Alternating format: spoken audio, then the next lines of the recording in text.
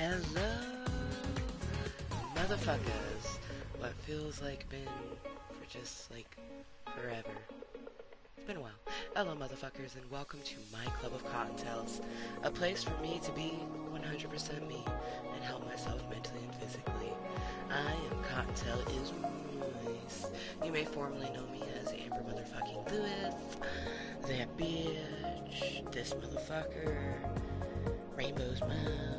Anywho's, content was very much needed for a variety of reasons, and I feel like the title is always very telling, but I feel like this title is very much proper, just with feeling lonely and not, having like support locally as much as I would like. I have support. And I do have support locally from me, myself, and I, and my beautiful rainbows, so thank you. The Ambers, Amber Senior and Amber Junior, Kayla, my penguin bestie and my Canadian mommy, Jessica, muhahaha, and of course, Raymundo, Spider-Man. Thank you to those three individuals, two of whom I've known for a very long time. I actually met them the same year, 2004. I met Jessica just before 4th of July. Or maybe it was on 4th of July. It's like, from the moment that we met each other, it just clicked and we were just like, meant to be, and she has been someone who I may not talk to her every day, and she may not even know everything that I go through, but I know that she thinks about me, and I know that she is always, like, wishing me love from afar, and she does check on me every so often. Like, throughout the years, she was, like, when Naomi passed, she was the one that sent me a beautiful necklace. She was one of the only people that actually visited me when I lived at the house I bought. She's been a consistent individual that gives me love. And then Raymundo, my best duder. Same thing, I met him in 2004, so it was September 2004, and it was just like, boom, like instantly, it was like I met a soulmate, and same thing, when we first met, we hung out a lot, because in high school, that's how it goes. So Jessica and Raymundo, I hung out with them a lot when we first met. And as the years went on, they've just consistently, we've maintained friendships. Like with Ray, it's one of those type of friendships, like we don't talk, and we've gone years without talking, actually. But I know he's always thinking about me, like, something pops into his head and he just thinks about me. He'll see a random She-Hulk thing and send it to me. So he may not give me the support like I wish he would, but he does give me support. And it's important to focus on the hands that grab back. Regardless of how they grab back, they're grabbing back. You put your hand out there, and if someone grabs back, you need to be appreciative of that. So today, I was feeling lonely, feeling sad, really just thinking about all the people who haven't hit me up. So instead of coming to Club Kottontale and venting about that and probably crying my fucking eyes out, which I probably still will do at some point, I decided to come here and just be very thankful for the individuals who have been there, even though, it's not as much support as, say, I would like. Like, for example, my best duder, every birthday, I'll see him, like, post this phenomenal post about his friend with a picture and stuff. I've never gotten that, you know what I mean? But I'm his best friend.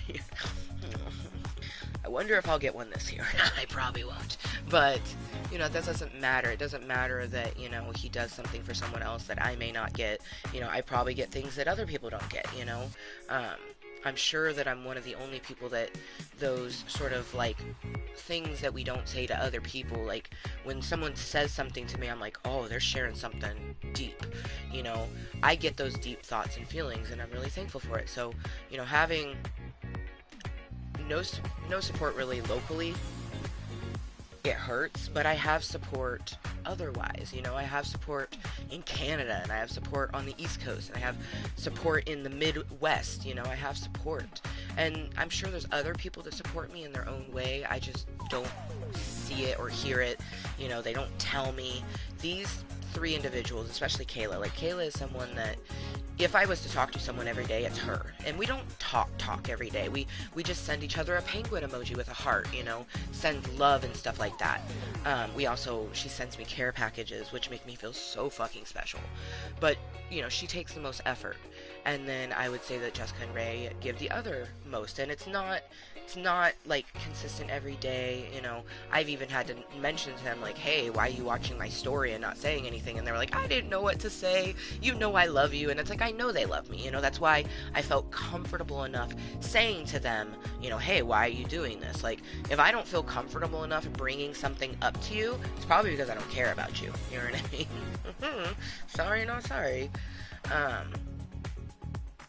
But, you know, there's 3 days till my birthday. Hey. I am level 35 for 2 more full days, or 3 more full days, because today, tomorrow, and Saturday, 3 more full days as 35. Sunday, literally 5:59 a.m., I will hit level 36. I never thought I would even make it to my 30s, let alone level 35, and now level 36. It's all very weird, trying to navigate being an age that I never thought I would be, and then being an age I never thought I would be, and then being in a journey that I never thought I would be. I never thought I'd be a single mother. I never thought that I would be solely dependent on child support and government benefits to survive. I never thought that I would be disabled to the point that there's just like no jobs that I can work. I never thought that I would be lonely as much as I am, with being as extroverted as I am. I never ever thought that it would be this much of a struggle to get conversation with other human beings.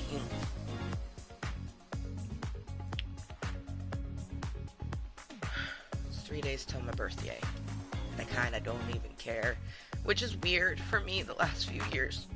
I have cared less and less about my birthday, which is weird for me because I love my birthday. It's something that, like, I can remember annoying people when I was younger because I would, like, as soon as my birthday would happen, I'm like, 365 more days to my next birthday, and they'd be like, Amber, come on. And it's like, I think all of those people that constantly did that, because it was my family. It was my mom, it was my stepdad, it was my brothers. They were the ones saying that shit to me. So, you know, years of that barreling down on me, plus other stuff, it's like, I've gotten, and, you know, never really having anybody for my birthday. Like, all of my birthdays where I had something fantastical happen, it's because I did it for myself. Everything fantastical on my birthday has been because I planned it. My 16th birthday, your sweet 16, right? You know? Holy crap, I was 16 20 years ago. Oh,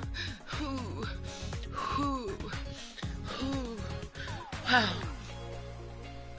I've lived 20 years since then. Like, what the fuck? My 16th birthday, I planned it. I planned everything. My mom didn't even make me feel special. Not even one iota on my birthday. My 16th birthday, you know, a big one.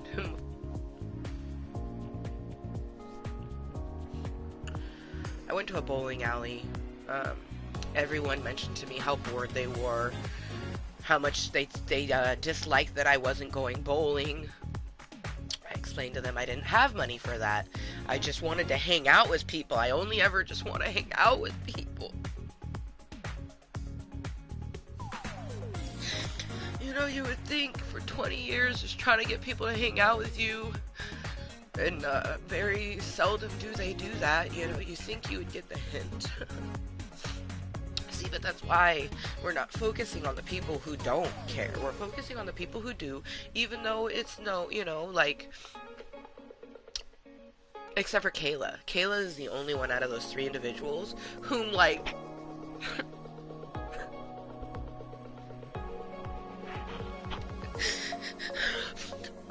she mentioned, like, she thought of my birthday before I did. It like made me feel so special, and then it made me realize, like, wow, none of my other friends have said anything to me. Like, do they even think about me? Like, do they even care? Or, you know, and it's like, they only remember my birthday because Facebook tells them, you know what I mean? They don't ever, like, all of my friends should know my birthday because, like I said, I was always growing up just like, I constantly talked about my birthday. A birthday is such a big event for everybody. It's the day you came into this existence. It's the day your year starts. You know, in 3 days, my new year starts. My next level of life. You know, birthdays are a big deal. That's why I always do my best to make my daughters a big deal, and I will for the rest of her life. And, you know, I hope that when she's, like, older, she super appreciates it. And, like, her friends are maybe a little bit jelly, like, damn, your mom really, like, goes all out. You know, and I hold on to a little bit of hope, even though it feels like it's just, like, depleting into shreds. I hold on to a little bit of hope that, like, I will have someone one day who makes me feel so special. Like, it's closer, you know, because Kayla makes me feel special. She makes me feel seen. She makes me feel wanted. I have never met this person, and it gives me so much anxiety because my relationship I have with Kayla reminds me of the relationship I had with #money, and #money ghosted me many years ago now. I constantly get worried that, like, Kayla's just gonna disappear, and I'm gonna be back to zero again, you know? I have a lot of abandonment issues from different things, you know, and it's really frustrating because a lot of people go, oh, well, you do YouTube, right? Why are you so lonely? You make content on YouTube. You have tons of people who talk to you. No, I don't. No, I don't. Because we've been live now for, like, what? At least 20 minutes? No one has come to say hello. No one has come to say anything. I've been watching that corner and nothing has popped up. So, it really hurts my feelings when people just don't even, they just make tons of assumptions, you know, instead of actually getting to understand something, they just assume. Oh man, I really hope that that's not what I think it is. I'm just gonna put that up so we can see. Please don't be there, please don't be there. Oh, thank goodness. Thank the universe and everything that it holds beautiful. Damn it! You are there. Okay, well, fuck me sideways. Well, I hope you enjoy the tears. I'm just hoping and really, really hoping that lurker was not true, but it's true. There they are, and there they be, probably watching me cry for the last 12 minutes. Indeed. Oh, they popped out. I don't understand technology. You never know how many people are watching you. I could have like 50 people watching me incognitally right now. Let's just be completely honest, you know? So, you don't ever know. That's a good thing that I make content for myself. Also, this meeting at some point, we will go mime Amber. We will mute ourselves because we have a few phone calls that we're going to be receiving, and I don't plan on ending the meeting to get those calls. I'm just going to make content until I feel like I don't want to anymore. Okay. Spread the content, because spreading the content sometimes gets more people to actually tune in. So let's do that, shall we? Live right motherfucking now.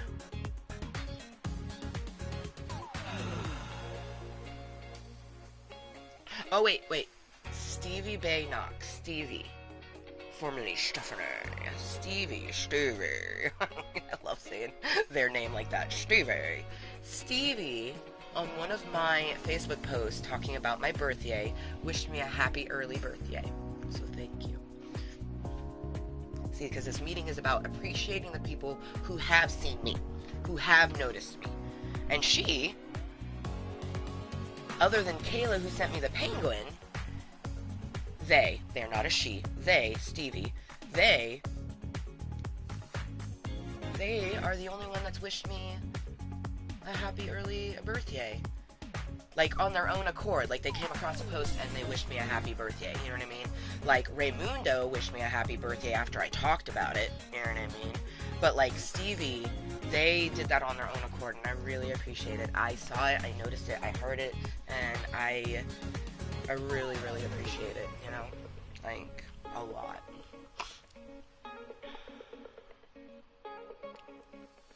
Because I just, you know, we don't have anybody hitting me up and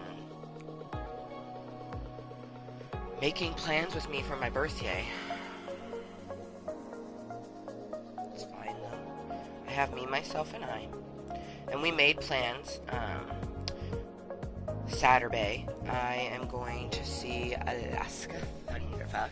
I think she just goes by Alaska 5000 now, but I'm going to see Alaska. She is a fantastic drag queen. She is my favorite. Like, she was my favorite. Like, I'm not gonna lie, Adore Delon was my favorite drag queen, but, like, Alaska Thunderfuck 5000 is the first drag queen that I really started to follow. Like, came across her on RuPaul's Drag Race and just was obsessed.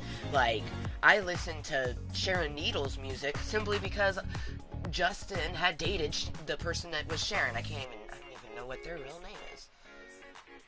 I just know them as Sharon Needles.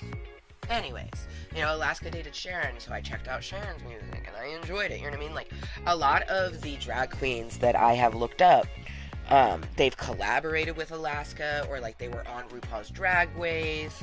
So it's just like, I'm so excited for that. And whereas like I am scared and like my tummy is in knots about going to an event by myself again and just going to do something, I'm thankful that Past Amber just was like very like, bought the tickets without even thinking.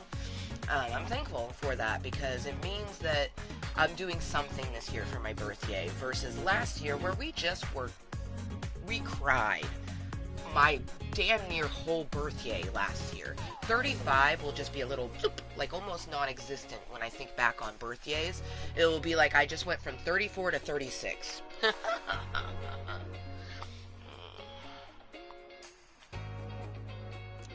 Live right motherfucking now, come say hello.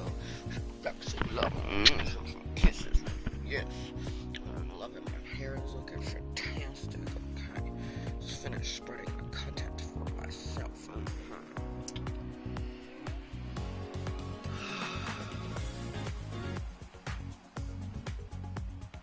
Cool. My Amazon package was delivered.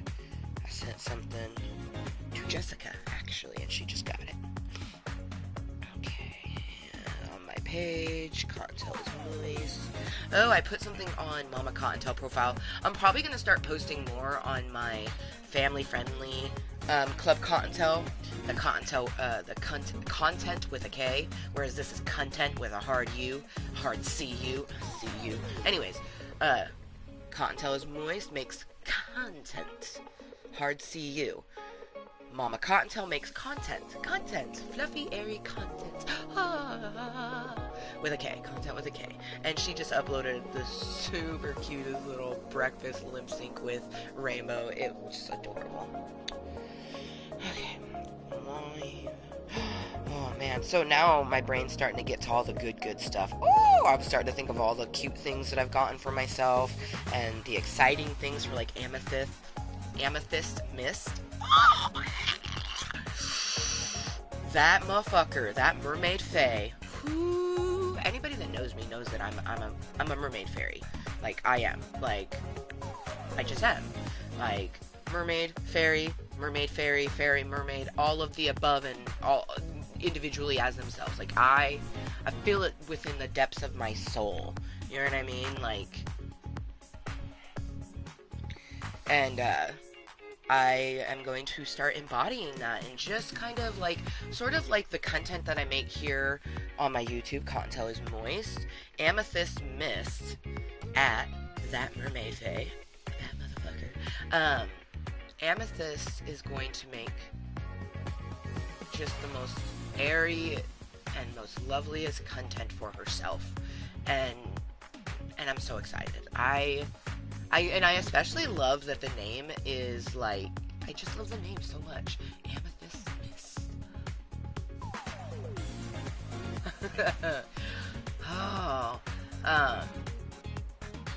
yeah, like, and I'll probably do wigs and things like that, but I'll always have, like, my natural hair color as majority of the things, and I really want to try to just, like, keep my natural hair color, really embrace my gray, well, not even gray, they're silver and white. I don't have actual gray hairs. Like, they are so pale, they are white and silver. I don't have gray hairs, which is pretty cool.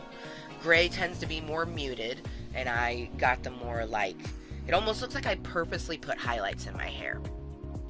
And I have a lot of them. A lot of them, actually. And to the point that I thought about just bleaching my hair and dyeing it a fun color. But I want to embrace my natural hair color for lots of reasons. But especially with doing things like being a mermaid, other people might see that content, and I want individuals to know that it doesn't matter how old or what size you are, you can be a mythical, fantastical, magical creature, regardless. You feel it, be it. It's as simple as that. I'm excited to pull out my fairy wings. I've had fairy wings for many, many years. Been a fairy a few times for All Hallows Eve. But I've been meaning to update the wings. They were just like a very basic, like $16 pair of fairy wings that I got during All Hallows Eve many, many moons ago, like when I was like 19 or 20, many moons ago, you know. So I want to update them, add some like glitter and tassels, and I think that a huge thing for like my mermaidness, and I also think that I'm gonna get a couple mermaid tattoos. My right leg is going to be mainly like mermaid scales, and it's gonna be in between my varicose veins. I think that's gonna look so fucking wicked. And then I want to get my own thingamabob, which is gonna be right here.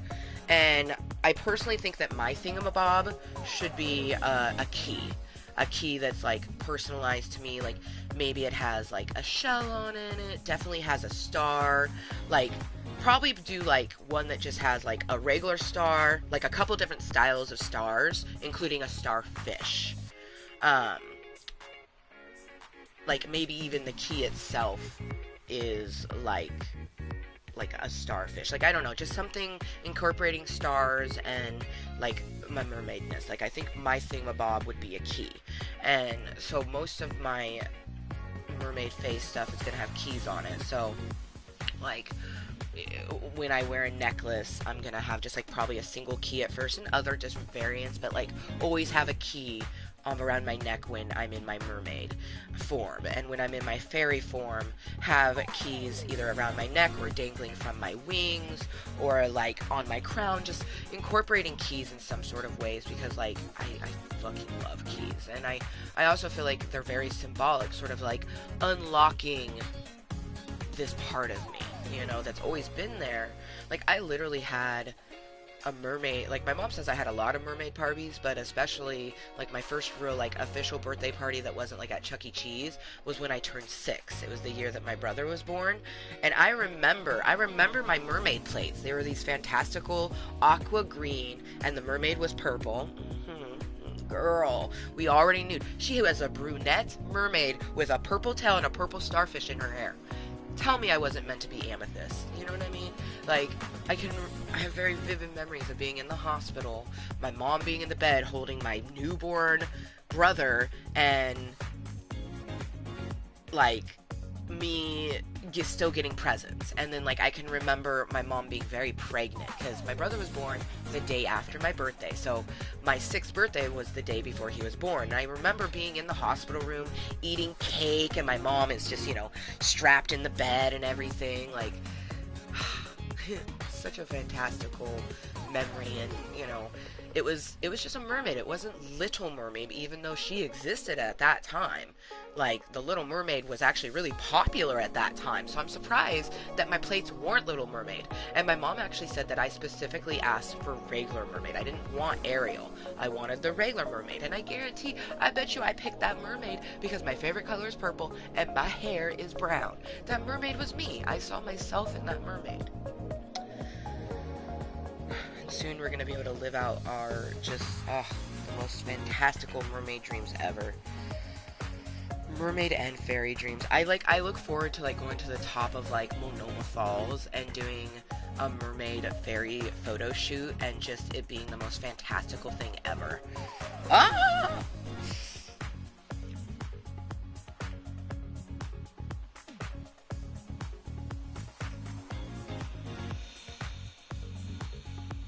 Oh, goodness me. Club Kottontale is amazing for thoughts and feelings. I haven't even hit Jaded Rose yet, and I just so happy.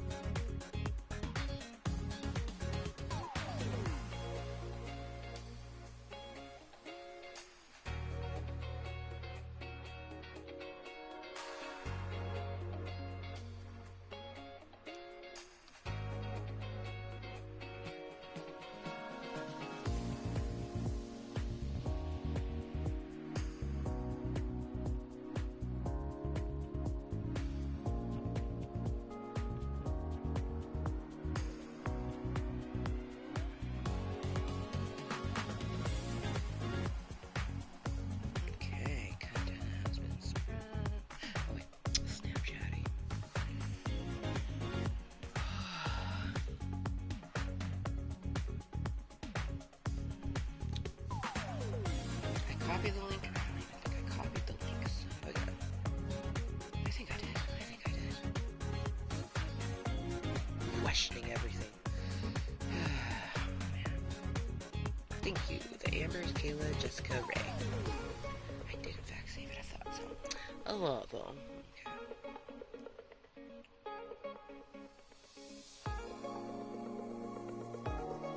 I send that off into Snapchat land.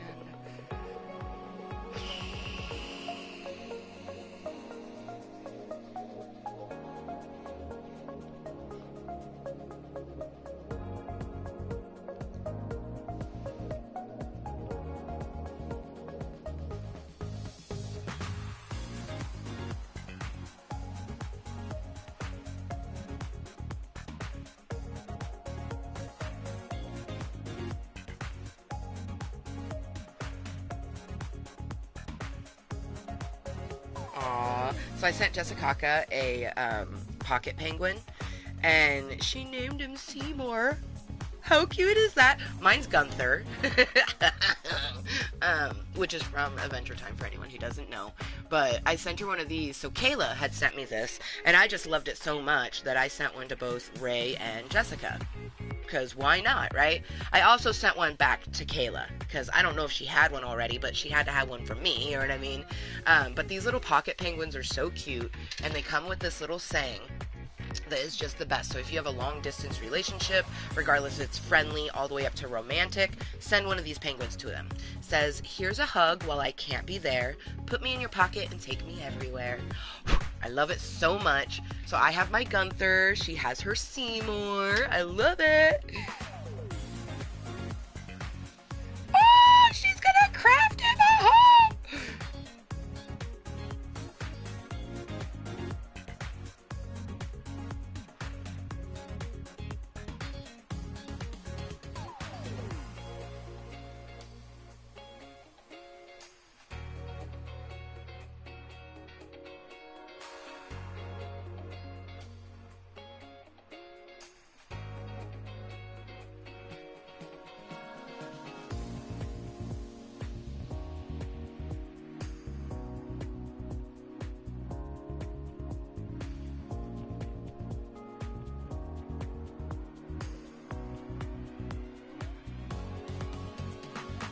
That oh man, So he's currently in her pocket until she gets home from work, and she's gonna craft him a home. Yeah, I cannot wait to see that. Oh man, and it's 11:20, so happy 420 somewhere. That right there, huzzah and cheers to Jessica, because I am so excited to see the home that she makes Seymour. OMG! I wonder, did Kayla name hers? I can't remember if Kayla named hers. I know I told her mine. I was like, I'm naming him Gunther. Like, she gave me a penguin, a cute little penguin. How can I not name him Gunther? You know what I mean? Plus, like, I love Adventure Time.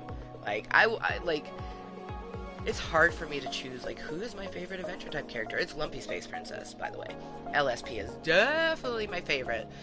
But I would go to say that, like, my second and third favorites are Ice King and Marceline.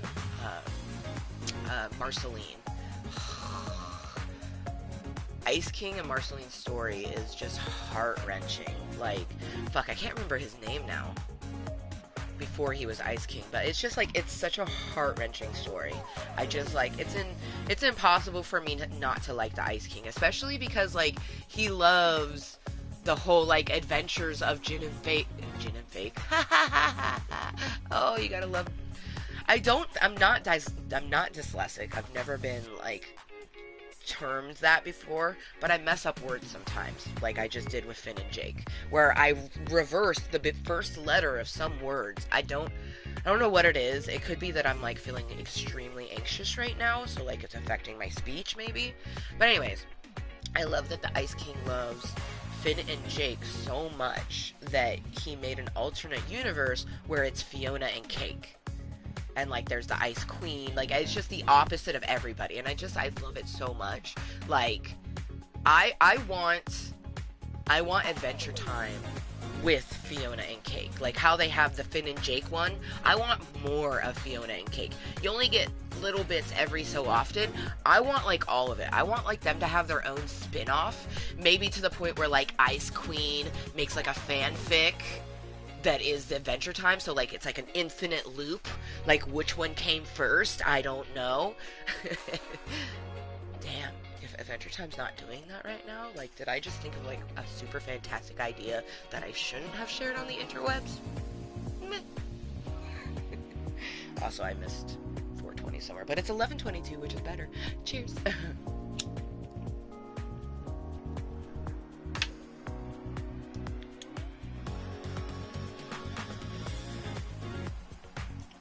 11:22 is fat and satisfying because, like,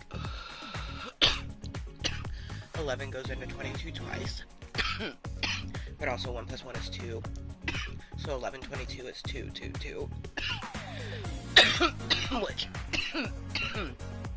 to me and a lot of other witchy individuals, 222 means that romance is afoot. Romance is about, usually, that, like, if you consistently see those 3 numbers for yourself, it's said that immense love is coming your way. Now, that can mean any kind of love. I would like to think that it's romantic love, though. It's the one love that I lack, right? You know, I have love. I have lots of love. I love myself. I have love for my daughter. I have love from individuals, you know. I have love in my life. But I don't have that love, the romantic love, you know. Shit makes you sad.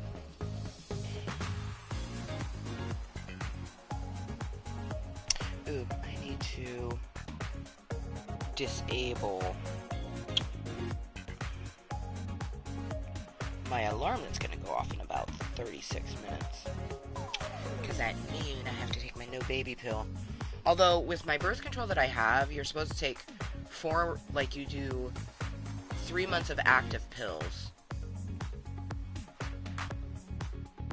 Or 4 months. 4 months of active pills only. Like, 3 months of active pills only, and then the 4th month, you're supposed to do all of them, including the period ones. It's just weird. Like, I don't get my period every month. I get my period. I'm supposed to get it every 3 months, but, like, I don't know. It's been odd. I definitely need to start writing it down. I'm bad at that. I've always been bad at that. I didn't have that guidance growing up. I didn't have a mom that helped, like, help me along when my period came about. Like, I learned everything about my period from school. I didn't learn anything about sex or sexual education or my period. I learned none of that from my mom. Absolutely none of it. Which is fucked up because I was her only daughter and she should have given me some insight. You know what I mean? Like when I asked her about tampons, instead of telling me, oh, I don't like tampons, I don't use them. You should have done the research to help your child. I wanted to use them. You should have helped me. You know what I mean? No, my childhood was fucked up. I do my best to just kind of, like, do the adult relationship, because if I think too much about my childhood, it's just fucking depressing. Like, wickedly depressing. And there's just been, like, a lot of extra triggers.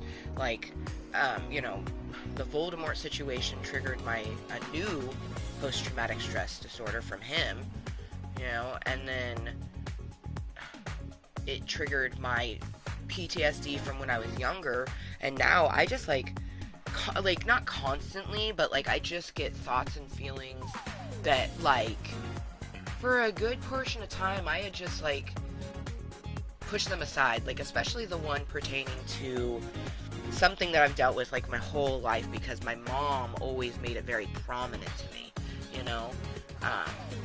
and then other stuff that, like,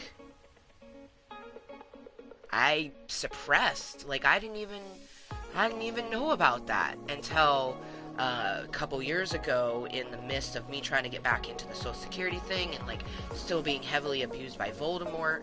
I had a flashback that took me back to when I was 7 years old, and this shit's been haunting me. Just absolutely haunting me. I can't stop thinking about, like, what got me to that point, you know what I mean? But, like, I have other fucked up memories, you know what I mean? Like, I have a memory of me between the ages of, like, 4 and 6, right? A really fucked up memory. No wonder I tried to unalive myself when I was 7. I'm glad that I have DID, and that at that particular time, my body created personalities in my brain that got me off that fucking roof. And then they're still with me today, and they're unfortunately stuck at the age of which they came about. That's fun. But they're there, I wish they were more like Blue Bear, who kind of seems to be, he grows with me. Like, I feel like he was actually older than me when I met him, because I met him when I was in the 6th grade. Like, because he's part of projective DID, whereas PB and J are just, they're up here. They're not out and about like Batman, Boulder, and Blue Bear. And I think that because, like, I don't fully know, and it's something that I talk to my therapist about, and I have to get a psychiatrist and start talking to them about it, but, like, I feel that PB and J, part of the reason they're stunted in the age that I was when they came about, is that they're just in my head.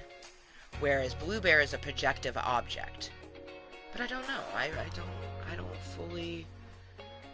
don't understand a lot that goes on in my brain, and it's a scary place. And especially when I, I'm honest to myself about what I hear, think, and feel, It's different. It's always been scary, but, like, less scary the older I get, and the more that I learn about it, and the more I'm mindful on it, and things like that, and the more I go to therapy, Shit, having DID is sometimes very lovely in the aspect that I'm not alone, ever. Sometimes that's a horrible fact, too, like, I'm never alone.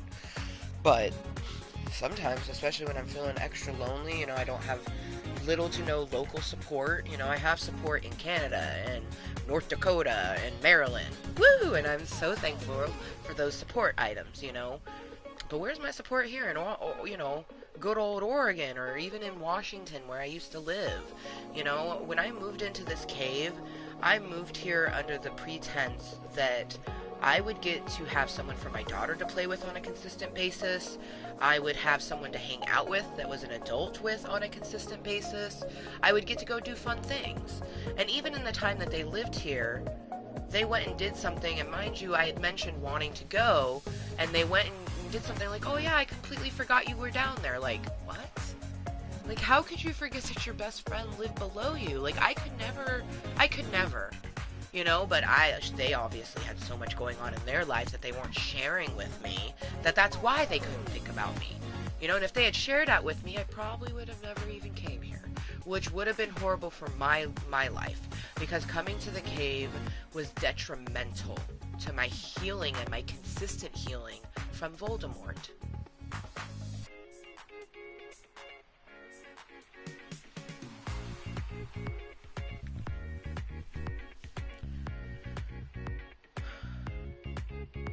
I don't think about where or how my life would be if I wasn't here in the cave, because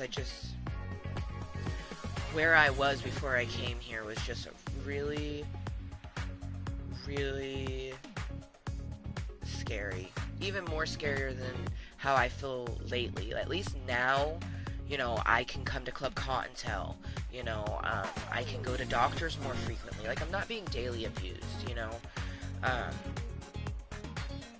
I definitely just feel like giving up, but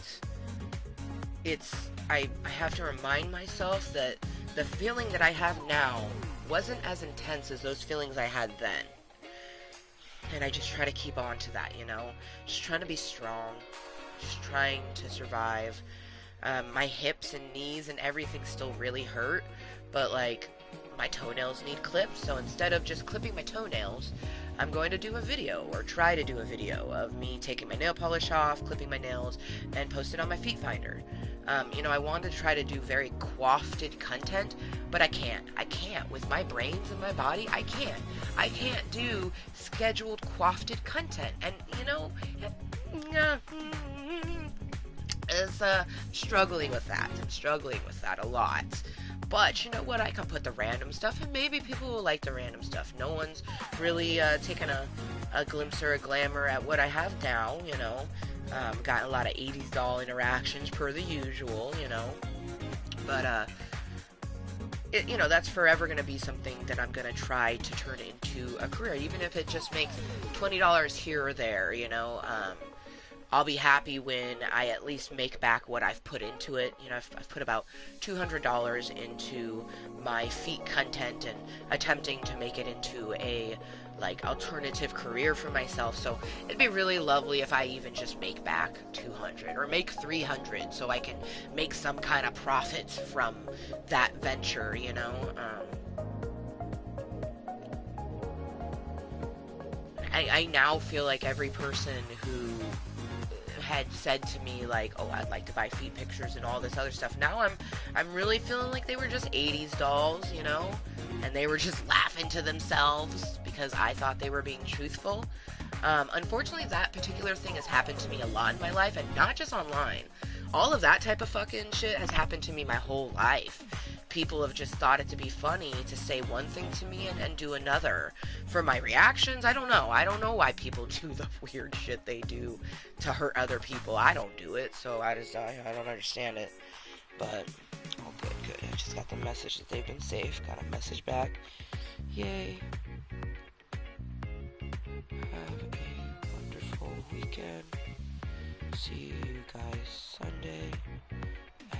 Sunday is my birthday, so instead of having Rainbow come home at her normal time on Sunday, I'm gonna have her come home earlier. I plan on taking her on a mommy-daughter date. We're gonna go to Sherry's, and that's gonna be kind of like my birthday dinner. No one else is paying for it. I am paying for it with my nesting egg. Thank you again to my nesting egg. If I hadn't bought in that house and put up with everything that I had to do with the Voldemort, I wouldn't have the nesting egg that has made my mermaid tail possible. Spreading not just money, but joy to other people possible, you know? I feel so much joy that I've literally spent thousands of dollars on other people, and it brings me a lot of joy. It brings me a lot of joy. It brings me a little anxiety because I'm like, oh, you should have saved that. But it brings me joy that I had the ability to do that. You know how fucking good it makes you feel to not only have $100 to send to someone who needs it, but then send it and know what it made them feel. You know? It makes me feel so good, you know, like sending it to Jessica, who has mentioned to me that she struggles to take time for herself. She struggles to do self-care, you know, and she uses me as an example because I do little things for myself, like this right here. This is for me. This is self-care, you know, and she doesn't take time for herself. So I told her, I was like, you take half of that and you use it for you. Take yourself on a date, get your nails did, you go do something for you. That other 50, shit, you could put in gas money. It could be whatever you want it to be. But it makes me so glad that, you know, I put myself through a Hurricane Voldemort and I got rainbows at the end that has made a nesting egg for me and some kind of security. Like, it's still weird. Like, I don't have a steady flow income, so I'm still worried about money. But at least I know if, like, my cell phone just decided to stop working, I don't have to go without a phone. I can just go get a new one. You know, that's what that nesting egg brings. But it will eventually be gone. It will eventually deplete and it will just be gone. So there's stress with that. But I still want to share it, you know? That I wouldn't change me sharing what I've shared because it's made me feel good. You know, I had blessings given to me, albeit I had to go through shit to get those blessings. I still got blessings, and I truly feel that when you receive blessings, you share that with people. You share it with strangers, you share it with people you love. You just share it, you know? And eventually you get to a point where you can't share as much, but you still share it. You know, I may not be able to share 100, but I'm gonna share $1. You know, I just truly believe that if you want to see kindness in the world, you have to be it. Because there's not enough people giving it. There's not enough people receiving it. There's tons of people taking it. You know, I'm depleted all the damn time from every angle, you know? And I don't know if it's just like me, like my main personality, like I just have a splice for life, or if just like one of the other Ambers does, like, or maybe it's just like a mix. When I'm not feeling it, one of the other Ambers are feeling it, you know what I mean? Like,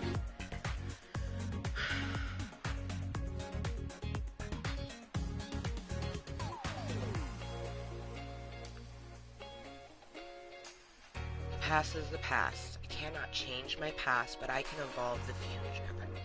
I can evolve the things that I have personally done, evolve the things that have happened to me that are not my fault, but yet I do have to deal with what came from it, like the mental and physical damage.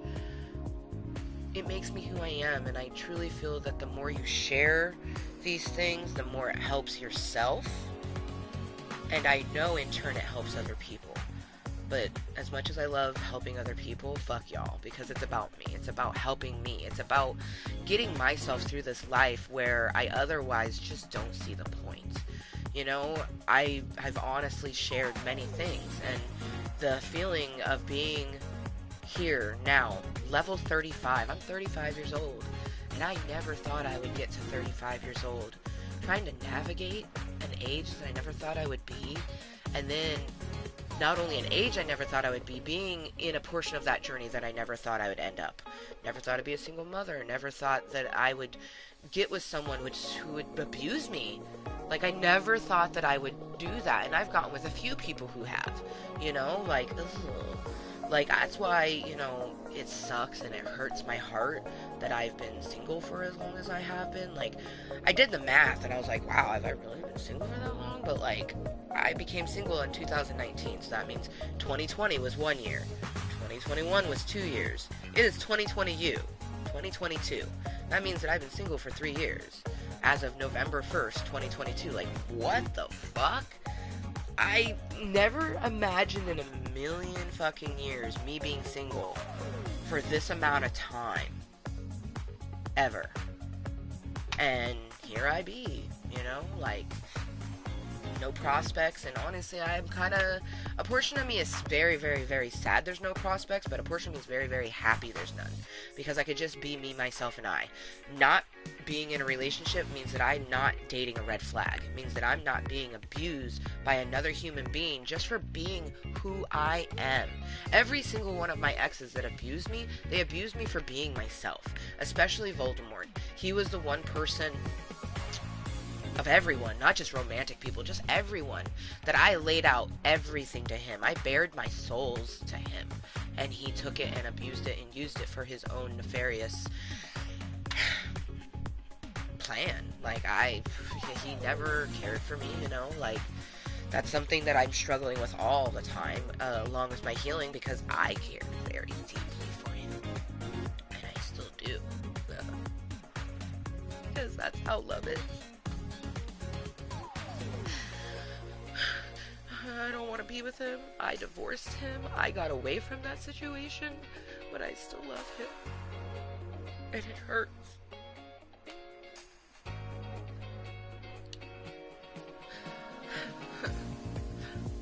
He's about to celebrate 1 year of marriage to his new wife.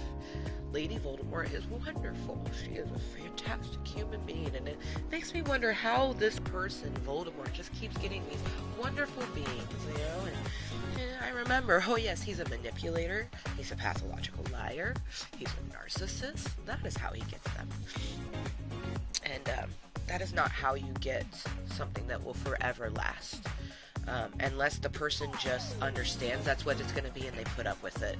And I hope that Lady Voldemort's not just putting up with it, because I've been there and it's not a place to be. My future prince. Tall. I feel like they're going to be tall and blonde and just like, not only will they physically be able to envelop me and I'll feel so safe, but the way their words and how they treat me will make me feel so safe. And I know my future prince is coming. I have no idea when they will arrive.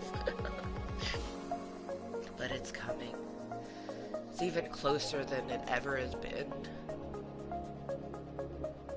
And it's so fucked up because I'm also the closest to just giving up that I've ever been. And it's like, it kind of feels like it's proving my theory that you don't get true love until you just don't want it. Until you've just given up. You just don't want anything. I honestly, I'm kind of like scared of someone touching me just like for an intimate hug. Like, I don't know how that would even feel. I thought about the other day and it just made me start crying because I wanted it to stop and it wasn't happening in real life. I was just thinking about it and I wanted it to stop. I want someone to come in my life that makes me remember how much I love being embraced and how much I enjoy being kissed. I look forward to my next first kiss so much. So much. There's people who give away kisses like they're going out of style. I haven't had another pair of lips on mine in almost 2 years. My last kiss would have been the day I had Snoo Snoo. Because we didn't kiss after that. Did I hang out with him after that? If we did, we didn't kiss. Because I didn't, like, make out with them or anything like that. Did I even kiss them? I think I kissed them. My gosh.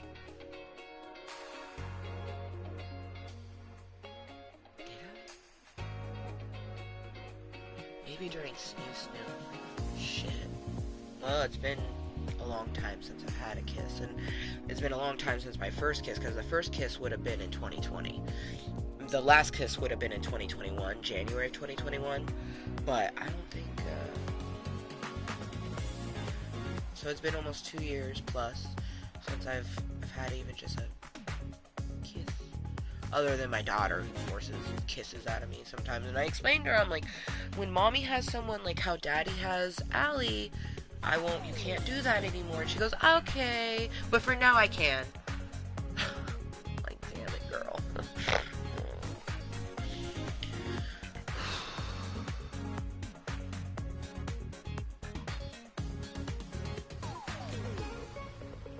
closest thing I have to romance is me, myself, and I. And that's why I definitely put, the Ambers first, because I'm most thankful for me, myself, and I, and of course my daughter. Like, that's the support that I get every day, is from me, you know what I mean? So I have to be thankful for myself, and the fact that I'm just striving every day. Like, I'm thankful that I came here to Club Kottontale to get the thoughts and feelings out, instead of just stewing and, just having a really horrible, like, it's my birthday weekend, bitches, like, woo-woo, kid free until my birthday.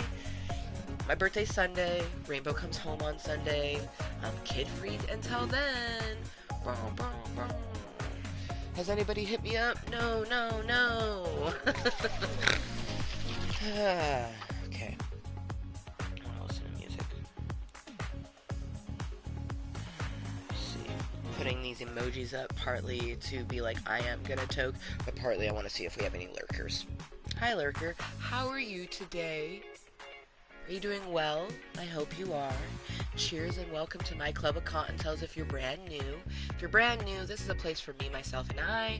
I speak my mind here, and that's pretty much it. It's random content. If you're a returning person, why are you not watching incognitally? Do you enjoy triggering me? Do you enjoy watching the tears? Do you enjoy the emotions? I really never really understand why people lurk in general. Like, I try to understand, because I understand that lurking serves a purpose. It could be that they've never seen it before. It could be that they're very, very shy and don't want to talk.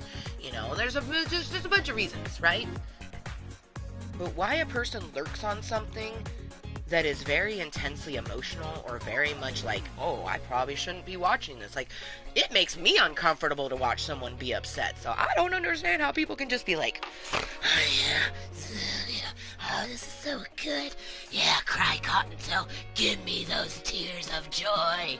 Like, because for them, me crying is tears of joy. Because, like, why else would you watch someone be sad? It's a level of weird that I'm not trying to be on. And I'm pretty fucking weird. I'm not trying to be on that level of weird, though. I will never watch someone in tears and not just, like, at least send a heart or hugs or something. I knew this was closed, right? My brain just now said, don't shake it, it's open, as I was shaking it.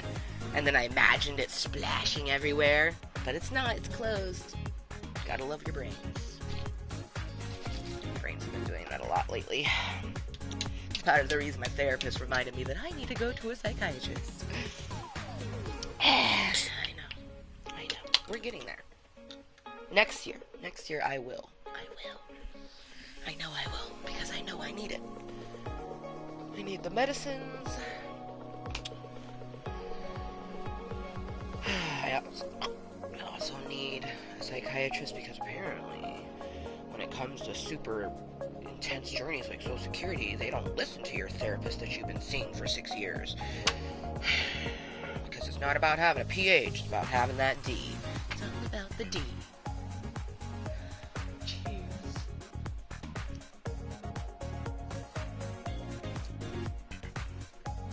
Oh, fuck yeah.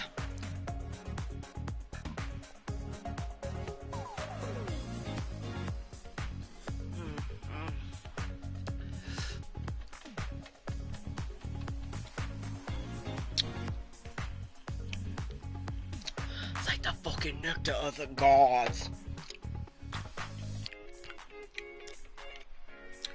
V8. No sodium, because the real shit is just too salty. We don't like all that salt.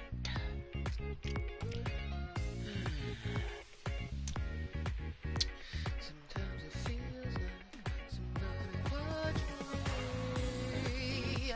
Ooh, they took off. Ahoy hoy, later.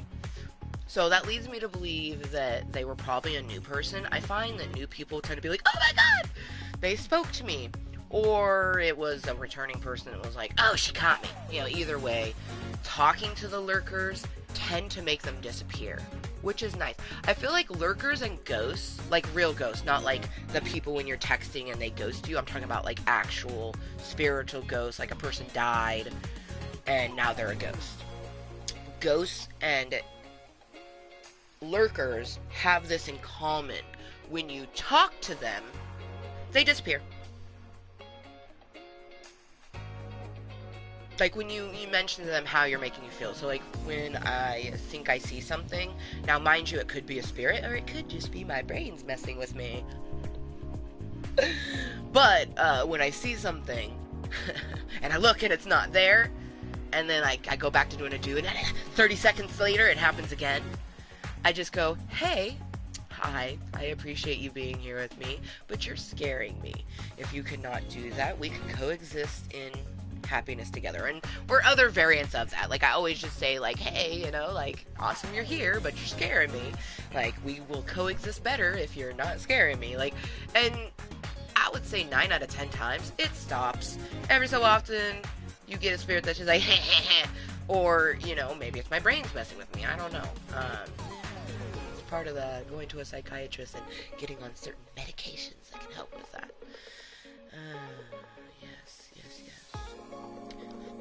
I am thankful for cannabis, though, because cannabis helps with pain, both mental and physical pain. It doesn't really help with mood stabilizing, you know. It's not like a beta blocker, you know. But it does help, especially with the pain. Like, you know, my brains could just be going a mile a minute and I can't think, and then I have some medicine in me, and it's almost like all of them are being medicated or stoned or whatever, and then it makes it to where I can think, you know, and actually process things around me somewhat. Oh, it's crazy. It is December 8th, 2022. In 3 days, it's my birthday. It's crazy. It's crazy that it's December 8th already. In 2 days, I get to meet Alaska 5000. I'm going to do the Red for Filth tour. Very excited. Red for Filth tour at the Hawthorne Theater. It's going to be fantastic. I paid extra money for the meet and greets. Very excited. I have to get there quite early because the doors for, like, the show, I guess, opens at 7, even though the show doesn't start till 8:30, which that blows my mind that they let people in an hour and a half before a show starts. That's, yeah, mind blown. But, the meet and greet starts at 6, so I'm gonna be getting there at 5:30. And just take whatever, you know, spot in line I have. I'm not worried about being rushed. I'm not worried about hurrying. I'm not worried about being the last person to meet Alaska, because I'm gonna meet her, and that's all that, you know. I'm like, Saturday is gonna be just like trying to just like flow the whole day. I feel like the most difficult part of Saturday is gonna be the lead up. Probably will make content of some kind that day, to just kind of keep myself somewhat focused. I know that I'm gonna wear my glasses. I don't know if I'm gonna do makeup. Like, if I do, it's just gonna be a real basic cat eye.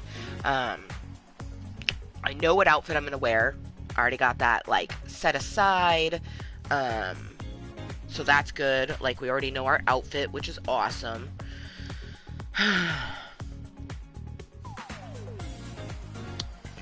Yeah.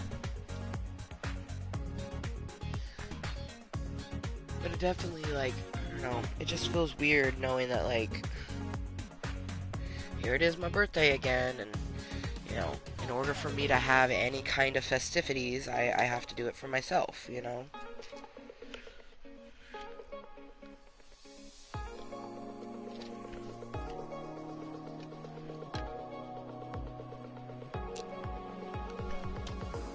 Really? Son of a bitch.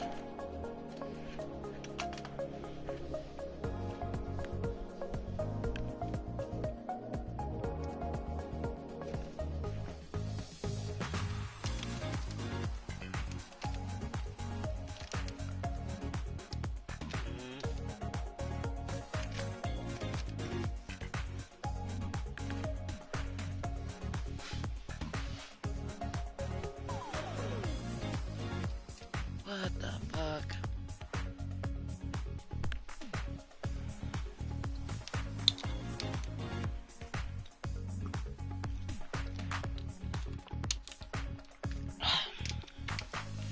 quite annoyed that... Drop my damn... It's just a sugar pill, but... I feel like your body, especially when you take the birth control that I do, I feel like it needs you to take the sugar pill, because it helps my body to remind, like, hey, we have active pills for this long, and then the non-active for this 1 week, every 3 months, every 12 weeks. Son of a gun, like, where? There it is. What? Like, what? Oh my god, it like went as far as it freaking could. Oh. Damn, did you eat that other spider? But you know, there's a daddy long leg, over where there was a different spider. And, that spider is no longer there, but there is a daddy long leg in its place, and I'm just like, oh, did daddy eat the other spider? Like, son of a bitch, this little fucking pill is starting to piss me off. You go in my mouth.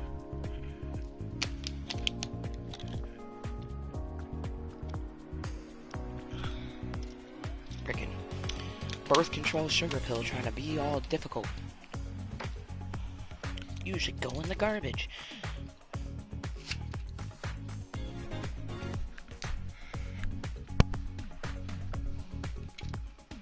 Oh, for anyone curious, I will be doing some actual calisthenics. It may not say it in the title, but I will be doing some Just Dance at some portion because I want to get some nice sweat on. Hence the reason.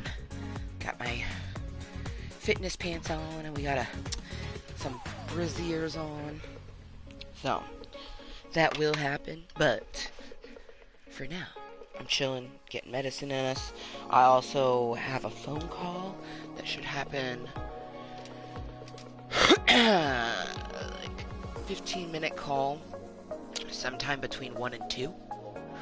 So either I'll end up ending the meeting before that, or during, even if I'm like in the middle of a sweat sesh, like I'll stop and answer the phone. But I think that we'll most likely just be sitting and chilling until that call happens, or until I feel like I've gotten enoughness from the meeting, and in that case it means that there won't be any calisthenics.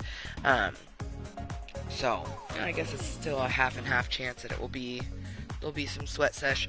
Club Kottontale is just a place for me to come and get thoughts and feelings out. So sure, there may be like a video game in the background, but that doesn't mean that we're gonna play that game.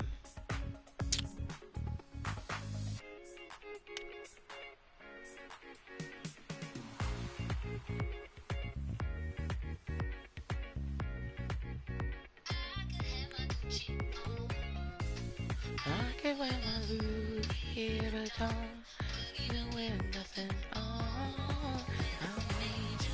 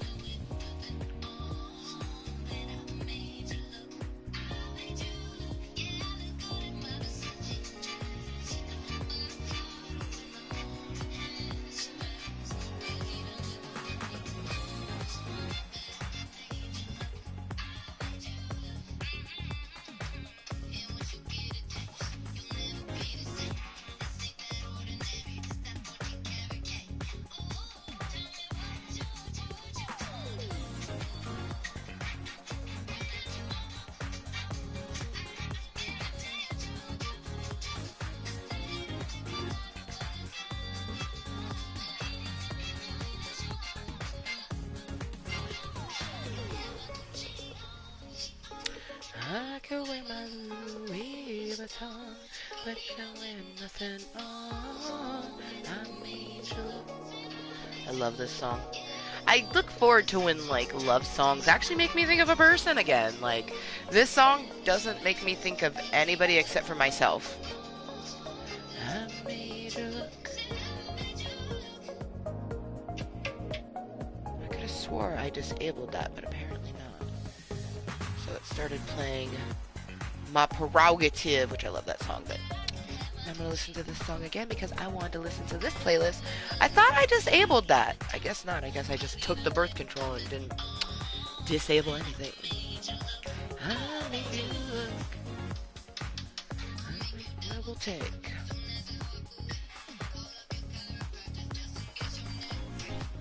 Ooh. Oh.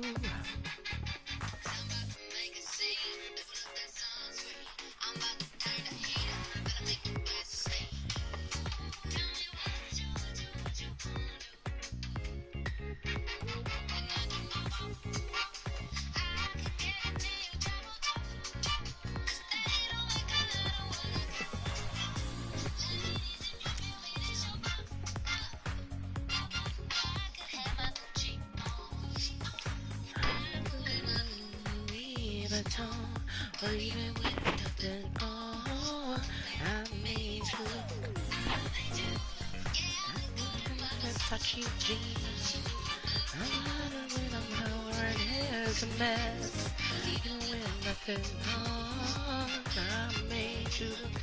See, I like this song, but like I don't even want like this. Like if someone's gonna look, I want them to look deeper than just my physical appearance. I have plenty of people that look at the physicality and think, damn, I could fuck her. I don't want that.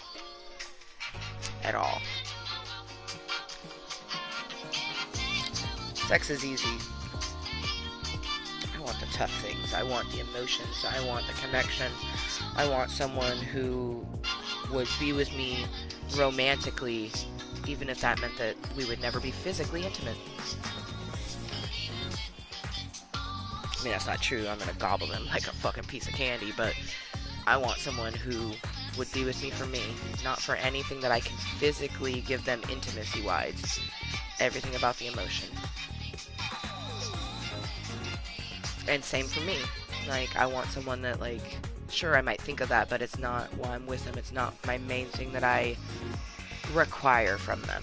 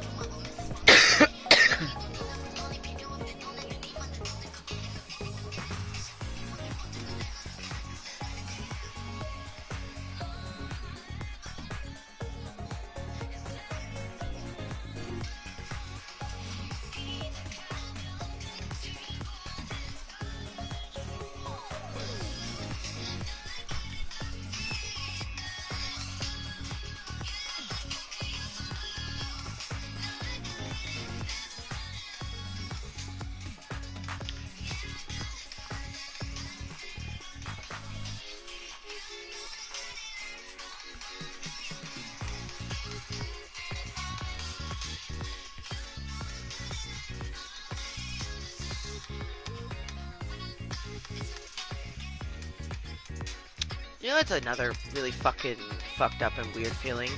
That there is 8.8 billion people on the planet. And I can't seem to get conversation on a consistent daily basis from someone locally. That blows my mind. But at least I do, you know, out of the 8.8 billion people in the world, at least I have 3 people who, you know, they make me feel special. I may not get to see them, and, you know, like, they're there for me, you know, and I know there's other people there for me, but Like the 3 individuals that I listed in the title, especially Kayla, because, you know, that's an individual whom we send, even if we don't talk, we send an emoji and a penguin emoji. But she sent me care packages and other lovely things. She's also that person that, like, when I have something really intense that I need to talk about, like, I can talk to her about it, you know, and same thing with her. So.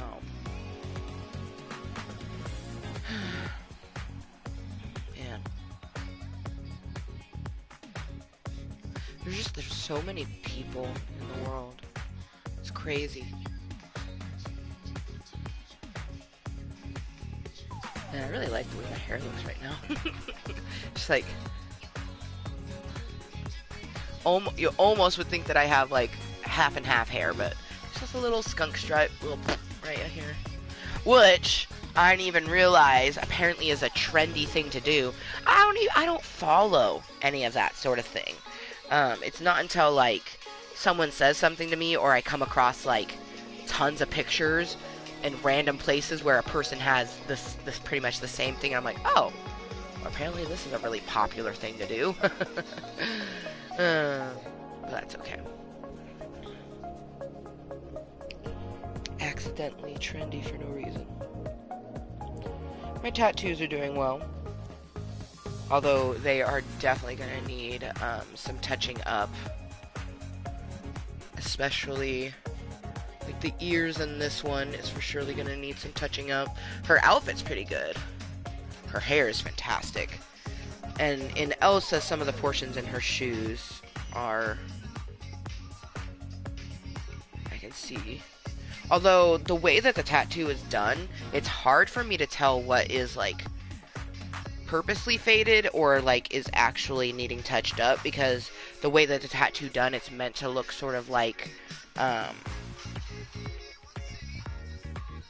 rustic-y, kind of like a colorful Sailor Jerry's sort of tattoo style. Like, I love my Jupiter so fudging much. Like, I cannot. Oh, dude, and the shading on her leg is so phenomenal. Like, it just gives it dimension and shit. Like, it's so fucking rad.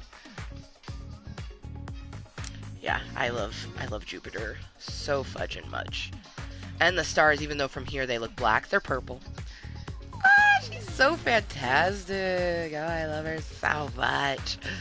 Her little sassy butt pop and the foot pop, and then got Elsa in all her glory, looking like a badass. Like, literally, she just looks like a scout. Like, you would think, oh, that's a Sailor Scout, and then you would get up close and you realize that this is a snowflake, and that she's very reminiscent of Elsa from Arendelle.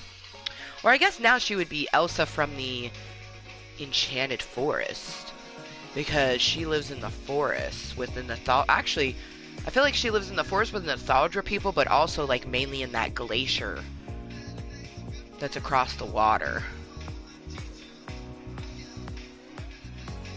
I just imagined Elsa as a mermaid, and I am here for it. Oh man.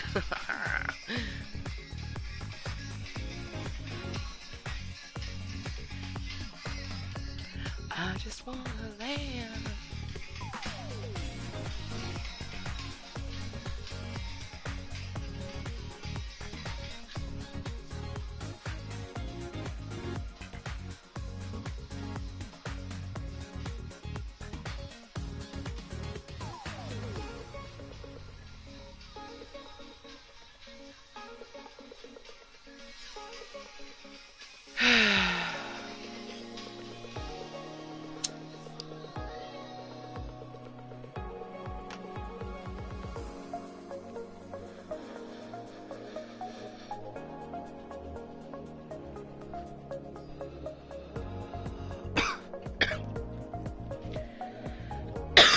I'm not gonna lie.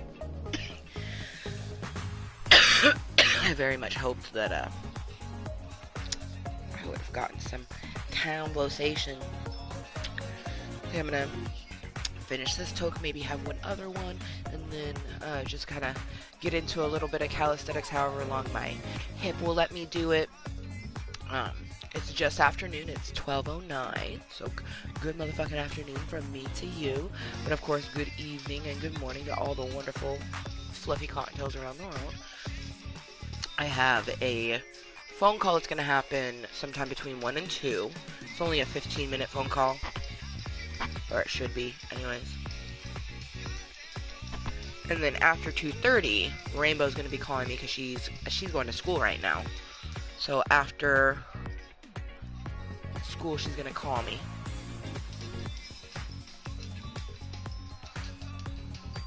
Show the champagne. I definitely hope that we'd get, some people to talk with me, but we've been here for about an hour, just over an hour. Just me, myself, and I.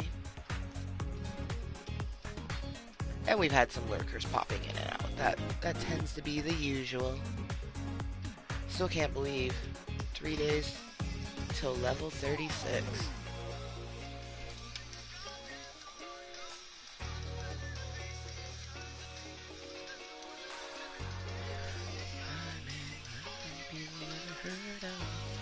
It is currently 12:10. It's gonna be 12:11, which is the day that my birthday falls on. So I'm gonna take our last hitskis at that time, and then definitely load one more.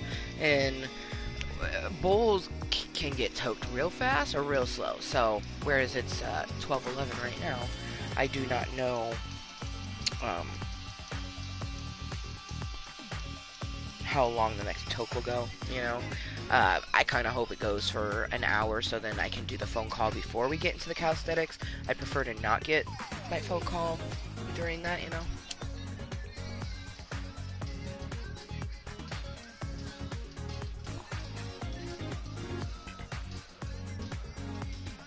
That was booty. Definitely probably should have just cashed it out. That's okay.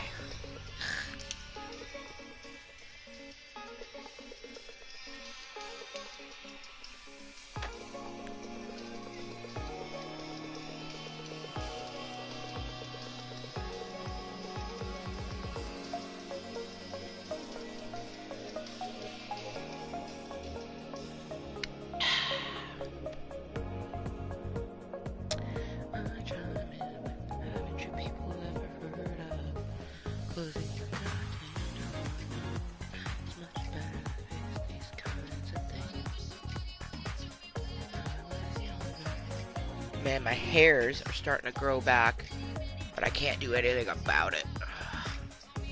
The weight is always rough.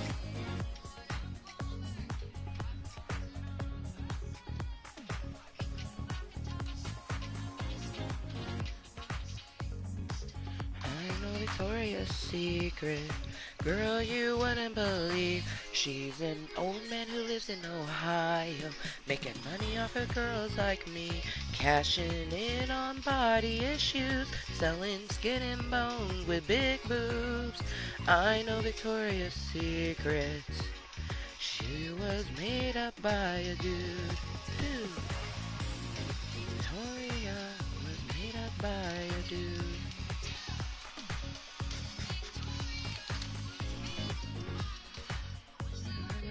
Told me with a thunder, unnatural human thighs, to lose my appetite.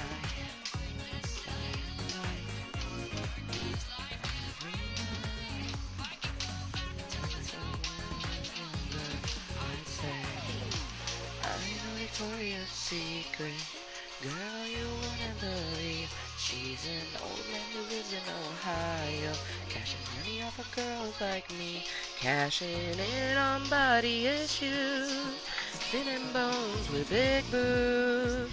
I know Victoria's Secret, she was made up by a dude. Victoria was made up by a dude. Victoria was made up by a dude. Secret, girl, you wouldn't believe. She's an old man who lives in Ohio, making money off of girls like me, cashing in on body issues, and skin and bones with big boobs. Secret, she was made up by a dude. Girl, you wouldn't believe. She's an old man who lives in Ohio, Making money off of girls like me, cashing in on body issues. You know what's really great about this song? I love it. And I don't agree with it. I love this song. It's catchy as all heck. And I like, want her. I love this lady's voice. I agree with the fact, like, Victoria's Secret is that, like, Victoria's Victor, but, like, that's not a secret. Like, she's young. So, like, a lot of people in their 20s right now, they're realizing a lot of things, and they're like, it almost is like it's the first time for it. But, like, I've known Victoria's Secret since the 90s. Like, Victoria's Secret was made up by a dude. Like, we knew that. You know what I mean? Now, it's never been a secret that the models have always been really petite with large breasts. Now, I don't think that it affected everyone. Like, because I didn't look at those women and want to be like them. Like, I knew I was never going to have a flat stomach like that. You know what I mean? But I don't know. Like, I know it's different for non-Islander girls, you know, like the person singing that song is a Caucasian lady who I can just imagine what she went through, you know, being a little bit pudgy on her frame. She probably got called fat, you know what I mean? For me, I've always just been larger. Even when I was thin, I was bigger than everyone else because I'm Islander. I'm just shaped differently. And it definitely is nicer seeing your body represented, you know? But like how she says that he cashed in on body issues and stuff like that, I feel like that's more individualized, and I know a lot of people feel that way, and I'm by no means trying to take away from how you feel. I just, like, when I listen to that song, some people go, oh my god, I feel the same way, and it's like, I'm sorry to take away from, like, your thing, but I just enjoy the catchiness of the song. Because I wear Victoria's Secret. I'm wearing Victoria's Secret underwear right now. So. Like, for me, I just, you know, I'm gonna put it on my body regardless. Like, I don't know. But I've also always sort of, like, loved my body. I don't have that, insecurity about my body that most individuals have. Just like they look at themselves in the mirror and they never love themselves. You know, I'm not gonna sit here and say that I never have a moment when I look in the mirror and I don't just see a blob. Like, cause I do. Like, I'm a big girl. Like, there's gonna be things that, like, you know, like, I notice. But, like, for me, I switch to thinking about the strength of it. And I also, like, you know, I focus on a different curve in my arm. Like, I truly believe that you can help yourself by not nitpicking the things that you dislike, but instead you focus on the things that you do like. You know what I mean? There's days where I look at my belly and I wish that it didn't, like, from the side, it looks like I got 2 asses. You know what I mean? Like, I wish I didn't have 2 asses. But I also really love how curvy I am, and, you know, I love my sense of fashion and my style, because when I get dressed, I get so many fucking compliments, you know what I mean? Like, I love myself, like, I'm very confident in myself, but I definitely have those days where I'm like, man, I wish this didn't protrude, and, like, my hernia especially, it protrudes even further, you know? Or I see pictures of me from, like, 2 years ago, and I go, dang, my arms are bigger than they were then, you know, but I stop myself. You don't nitpick the negative, you focus on the positives, you know what I mean? And so instead of being like, you know, oh, she was smaller, I focus on the fact that, okay, your arm is svelter in that picture, but you actually were a lot less healthy there than you are now, you know, mentally as well as physically. So it's good to, like, love yourself in every sort of journey and aspect of yourself, and I just hope that anyone who sort of feels that a company gave them body issues, I hope that they can come to terms with that it aided in it, but it didn't give it to you, you know? I don't know, I just personally don't agree, like, blaming a company for, like, the way that you view your own body. Just blame society, if anything, which I guess that company would be part of society. I don't know. But yeah, I had someone tell me that, like, I can't listen to that song, the Victoria's Secret song. I can't listen to that, and enjoy the company. Like, oh, you can't listen to the song and wear their underwear or use their perfume. Have you ever smelled their perfume? It's fucking glorious. Like, even back in the day when I couldn't wear their panties, I still was using their lotions and sprays. You know what I mean? Oh, man.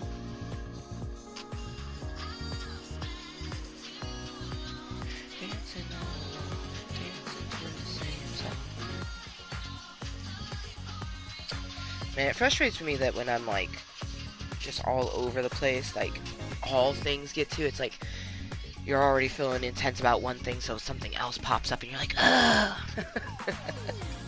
That's how I feel, my reaction to my song I was listening to. But it's 420 Summer, so happy 420 Summer.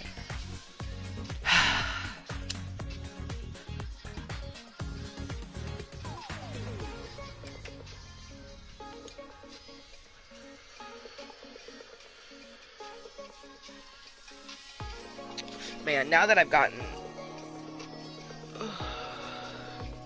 those ones finished, can't wait to get these ones, because like especially when I make content, I feel like this portion of my arm is what, like if I put my arms up, like this is the portion you see the most, and right here in this area we're gonna have a tattoo, which will leave, I already know there'll be some dead space around it, and then I plan on utilizing some of the dead space afterwards. But I'm very excited for this portion and this portion. My Cinderella. Actually, this is the Wizard of Oz side. But Wizard of Oz, so we'll have the ruby red slipper. There's No Place Like Home. And then an emerald geoid. And on this side, we'll have a Cinderella side. Purple stone, like a gem heart. Purple gem heart. A dream is a wish your heart makes, ending in a semicolon, but the semicolon, instead of a dot, it's going to be a star. And then the glass slipper. It's going to be so fantastic. Like, I imagine the slippers will be about this size, the quote will go here, and then that will go there. When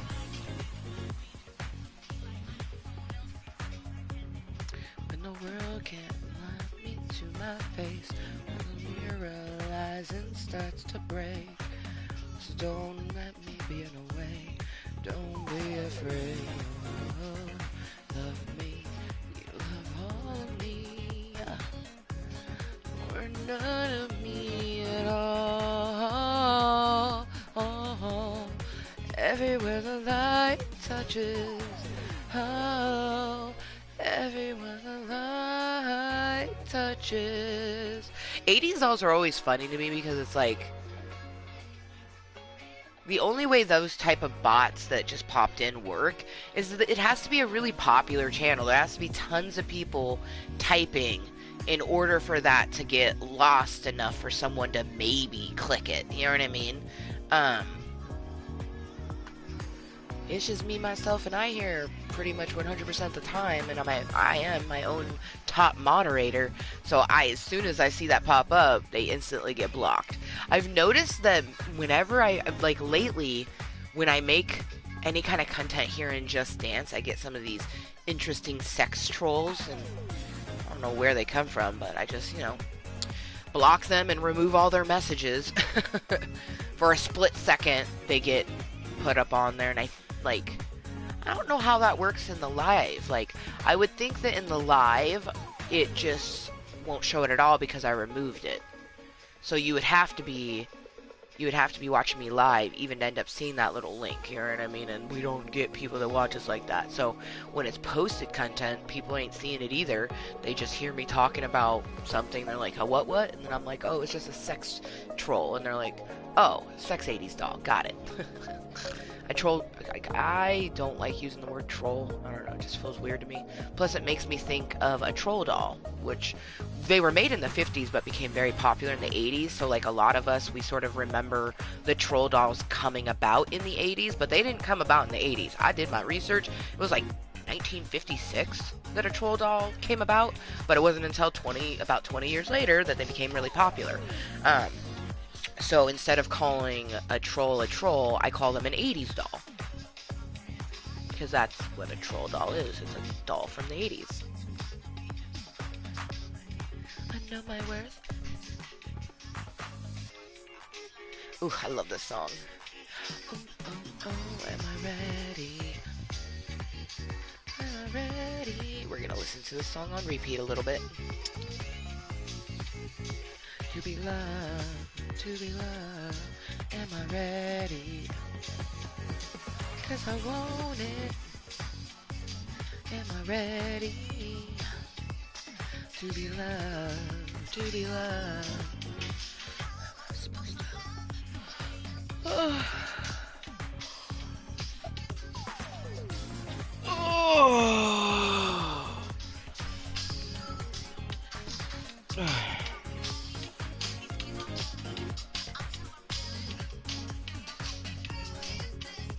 I definitely would say that to love and accept yourself is a lifetime thing. Especially for someone who doesn't love themselves, but even for those of us who love ourselves, we evolve. And we may evolve into something that we're like, whoa, what is this? So we learn to love ourselves all over again, you know what I mean? Oh man, consistent, constant evolution and growth is the only way to live. You have to. Yeah. I don't know what it is about Club Kottontale. It just makes me feel, you know, what I know is true, which is being alive is better than being unalive, you know, but I just... everything, you know, whenever I feel just the toughness of life, because life is hard, we know that. I just been saying a mantra that one of the people I follow, and she's one of my friends actually on Facebook, Crystal Gale Jones, Thicky Jones. Anyways, so she had posted something that said, my life is easy. She said, good things are coming to me, but I like to say great things are coming to me. Great things come to me. The universe is magnificent. So, my life is easy. Great things come to me. The universe is magnificent.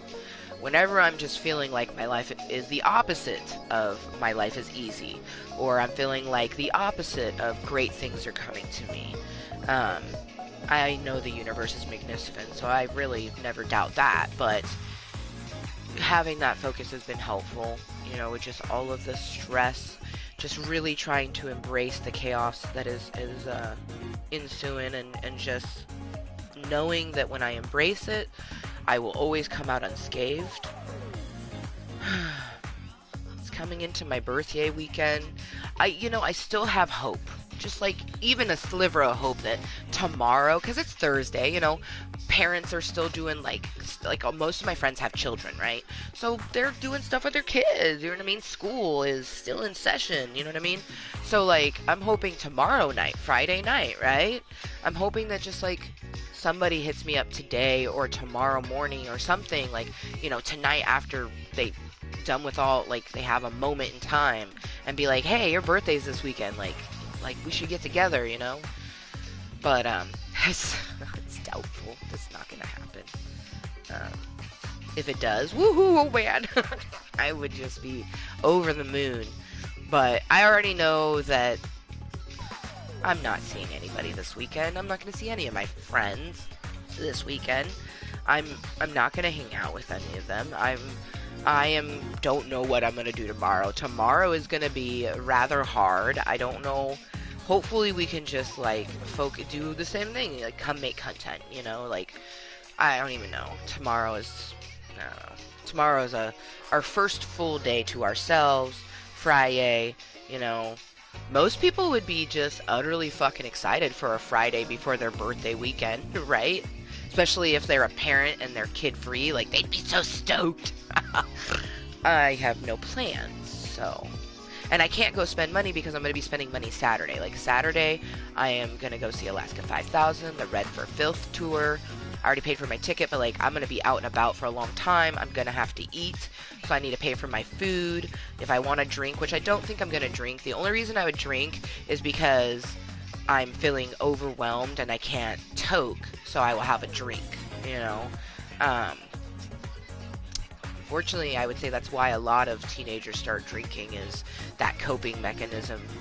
And especially if you come from a chaotic, unhealthy household, you don't have a proper way to create healthy coping mechanisms, you're introduced to lots of unhealthy ones. Like, every healthy thing that I do for myself, I taught myself or learned it in school. I did not learn any healthy habits from the parents that I had growing up at all. The parents that I had growing up did not teach me any healthy habits whatsoever.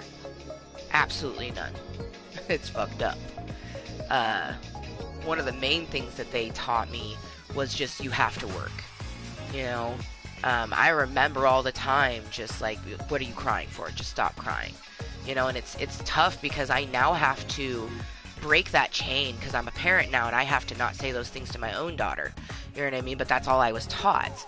You know, trying to navigate my life right now has been a real fucking treat. Because I never thought I'd have to do it alone. I always thought that I would have the support of my baby's dad. I always thought that I would have that individual, you know, first comes love, then comes marriage, then comes the baby in the baby carriage. I'm like super traditional in that way. And that's exactly how I did it. I made Rainbow, I was married. Like, my child came from married people, you know what I mean? Like, that's not something that's very common. And, like, I worked really hard, but, like, at the same time, my fault in it is that I saw Voldemort's red flags early on. And, you know, first time, shame on him, you know. Second time and all the rest, shame on me. Because you can give someone the benefit of the doubt once. You know, that's pretty common, to give someone a second chance sort of thing. But if they just keep doing it over and over and over and over again, it's like, oh my gosh, just like, I wish I had friends that would have been like noticing that and would have said get away. You know what I mean? But everyone was just like, oh my god, I wish I had your fairy tale life. Because all they saw was the things that he gave me physically, like bought me. Because I have a very lot of materialistic friends, you know. For me, sure, I like my knickknacks and things, but that's never going to be the thing that is what I want from a relationship, or the thing that I'm going to hold the most value on. It's how you talk to me, it's how you treat me, it's how you make me feel when I feel nothing, or I feel all the things. You know, and with him especially, I told him about all my mental health challenges.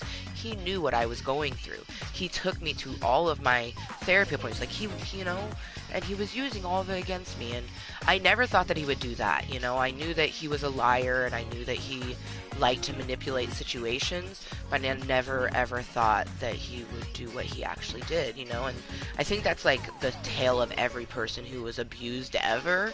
You know, oh, I noticed this, but like I didn't think it was that bad, and then the bad thing happened, you know.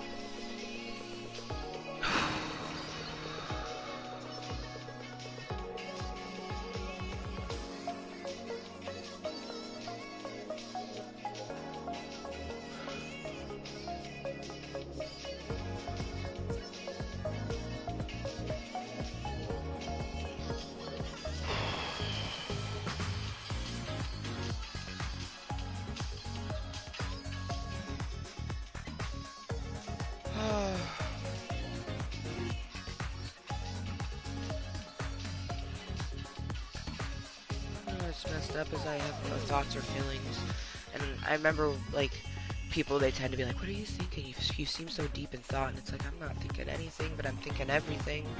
Just like,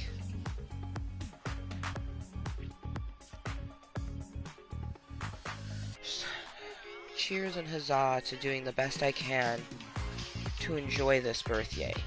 You know, when I think back to my 34th birthday, there's some things that are just like, they hurt my heart, you know, but I had a lot of fudging fun, you know, like my 34th birthday is one of my like birthdays that go down in history, you know, and my 35th, if I could just forget it altogether, that would be lovely, but you don't, and I wouldn't want to, because every portion of my history makes up who I am. But, you know, 3 days I'm going to be level 36. These are my last 3 days at 35. I definitely, you know, that's something is, you know, I'm not where I thought I would be physically or mentally, but I have to be proud of where I've came. I haven't ballooned up, you know. That's huge for me, because my relationship with food has always been a toxic one, and I'm still struggling to get it back to a healthy one. And only recently, and a little bit, has my mom been like acknowledging the fact that she contributed to a lot of those unhealthy eating habits, just because we see what our parents do. And I think, like, my mom, she really has struggles with, like, when you're a teenager, you're still a child. So, like, when she was viewing me as, like, a 13, 14-year-old, I was a child, but, like, she was viewing it differently. Like, oh, I should know. Like, I'm a kid. Like, I'm still looking at you for how to be as a person. And it was not good energy. It was not, I learned a lot of things of what I don't want to be, a lot of how I don't want to be, like I can't tell my mom anything. I always have to pick and choose and walk on eggshells. I basically just accept the relationship for what it is, and it's really important to me that my daughter know her grandmother, because the relationship that you have with your grandma is way different. And I just hope that, my mom never does something to where my kid doesn't want to have that relationship with her, you know what I mean? Because that's going to be on her. Just like the relationship I had with my grandma, that was on her. I never even really thought about my mom's relationship with her mom until I got to be an adult, because I was a kid. You know what I mean? And I feel like a lot of the way that my mom, like, and I already know she doesn't like when I talk about it. I'm sure she sees some of this and she's like, what the fuck? But, like, it's my thoughts and feelings, and, like, I had to grow up with a mom who was undiagnosed, who didn't go get help. You needed to be talking to someone. My mom has had so much trauma and fucked up things in her life. Like, she needs to go talk to someone like that. And, like, she tells me things that she really should not. Like, I tell my therapist these things, and she's like, oh my gosh, your mom should not be doing that. She's unloading on you. And I'm like, I know she is. But, like, in my mom's mind, she doesn't see it that way. Telling me stories like, oh, like, anytime she mentions my father, it makes me not want to be around her. And I've mentioned it a few times. So she stopped doing the sexual stuff. She stopped mentioning sexual things. But now she still mentions, oh, your dad used to drive a truck like that. I'm like, oh, Richard? No, your real dad. And I'm like, oh, okay, well, I don't care about him. Like, why the fuck? Why you talk about him? Like, it makes no fucking sense to me. And it's like, I know exactly why the fuck she talks about him. Because she hasn't healed from her stuff. So, me being my own being, a fucking 35-year-old adult. Like, at 35, you are considered, like, you're a fucking adult. You can't fuck up. You can't do anything fun. Like, you're just, like, you're deep in an adult. And especially if you have a child. You're deep in your adulthood. This day and age, it's a little bit more loosey-goosey. I feel like 40s is starting to be, like, the more, like, adultish level, but 35 is still, like, you're old enough to know the difference, you know what I mean? And it's like, it's so difficult to navigate when I didn't have, like, proper guidance when I was growing up, the time when I'm developing all these things, and I didn't have the proper guidance in therapy or anything in that way, or physically, you know what I mean? Like, I did not go to physical doctors like how I should be. No one ever listened to me when I said that I didn't like the male doctors. Like, I voiced my things, and I always got told, like, well, this is what we had to deal with. This is just what you have to deal with. Why did I have to deal with it? Like, kids have to deal with a lot of things, but, like, things that make them feel comfortable, I shouldn't just have to deal with that. It's like, I personally think that my mom didn't sacrifice enough. I think that she was hugely selfish when we were children, and it just showed, like, in how all the fucked up memories that I have, like, especially when I was extra younger. Like, man, in the teen years, she was working a lot, you know what I mean? But, like, I have messed up memories from when I was a real little child that I'm like, like, what? It makes me glad that I don't have anybody to hang out with, because at least I'm hanging out with my kid, I can't even imagine how many imaginary friends I might have had during a lot of those times. It's just like, and I'm terrified to even remotely, because some of the things that I've tried to say to my mom, like a basic memory from when I was about, oh gosh, I don't know, like 17-ish. Oh. See? What did I say? I literally, Literally. My channel, my place to speak my mind. And what did I say? Yep. See, instead of being a supportive parent, she's gonna come and just be mean, be rude. Yay! Gotta love that. You know, can't be like, oh, what brought my child to this point where she has all these fucked up memories? It's, oh, I'm blaming you. Like, how about you accept the stuff? Like, I'm not even actually saying some of the things that happened. I was getting ready to mention a story that's a recent story that happened when I was an older teenager, not when I was a little ass kid, not when I was 7. It was when I was 17, and it's still a fucked up memory, but she remembers it differently and tries to tell me that I'm wrong in the way that I remember it. It's like, how about you accept the fact that you're the parent and I'm the child? But no, you're gonna come into my channel, and because you don't like what you hear, which is my truth in my place, for me to come and speak my mind, not, you know, I'm so sorry that you feel this way. You know, let me help you to heal. You know, let me heal myself so then I can be a better parent. None of that, you know? No. Oh, wow. Blame me. You are sad. 3 days before my birthday, you guys. 3 days before my birthday, right? You know, it's supposed to be a fucking festive time.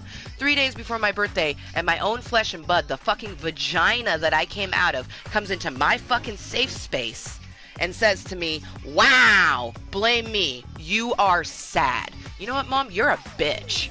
Get the fuck out of my channel.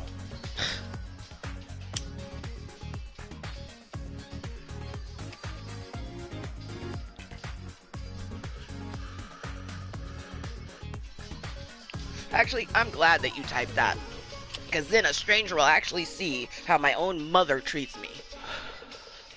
And then this is where she'll be like, well, see how my own child is treating me. See, I'm talking about stuff that happened to me when I was a little ass kid, trying to process and heal my own trauma.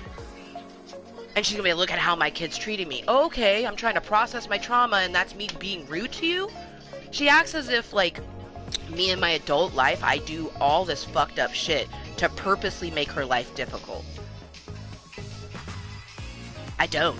I actually don't tell her a lot of the stuff that I deal with. I come here and voice it because I don't want to burden her with the stuff that I deal with because of how she reacts to it. She can't handle all the triggers I have, all the things and thoughts and feelings that I deal with. It is difficult. But yet I get messages all the time, just, I can't do it anymore, complaining about her roommate, which I really don't understand because I have mentioned that I have my own fucked up trauma when it comes to that particular person. You're the parent, I'm the child. And like, I'm done.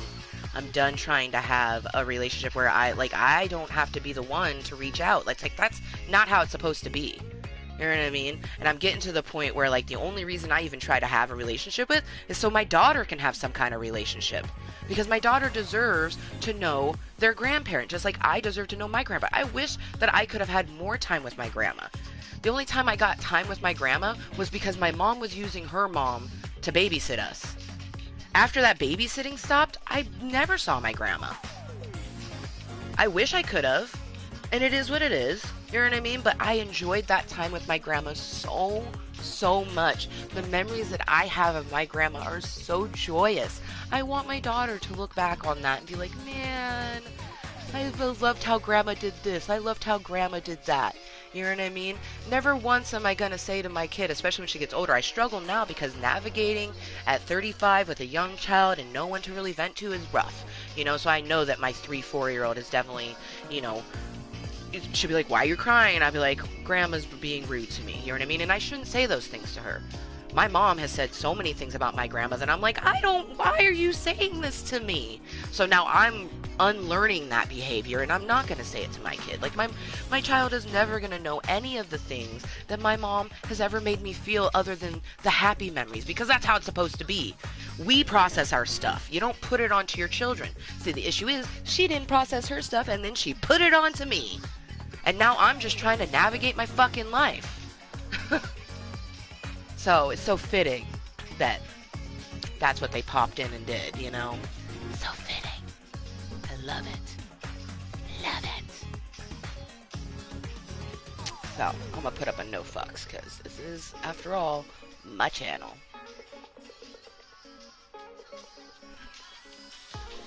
Man. That was just the trigger you needed, Amber, to sit and chat and chill and get your brains back to moisture, so then you can do your Social Security. I have, phone call, but after 1, between 1 and 2, I have an important call that's gonna happen, so get ourselves back to that. Also, still try to digress from having to see Voldemort, you know what I mean? And then the fact that I obviously can't call my mom, and I already knew that. I already knew that I couldn't call my mom with my fucked up feelings. Like, man, that's not, like, my daughter when she's an adult, she's not gonna have that. For one, the relationship is gonna be way different, because when I grew up, I wasn't an only child, right? And my mom had to work a lot, you know what I mean? But I also have a lot of other stuff that my kid is never gonna have to experience, ever. Never, ever, because mommy's not dating anybody with her kid being super young. Like, I just, it's like, especially with her coming in and saying that, like, it just, like, I've been struggling with these memories that I have from when I'm 7 years old, and I literally, like, it makes me want to slap my mother and be like, what the fuck were you doing? Or better yet, what were you not doing? That your child was so lost and so just... Her brain's created personalities to help keep her and her little brother safe. But see, my mom would just go, oh wow, blame me! Me talking about something from when I was 7 years old. Earlier in this meeting, you guys heard me mention about how when I was 7, that's I've been trying to deal with this fact that I have a really fucked up memory of me trying to unalive myself at 7. But see, my mom would say, oh, I'm blaming her. I was 7 years old. Who else do you blame for what your child goes through except for the parents? Just because I'm 35 now? Like, what the fuck? But, 3 days before my birthday, I kind of figured. That's why, like, I already canceled her giving me a ride. I already know that I'm going to be in a lot of pain, and it's going to be intensely, mentally struggle, because riding the bus is not easy for me, physically or mentally. I'm taking the bus. There's 2 buses that come close to my house and go directly by the venue. It's a long-ass bus ride, but it's worth it to not have to deal with all of that,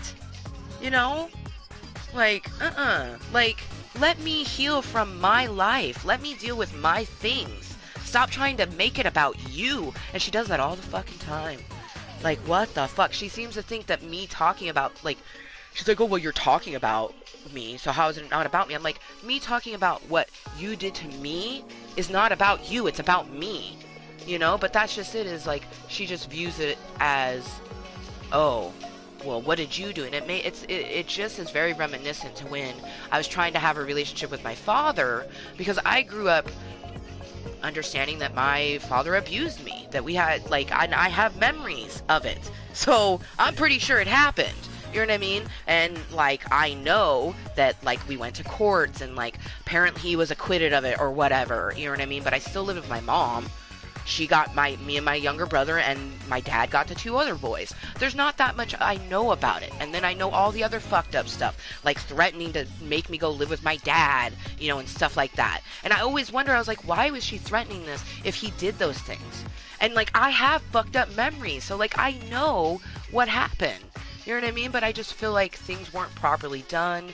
Like, and I'll never know. But that's why, like, you can't change your past. You can only evolve from it. So I consistently just try to navigate being an adult, dealing with all of this trauma from my past. You know what I mean? And then not having someone to be able to talk about it, other than a therapist. Oh, and then Club Kottontale, which I created for me to come and put my thoughts and feelings.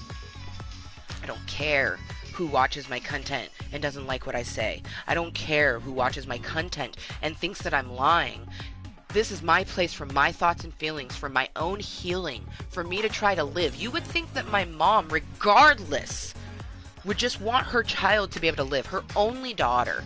You would think that she would want her kid to do whatever it took to be healthy and live and want to live. Like, I have told my mom on numerous occasions that my daughter is the only thing keeping me on this fucking plane. And she still comes in and says things like that to me. Toxic is toxic, man. It's just not right.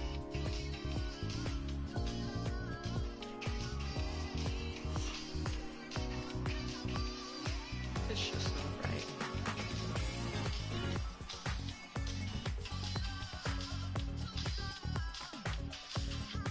It's so fitting I'm listening to this song, To Be Loved, and every toke, when I look down at my bolio, Jada Rose has a heart for me.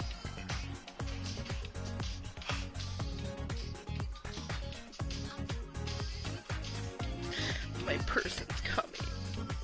Probably connected to romance. Person's coming that when I don't have anybody to talk to, I can talk to them. Like, I could talk to Kayla, but she's so far away, and I know she feels...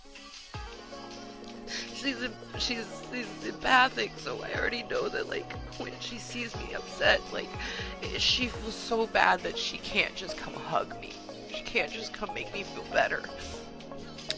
She's in Alberta, Canada. You know what I mean? She's fucking far away. But I can message her when I'm feeling, you know, I've told her some stuff that I've never told any of my best friends. Like, I've told her that she is my plutonic penguin. Like, I gave her my stone, my pebble stone. For anyone who doesn't know, penguins, they mate for life. And they give a pebble to that mate. And for her, I, like, insinuated that she's my plutonic mate, my best friend, my soulmate in that way. And she feels it too, you know, and we're just there for each other, you know what I mean? I already know that, like, she had some crazy stuff recently happen, and I know that I was one of the first people that she messaged just because she needed someone to talk to about it, you know? And I do the same with her. There's things that I've told her that she's just like, you know, she embraces, you know, the fact that I call her my Canadian mommy, you know? And she, like, I know that someone like her, or like Ray, or like Jessica, like those people who, you know, wish they could see me every day, or, you know, wishes that our relationship was maybe more than what it is, so then they could be that extra person for me. Like, they're all wishing and hoping for my prince to come my way, and, like, they're coming. Like, now more than ever, especially with, like, I have just no...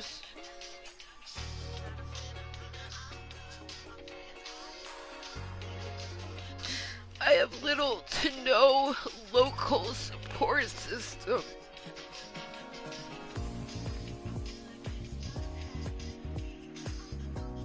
You know, as much as it hurts to see that there from my mom, I'm glad it's there, because she said so many hurtful things to me throughout the years. And you know what she always says? Well, you said hurtful things to me. When I was 14 and I said something hurtful to you, I'm sorry, I was a fucking kid. And when I was an adult, I'm extra sorry. Because I haven't learned a way to process the stuff happened in my childhood. So everything that you did to my childhood is still affecting me. But you know what? I'm not sorry for calling you a bitch, because my mom is a bitch, and she knows she is. I'm not gonna apologize for that one.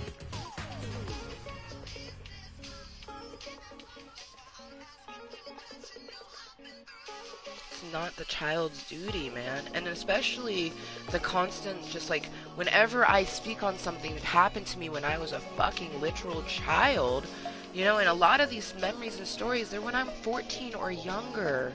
Like, that's a kid, man. Like, it's not like I am 17 years old, you know what I mean? But even still, the way that I reacted when I was 17, I was dealing with so much trauma and so much just, like, craziness. Like,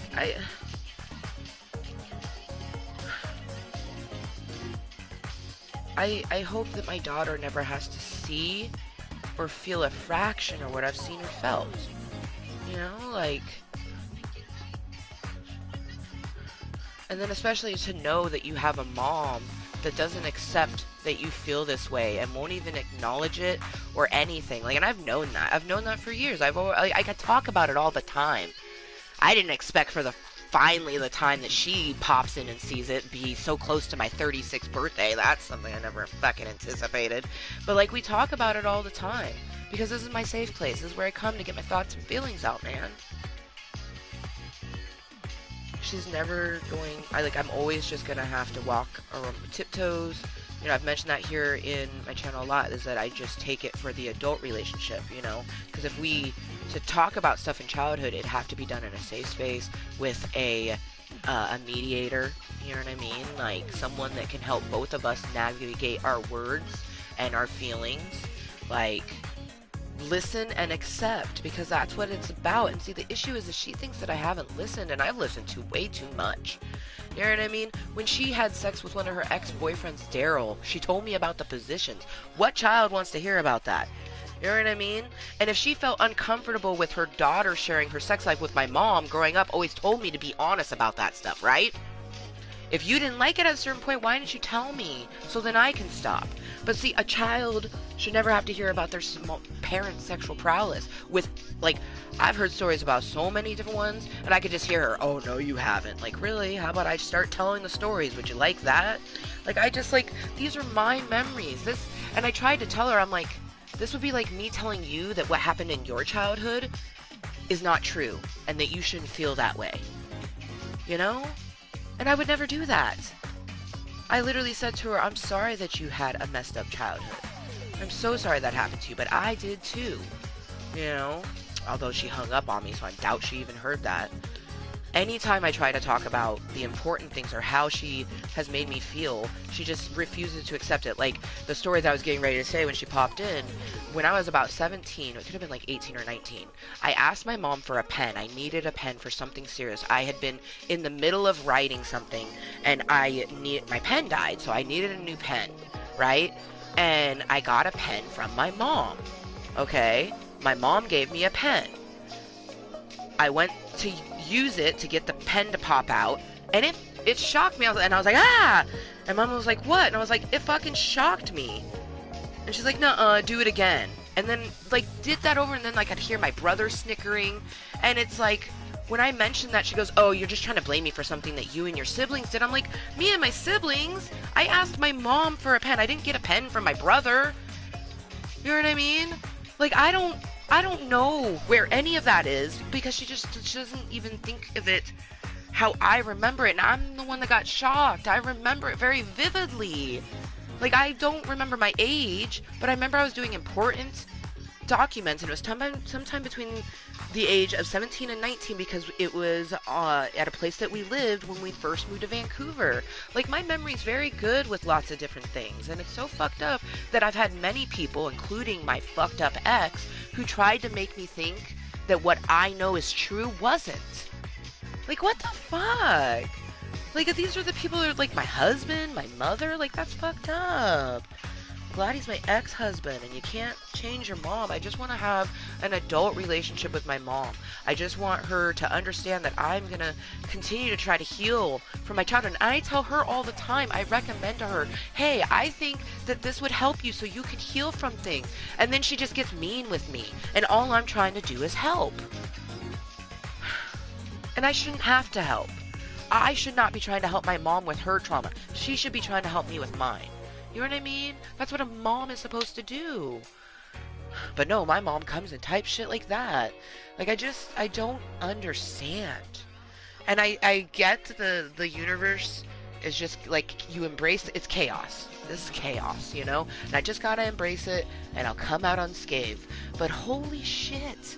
You know what I mean? Can I just get, like... I can't help but feel like, okay, if I'm having to go through this much chaos, at some point am I just gonna have, like, a life so good that I have to pinch myself daily because I can't believe it's real?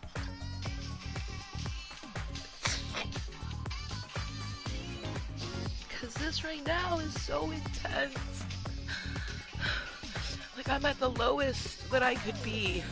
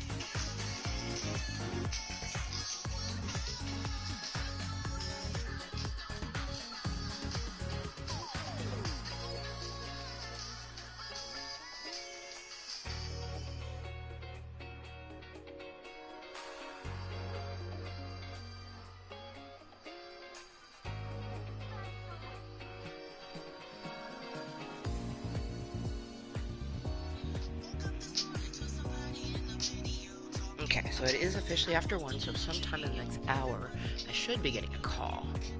Don't you know, I had hoped that they would call, like, right after 1, but it's literally 2 minutes after 1, so could be coming. When it happens, we will be muting, becoming Mime Amber. Mime Amber is when you can see my lips moving, but you can't hear anything coming out of it. So she's a mime. I have to pee. That moment when I have to bring my phone with me, because if they call me when I do that, so I don't have to say be right back, because if someone types, I'll be able to see it. How odd, but I have to pee. So, to the people watching, I guess I'll be right back.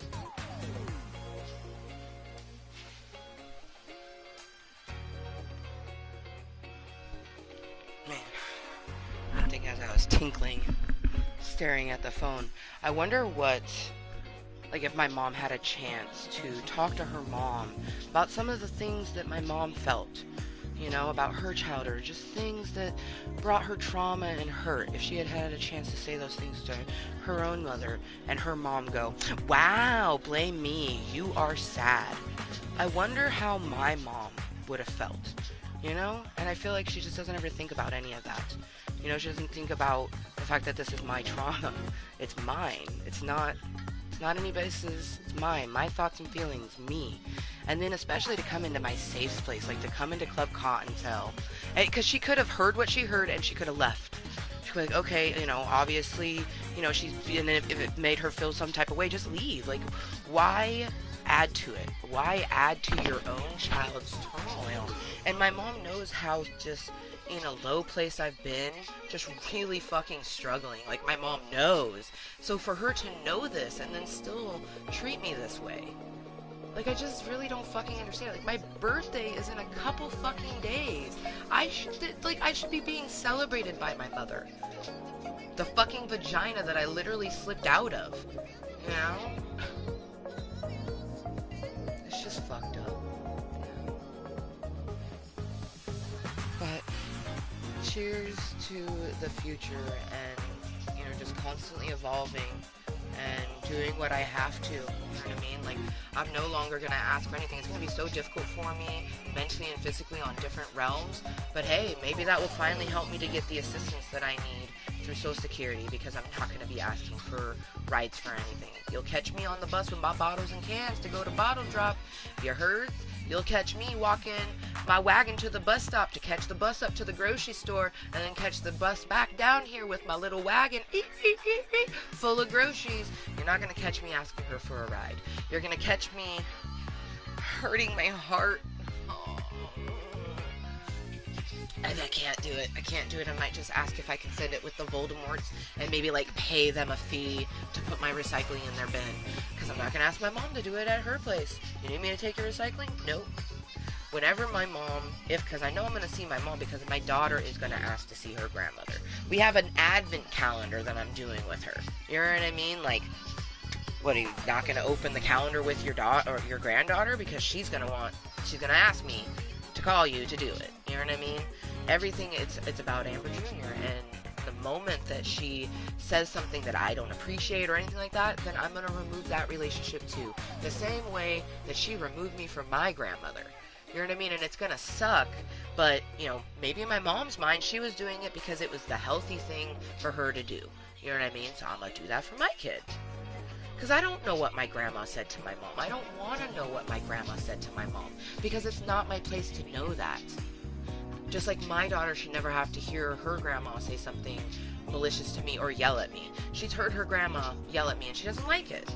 Why wouldn't she? And she doesn't like when I yell at grandma either. And I apologize to her, you know, and I go, grandma was being rude and wasn't listening to me, you know, because I'll be saying something and then she starts to yell and I'm not just, no, I'm not gonna, I dealt with so much fucked up stuff from my childhood, like I just, like how can you not just want to help your adult child navigate their fucking life? Like it makes no sense to me. Now it makes no sense to me. And it does make me wonder, like, why she supports certain things. Like, why she even supports my content. You know what I mean? If she doesn't like the person I am or she thinks I'm a sad human being. You know, why does she support me? It makes me think that she's only doing it because she feels that's what a mother's supposed to do. You know what I mean? Maybe she doesn't actually want to do any of it. You know? I struggle with being a single parent, not a parent. So I don't understand the feeling of, you know, not wanting to hang out with your kid.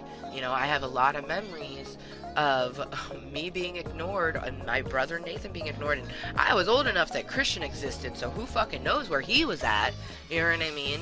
But it's like, I have those memories, and I was so little, and such traumatic memories, and such vivid ones, like to sit there and say that it wasn't true, like either something happened where I have made up these fucked up memories or they're real. Either way, I was a little ass kid and I should just have the support. I just don't get it. And I don't have to get it. I just won't do that to my kid. You know what I mean? Continually to get help that I need to, which I do. I go to therapy. I go to mental doctors, physical doctors. Like, I do what I can to keep myself going as much as I can, and it's going to be even more difficult because I don't have, you know, I can't drive, and I don't have rides, you know, because my mother was that ride, so now I'm going to have to do the buses, but you know what, maybe that would be beneficial, because when I go to these doctor's appointments and I have to take the bus ride that affects me super immensely, they're going to see it affecting me. My psychiatrist is going to see that, and they'll be like, you had to ride the bus again today, you know, and we'll navigate through how I had to use my mindfulness, and did I have an anxiety attack? How I got through the anxiety attack, did it turn into a panic attack, all that sort of stuff, you know, and then the physical doctors, they'll be able to see how much pain I'm in, you know, and that the medicine they're giving me isn't working, but, you know, that marijuana does. Like, I have these gummies that are fantastic, they're just so expensive, and so is this tincture, so fantastic, it's just so expensive, and I'm stay-at-home mom, living on fixed income of child support. Like, the only reason I've even somewhat been able to keep up with my medicines and spoil myself is because of that nesting egg. But now we've gotten to the point where we have to slow it way the fuck down. You know what I mean? Or I'm going to run out before I can even transition from my cave, and that's not good because I need to be able to use a portion of that to hire movers. You know, people to take all the boxes and stuff that I've packed up, put it into a moving van, drive it to the new location, and unload all the boxes, you know what I mean? It's probably going to be a couple $1,000s, so I need to save that for it, you know what I mean? I also have been going through my stuff, just like really like asking myself, like, are you going to wear this at some point, you know? And just the last few years, from the duplex to the house I bought to here, I've been just getting rid of things. I have purged so much from my life in the last few years. It's been crazy, you know, and the fact that I've gotten this far with just little to no support. You know, I have support. I don't have any support really locally other than myself and my daughter. And my daughter's not support. She's just a person that gives me unadulterated love. She just gives me all the love, and she does give me support because when she sees me cry, she grabs me a tissue, you know. She gives me the best snuggles ever, you know.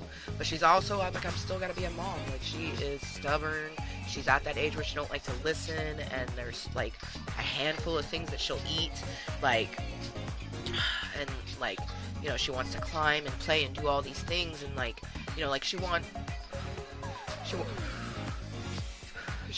man, she wanted to sleep in her fort with me, because we made a fort yesterday and watched SpongeBob holiday episodes. It was so fun, and I was in so much pain after being on the floor. And she wanted to sleep in there. I was like, we can cuddle for a bit, but she wanted to like actually fall asleep. And I couldn't because I was just in so much pain. Like, if I was to have done that, like, I would not have been able to even get up the stairs for her to be picked up from her dad. You know what I mean? So like, I had to say no. I didn't want to say.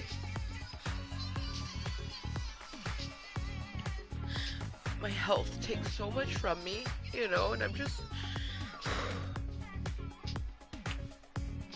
it's like, being a parent is so exhausting, but especially just trying to navigate, you know, things. Like, the older that Rainbow gets, it's just more and more intense. That was one of the things that, you know, I talked about in therapy when I had it last. It's just like, the older that Rainbow gets, things are getting more intense. And my therapist has mentioned for the last few years that I really should see a psychiatrist, because, you know, they can go a bit deeper, but also help with, you know, prescribing different things to help me to just not think about that. You know what I mean? They can give me a beta blocker or something, you know, in that realm that can literally just make me not think about the things from my childhood, you know? That sounds nice. Sounds really nice, because I don't want to think about that stuff. I don't want to be constantly haunted by my own childhood to where it's affecting me trying to raise my own daughter, you know? That's why I do my best to utilize these kid-free me times while she's with her dad, because I need this time to just digress and be with myself. You know, I don't have a huge support system. I have Kayla, I have Jessica, and I have Ray. You know, Ray is not someone that I talk to about a lot of my issues. Like, he's more just someone that I know is always there, and like, we'll tag each other in fun things, you know. He's there for me, but not in the way that, like, how Kayla is, you know what I mean? And especially Jessica, like, they're just, you know, whereas I have more guy friends, I'm still going to be able to talk to a woman easier. I may be able to make men as friends easier, but I can talk to the women easier, like, in the friendship-wise. Like, it's more difficult for me to get those women friendships, but when I have them and they're true and they're blue, I can, you know, express certain things, you know. And I do, like, me and Ray, we do express certain things to each other, too. There's a level of romance to our friendship, so there's certain things that we do share with each other. I'm very thankful that I have those individuals, albeit they're not local. They're not local. I don't have anybody, even just the closest person is in North Dakota. So, an hour away. And then the next literally, 1, 2, 3. They're literally all in, oh my gosh. I just now thought about, because Jessica's an hour away. Kayla's 2 hours away. Or wait, no. No, okay, Kayla's only an hour away. Is it Jessica that's 2 hours away? Okay, so maybe Kayla's the closest, but like, she's further north. She's not in the States, because like, Jessica and Ray are on the same plane this way, but like, so Kayla's closer in time zone. She's an hour away, and Jessica's 2 hours away, and Ray is 3. The fact that I put them in order too, Kayla, Jessica, Ray, and that's their time zones, that's fucking tripping me out. But Kayla's farther north, so the distance, I think, like, in proximity, like if you were to make a straight line, Jessica's closest, even though she's 2 hours away in time zone, because Canada, gotta go through Washington and then up through, I got a diagonal, great. That's so cool though. You know, I don't have anybody locally really, but I do have them, you know. And like, my friend Leah, I can hit her up, she lives close, you know. But she's very busy, especially since she started working. And she's like myself. She deals with a lot of health ailments. She also has many children, 3 of which are under the age of 12. You know, her oldest is going to be 20 soon. So, you know, a little bit of age gap there. Her oldest, you know, it's a bit of a different relationship compared to her youngest, which is cool. Kiara, they're all so wonderful. I love them all so much. That's why, like, I literally got them Christmas presents because, like, I just love them so much. Like, but Leah's not one of those people that like, she doesn't, like, reach out to me. The 3 people that I put in the title, they have all reached out to me this year just on their own volition. Just to check on me, you know, and I really appreciate that, you know. People who ask me how I am, that doesn't happen very often, so I really appreciate when it happens.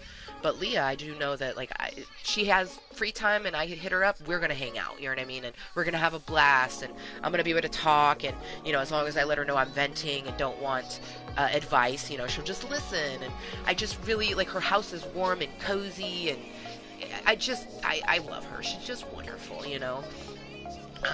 But that's not a person that's, you know, going to hit me up, you know? Like, she's local, but she's not someone that I can, you know, I can't message her right now. I mean, I guess I could, but, like, I'm not that close to her to where, like, I can talk about everything, like, through text message. Like, it's more so in person that I feel comfortable telling her those things, because she is my most recent friend. We've been friends for about almost 2 years now. No. A year and a half. See, it feels like we've been friends longer, but she, you know, we've only been friends for about a year and a half. Like, I literally met her last year. But, like, from the moment that I met her, it just clicked, you know what I mean? To the point that, like, I got, you know, her family Christmas presents last year, and I'm getting them some this year. Like, I just, you know, it's just instantly clicked. And she says that she feels that too, you know what I mean? Like, I come over and it's like, and she even apologized. She's like, oh, I'm so sorry, I haven't been talking. I'm like, oh, it's all good. I just, like, sometimes I want to, you know, I miss it, and, you know, like, I want that, but I just enjoy being in the ambiance. And her children are so very attentive, especially her twins.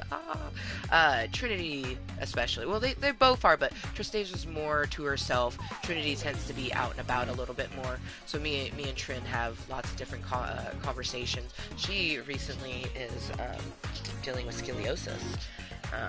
So I've been, you know, just sending those vibes that way. But they're very much like fairy creatures, so I definitely send them lots of fae energy all the time. I love her family. Yeah, they bring me joy. Do I even want to read this? See, what I don't get is, like, why not, like, wow.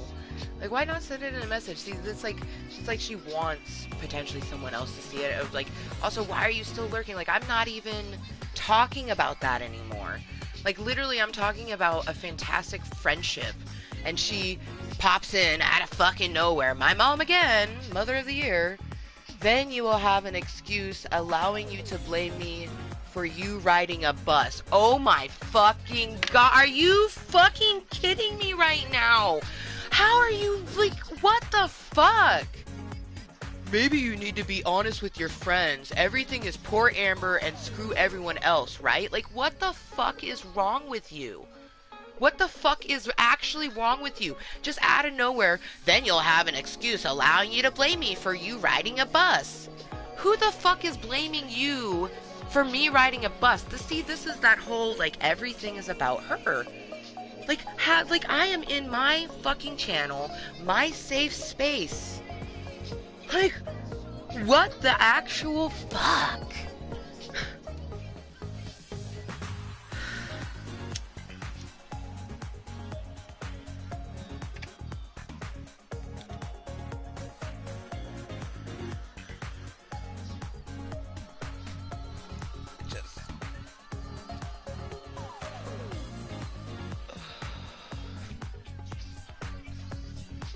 Best part about my channel.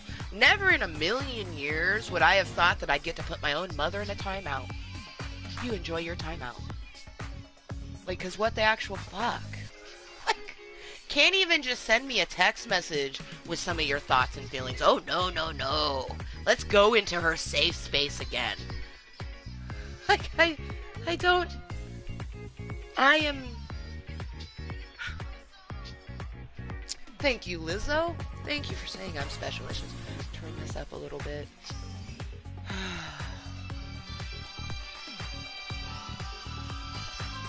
In case nobody told you today, you're special.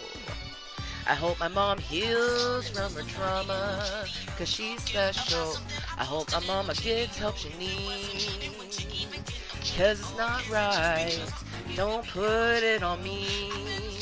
That's your trauma's right. Don't put it on me. I hope she gets the help that she needs, 'cause it ain't right. Seriously, I hope that my mom heals from what she has in her heart, in her life, that she doesn't keep projecting this shit onto me.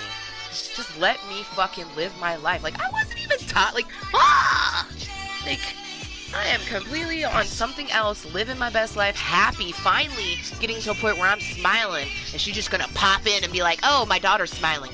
Pop! Let me pop that balloon for you. What kind of fucking parent does that? Oh, that's right, a toxic one.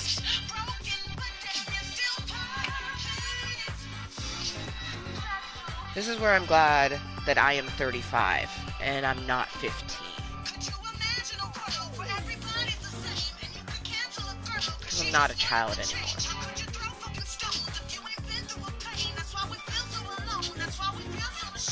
Now I feel feeling alone. I thought I'd let you know. In case nobody told you today, you're special.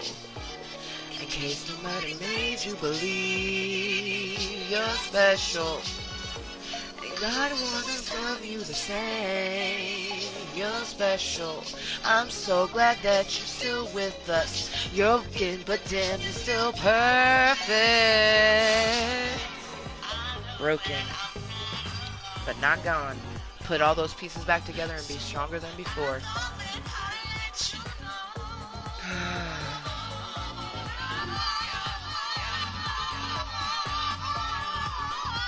In case nobody told you today, you're special. In case nobody made you believe, you're special. And I will always love you the same. You're special. I'm so glad that you're still with us. Broken, but damn, you're still perfect.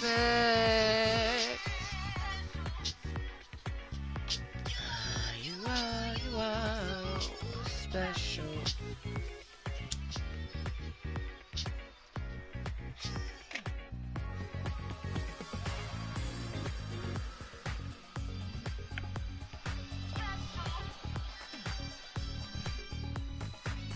Don't you know, I totally thought that I would have gotten the call by now.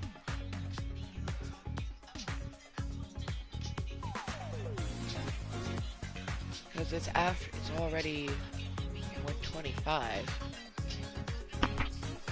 Like, pretty sure I wasn't supposed to call them.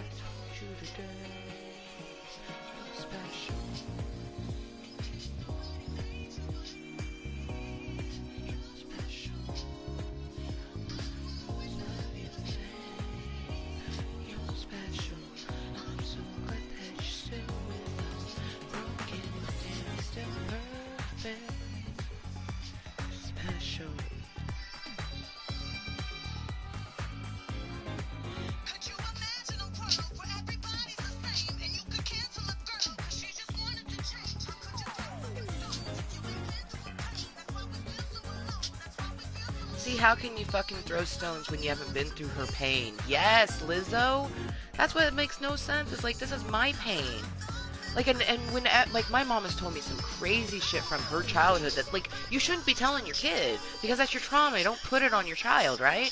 I never once said that what she went through was bad. I always just was like, oh man, I'm so sorry, you know, or I didn't say anything at all because, like, what the hell am I supposed to say to your mother unloading her trauma onto a literal child? Because she did it when I was super young, too. Like, I just, fuck me, man. Like, how are you gonna throw stones at my truth? Like, I never threw stones at yours, even though she says I did. Like, if I said something as an angsty teenager when I was going through so fucking much, like, I apologize. Like, I know that when I was not being mentally aware of everything that I go through, I probably said some fucked up shit to people. But I'm not gonna apologize to my own parent for something that I said before the age of 18. I was a kid. Get over it.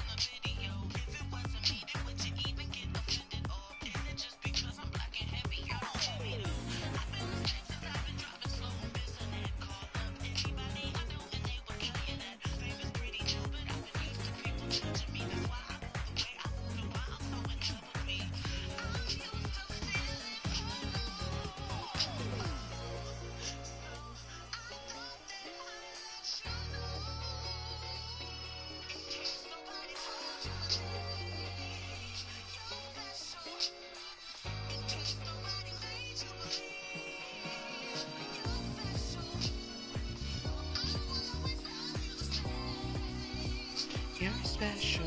I'm so glad that you're still with us. Walking the damn is still perfect. You're special. Alright. Jada Rose is gone, so we're going to get her reloaded.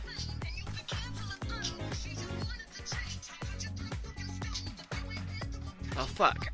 I really fucking hope that I have a good weekend considering. You know what I mean? Like, already was doing this meeting because of all the feelings from Voldemort and feeling just lonely, 3 days before my birthday, and no one's even really reached out, not really reached out, like, no, they haven't reached out, and then, waiting for an important phone call with, Social Security journey.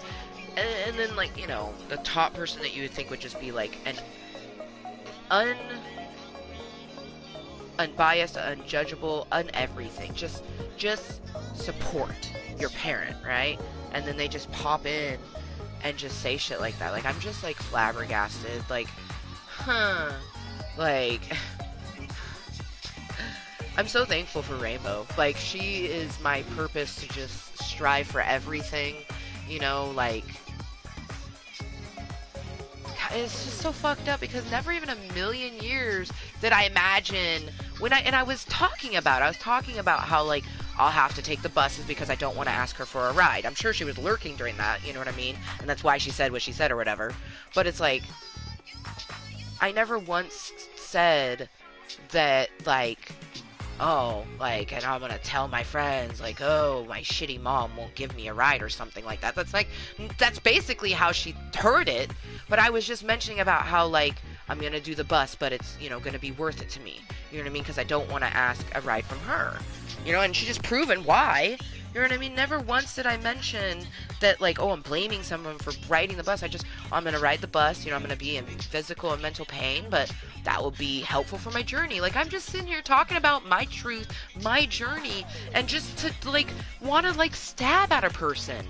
But not just any person. Like, I'm your child. I came out of your vagina. Like, I don't understand. I do not understand, and I've never understood. Like, there's just so much fucked up stuff throughout my whole life, and I don't understand. Like, I just don't understand. but it's becoming very, very clear that this might be the first of many birthdays that I just don't celebrate with her. Like, Christmas will be, if we do anything, that will be just about my daughter being able to see her grandma. So the presents, she won't get a present from me. The presents will be from my daughter. I already gave her presents. She got early presents from me. Originally my plan was I wanted to do, because I had sold my house and I got this wonderful blessing and I wanted to share it. And usually what's the first thing that a person wants to do? They want to share it with their mother. So the first $1,000 that I spent, I wanted it to go to my mom. I gave her cash money, and the other portion I bought her things. I wanted to get her a Switch for Christmas because I think she would really enjoy it, like the different games. I was gonna, spoil her in that way, and if I had some leftovers, I was gonna get some jewelry and stuff like that. Like, I just wanted to do some really fun stuff.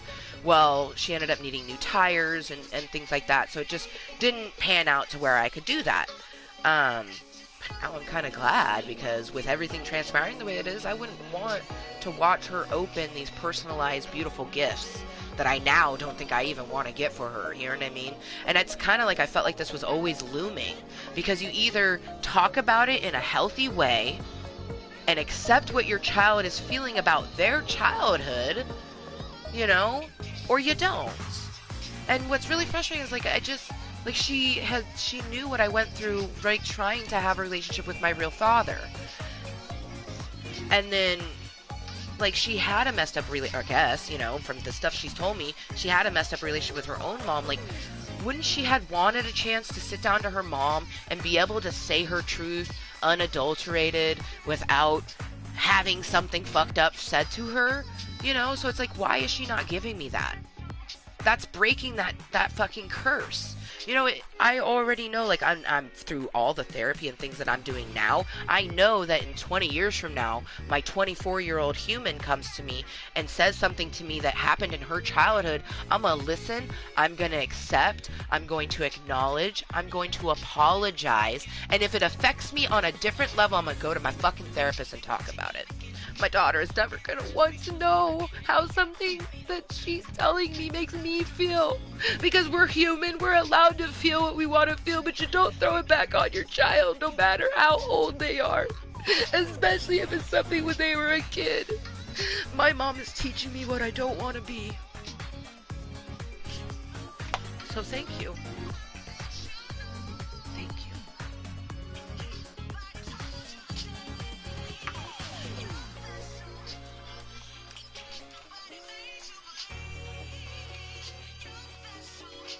My mom put me in a headlock one time.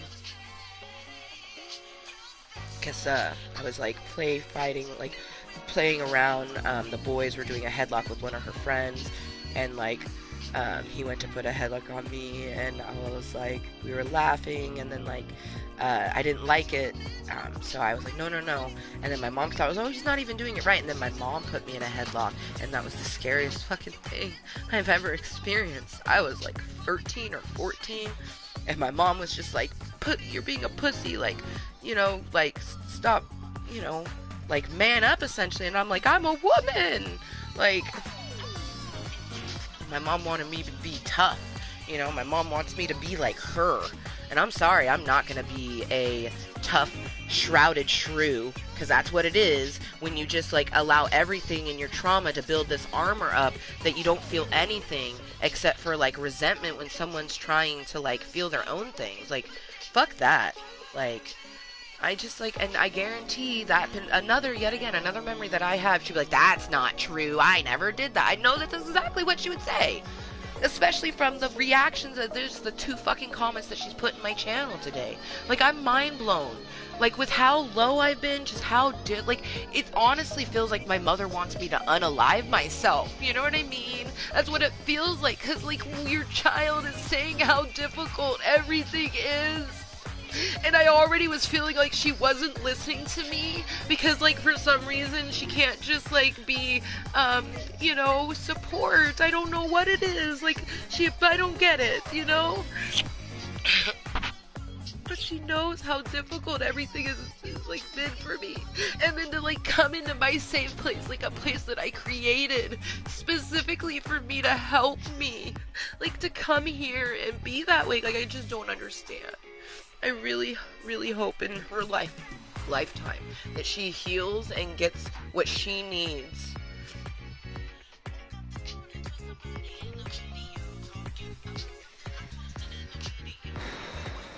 I'm gonna make my life is easy. Great things come to me. The universe is magnificent. I refuse to be so sad and just feeling so lonely for this birthday. That's how we felt last year. I don't know why the universe is doing this fucked up test right now. Like, okay, like what is this? I don't know. I don't like it, but okay.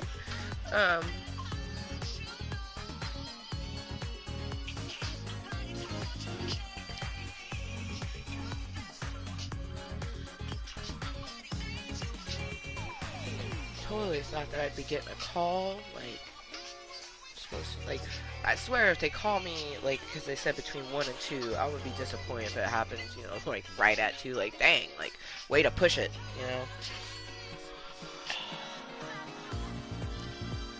This meeting was supposed to be moisture for help for that, you know what I mean? Like, and my mom knew that I had my Social Security attorney thing today. Like, it's just so frustrating.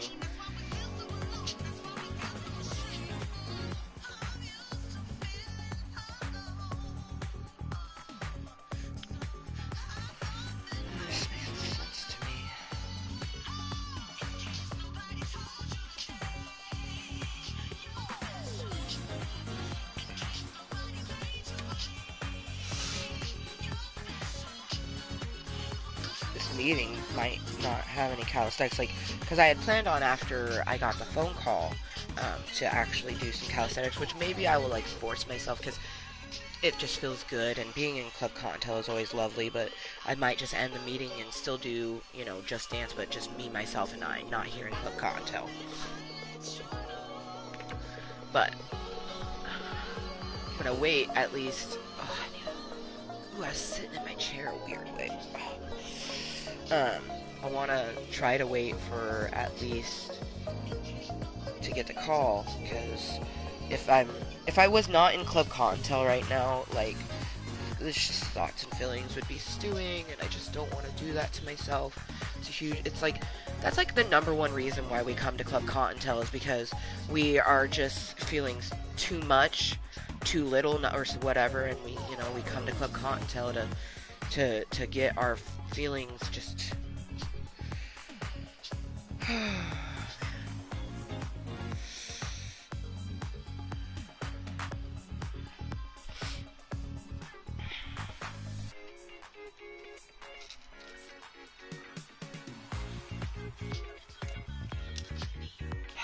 know, it's funny as I take this going, oh man, I hope it helps my hip, and it never does.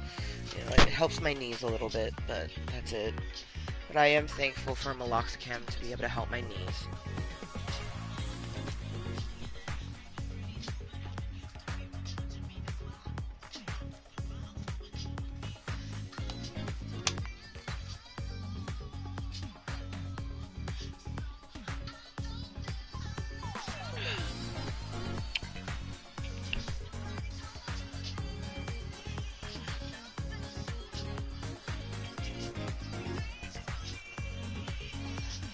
Special, and I will always love you the same. You're special. I'm so glad that you're still with us. Broken, but damn, you're still perfect.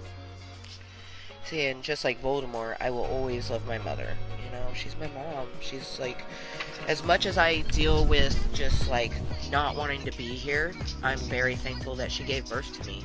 You know, because being alive is better than being unalive. And if I wasn't here, I would have never had the chance to even become a mom and meet my daughter. Even though my daughter is the only thing keeping me alive. You know, it's like a fine existence of not wanting to be here, but very thankful for being here too. You know, said every person who deals with intrusive thoughts. That's something else, is my mother claims that she has never dealt with intrusive thoughts, the thoughts of wanting to be unalive, you know. And I have dealt with those pretty much my whole life. And I think that, like, my mom holds some kind of, like, resentment or something. There's something there that, like, she doesn't like or something, and she's, like, extra mean to me when it comes to that, too. Like, just because you don't understand something doesn't mean that you have to, like, make a person feel rough about it, you know what I mean? But, you know, as much as I, like, wish that I wasn't here, I'm thankful that I'm here, and in that turn, I'm thankful for my mom for that. Like, I will always love my mom, and I will always be eternally thankful for her, but I'm also eternally grateful that she taught me what not to be. I wish that she had taught me some good habits somewhere along the lines. Oh, wait, there's another thing. She gave me my passion for calisthenics, but see, I feel like that was also improperly done because she had her second grader doing Richard Simmons aerobics with her. And, like, I have memories where she brought me to do it. I didn't just join in. I'm sure at some point I just joined in. Because Rainbow joins in on mine. You know what I mean? But, like, I have memories. See, yet again, my memories. And it's like, because especially what she said to me, it's like I can feel her saying, like, those aren't true. But, like, I have memories of her, you know, I was done and she stopped too. Like, I am half your size. Like, I'm a tiny human being. Like, you shouldn't stop. Like, you're the adult. You know what I mean? Like, I don't stop doing my Just Dance just because Rainbow stopped.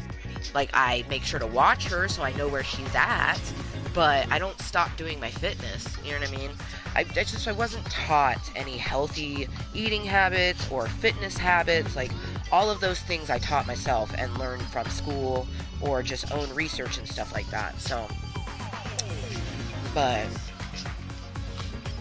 as much as I love her, I just don't know if we're gonna be able to go forward and have any kind of relationship. Like, I know that we'll probably do the holidays this year, and even maybe do stuff next year, but it will just be stuff around Rainbow only, you know?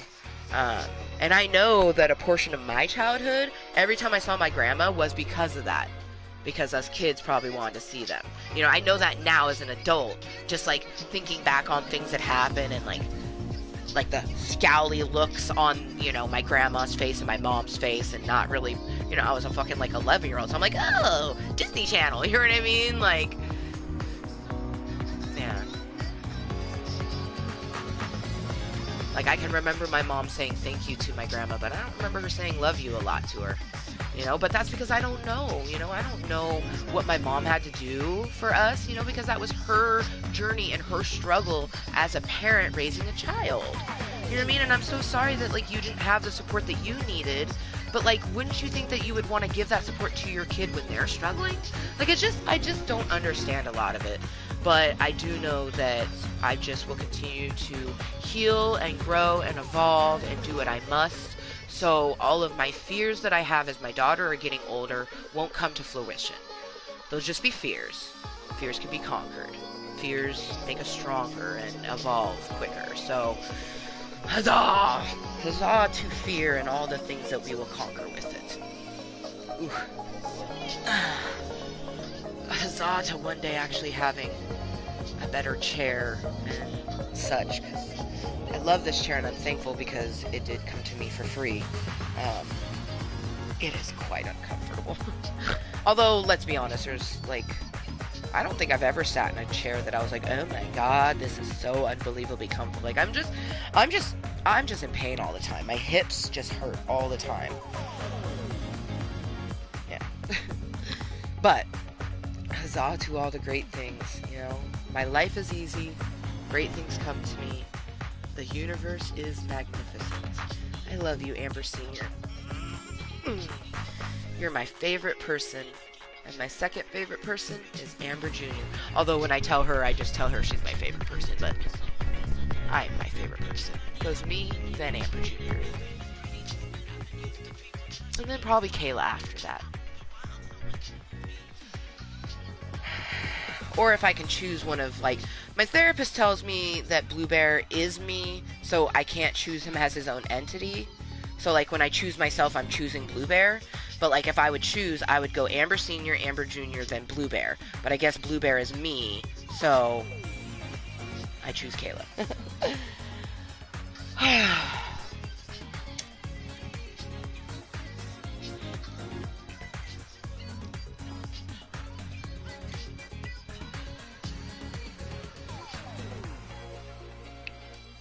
We had so much healing this year.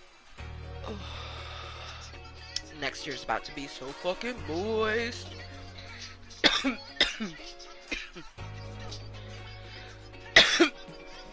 I just know it.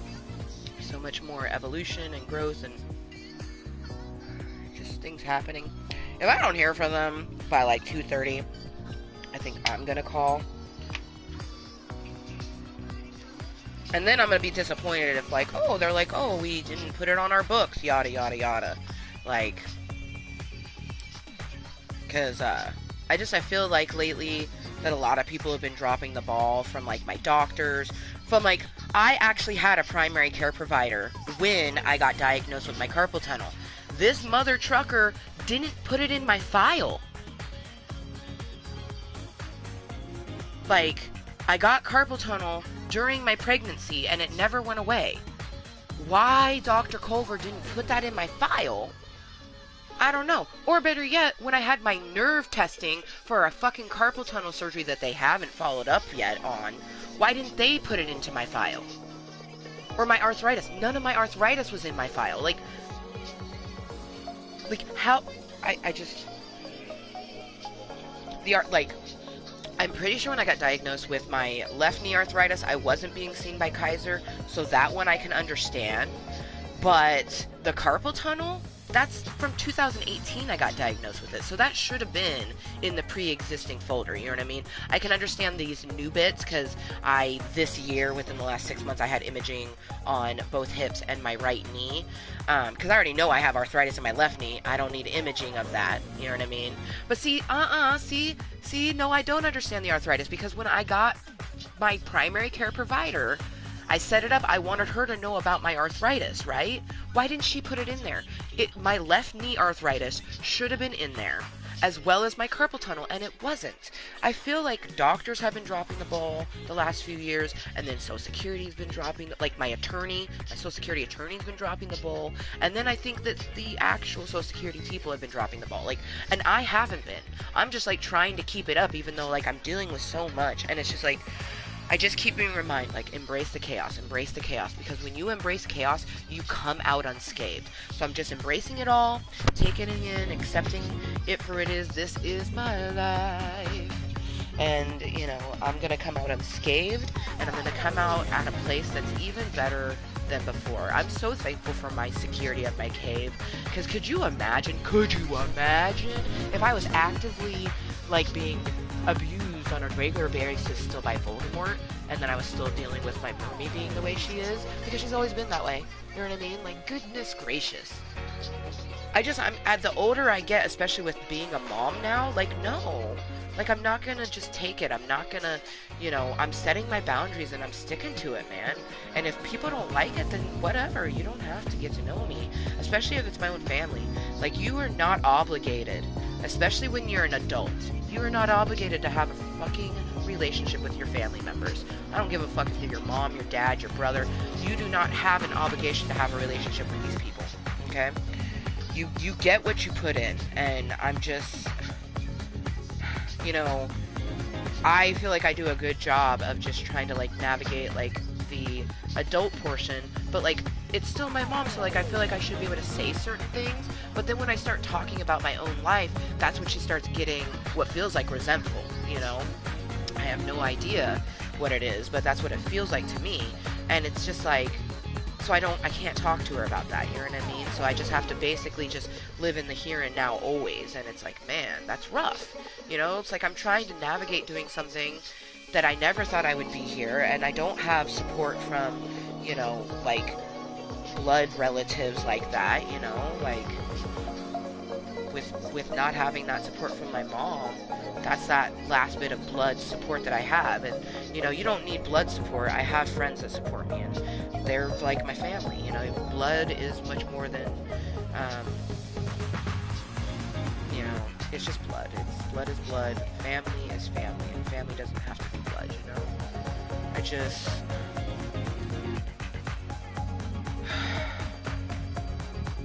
trying to embrace the chaos, but it's just so much going on. It's just I would love for nothing more than to just be able to step outside of my door and just like take in deep breaths of the cold weather, but like my hips hurt so much and my knees hurt so much that I can't go up the stairs again, let alone get back down the stairs.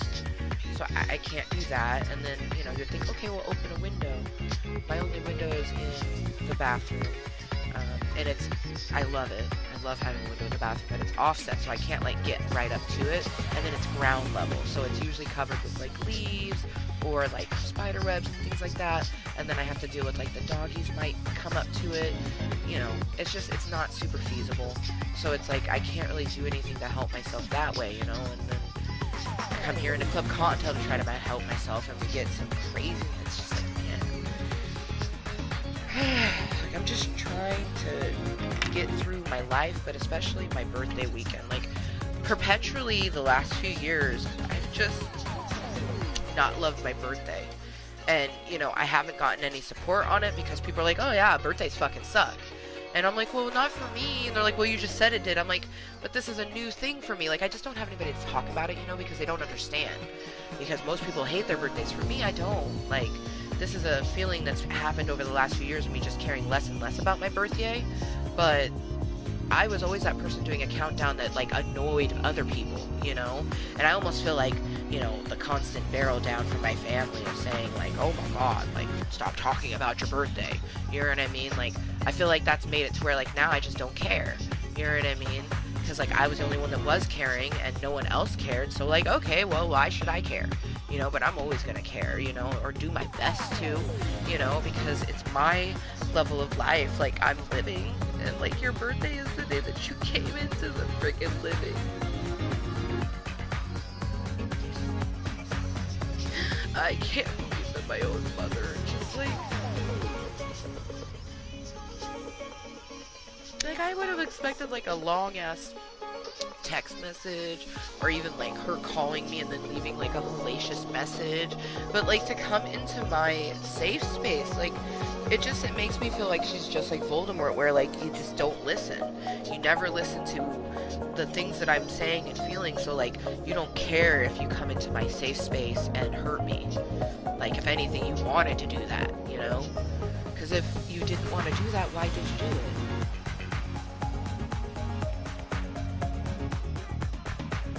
I may not understand the stuff that past Amber has done, but I still did it, and I accept it, and I apologize for things I've done. Like, I can't improve on the person I am if people don't tell me, you know? But, like, trying to tell me that I need to improve on my own memories, like, this is me feeling my thoughts and feelings, trying to heal. You know I may have irrational thoughts and feelings about my past. That's why I go to therapy and I try to do things to make it feel better.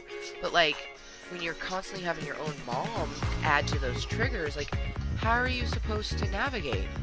I have no dad, and now I have no mom? And I am a mom? And I never thought I would be that, let alone the age that I am. Like, I'm trying to navigate in the middle of the ocean with, you know, no water wings. Luckily I'm a mermaid, so it's just like, I just forgot how to use my tail for the time being, you know. I'll get through it, you know, but, like, I'm glad I have that optimism in me, that, like, weird, intense optimism that some people say that's like, oh, it's because you're Sagittarius. I don't know, it's part of my astral symbol, or I just fucking am optimistic, like, because I'd rather think about something positive than something negative, because my brain will think about negative things without me wanting to think about that. And my life has had so much negative in it, why would I want to add to that negative?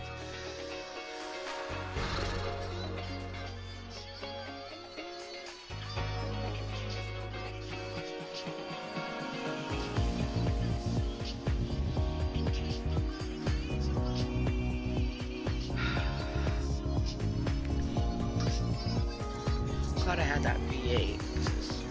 Not feeling any kind of hungry right now. Man. Seriously, it's almost 2 and I still haven't heard from them yet. It's making me a little worried.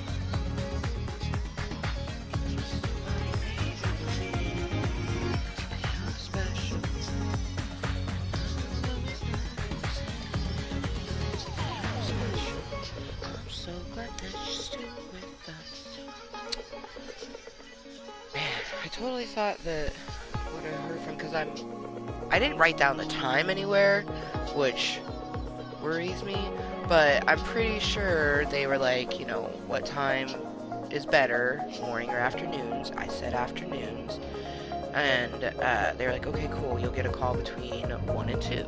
Well, it's now 2, so I'm gonna wait till like, I don't know, like 2:30ish, but if we don't hear, I'm gonna call them, because I'm not gonna sit here and be overly anxious waiting for a call that's never gonna come, you know what I mean?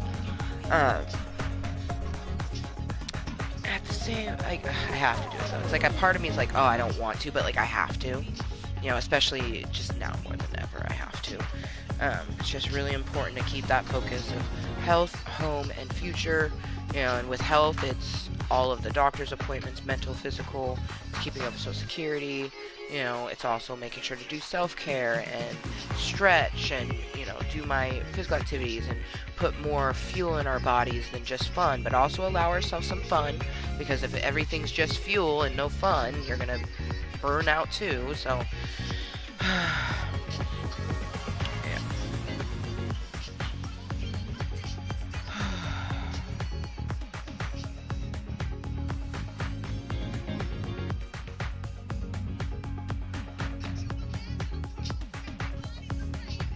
I actually think, yeah, I'm going to wait till about 2:30, and I had originally planned on doing some calisthenics in this meeting, but we didn't put it in the title because we wanted the title to be, you know, thank you to the Ambers, Kayla, Jessica, and Ray, and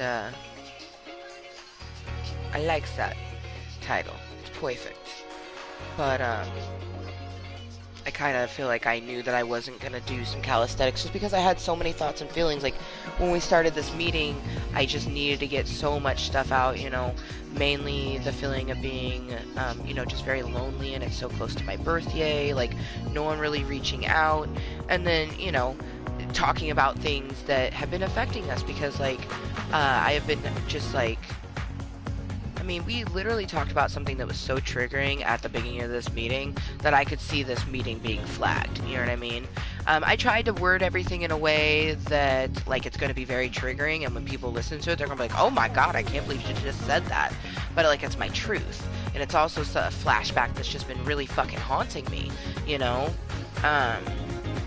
And, like, talking about that led me into talking about other stuff, and then it got me into other stuff, and that's when we got to the realm where, you know, my mom felt like she wanted to type what she fucking typed, and, you know, it became what it is. But Club Kottontale is always going to be a place for my thoughts and feelings. Keyword being my thoughts and feelings. This is my place for me. It is my safe place, even though it's not safe. Like, 80s dolls come here. When people come here and do things messed up like that and trigger me, I just utilize it to desensitize myself. And then also have a moment where I can be like, I hope you get healing. You know what I mean? And I've been wishing this for my mom for just so long, but it's like, I can't actually say that to her. She gets so angry and just upset when I even remotely mention therapy. You know what I mean? But therapy can be good. She needs to unload all of that stuff that's in her to someone, and not me. Like, all of those random things that you tell me about your exes, and especially my dad and stepdad, two people I really don't fucking care to converse with, even, like, I'm dealing with stuff with that. So, like, why would I want to hear a story about it, you know? It's like, you need to have a place for you to do your safe space and get it unloaded. And it's just like, I hope that she gets that in her lifetime, because, you know, I would think that she wants to have a relationship with me too, and like a healthy one, not one where I'm constantly walking on eggshells and basically have to word things in a way that I know isn't gonna upset her. Like, shouldn't I be able to just be me and my mom love me? And then especially when it comes to past trauma, like, if you want to talk about the trauma, we need to go to a safe place with a mediator. Otherwise, let me have my thoughts and feelings. I just don't, oh man, I could never imagine doing even a fraction of some of the fucked up things that my mom has done. Like, I couldn't imagine doing that, you know, like. And then, like, I could imagine doing, like, the beach trips, but come to find out she fucking hated those. And I always kind of felt like she did. Like, when we were on the trips, I always got that vibe. And I even told her that. And she's like, yeah, I didn't like them. Those were always Richard's idea, I guess. She never wanted to do the beach trips. You know? She, like, I don't actually know what she ever wanted to do, because all she ever did was work, and then she would hang out with her friends, and then tell me messed up stories that I don't want to hear, and then we'd go do other stuff that, you know, I don't even talk about here, because, like, I mean, sometimes I do, but, like, definitely not going to talk about it now, because I just know she's lurking, but, like, I have so much fuck up triggers when it comes to gambling, and that's all stemmed from her, 100%, you know, like, I just have so many, it hurts, man. It hurts in so many ways. It, like, gives me a literal headache, makes me just, like, I just,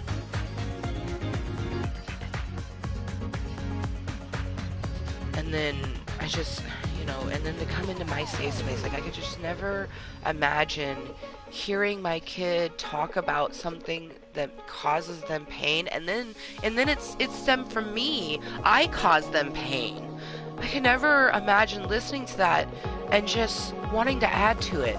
And my mom always said the same. She says it all the time. Oh, I couldn't either. And I'm sitting here in my brain, but you have. You know what I mean? Like, she says she couldn't imagine doing that stuff, but she has. And it's like, it's so frustrating.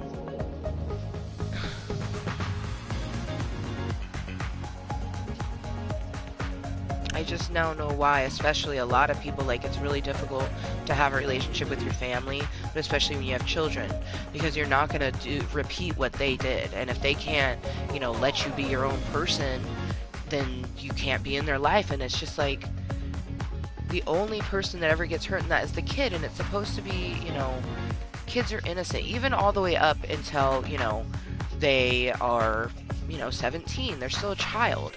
Do kids do fucked up things? Yes. And especially as they go into their adulthood, you can tell who learned from those things and who didn't. I don't do anything like I used to do, but yet I still get blamed for it as if it happened yesterday.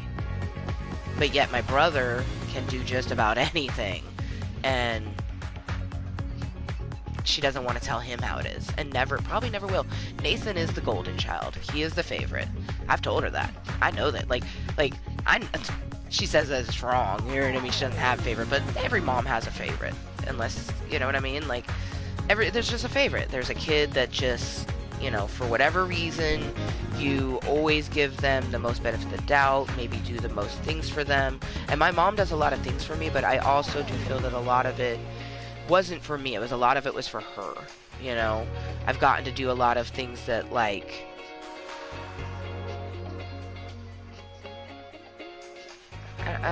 don't know,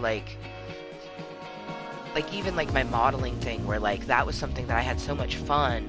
I had a memory that I tried to talk to her about it, and yet again she told me that what I was feeling was not real. I just don't know what kind of parent does that. Why don't you just listen to your kid? Why do you have to tell them that every single thing that they're thinking and feeling is a lie? You're being a liar. I haven't lied since my early 20s. It just, lying gets you nowhere. I'm honest. I'm bluntly honest to a fault, to where that I honestly think that being bluntly honest gets you more hate and distaste than just lying. I feel like people react better when they catch you in a lie than when you tell them the literal truth.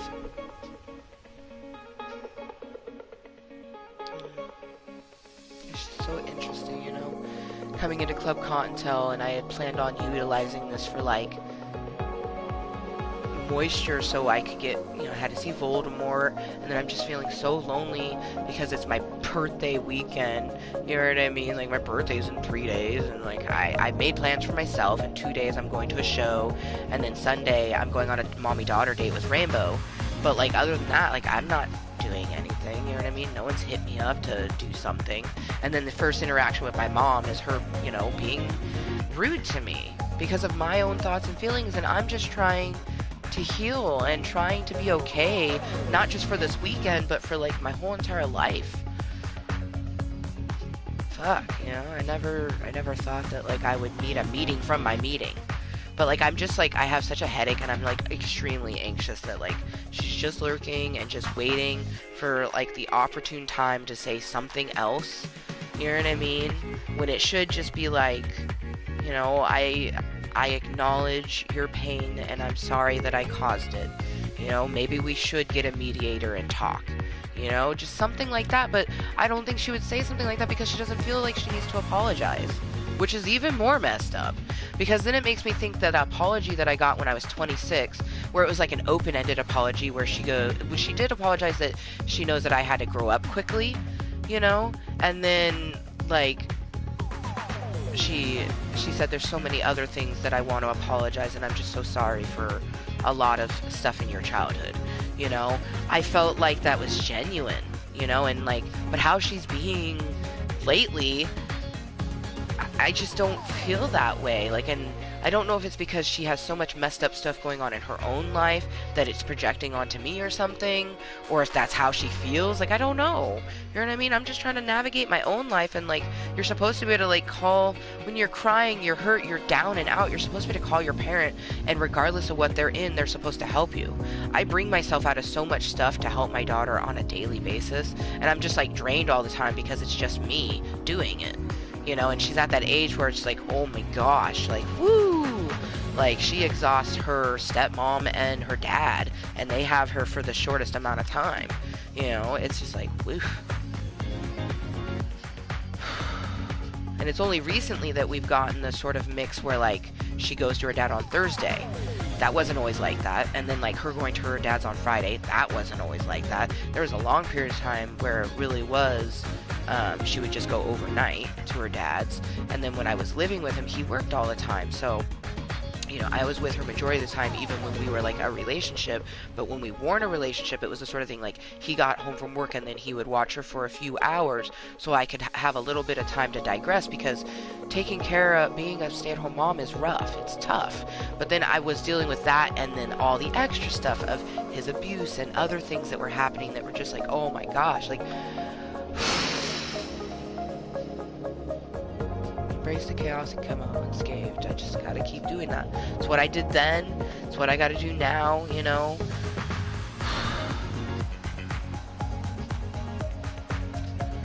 I, you know, wanted to do, you know, some content for the feet finder, but like,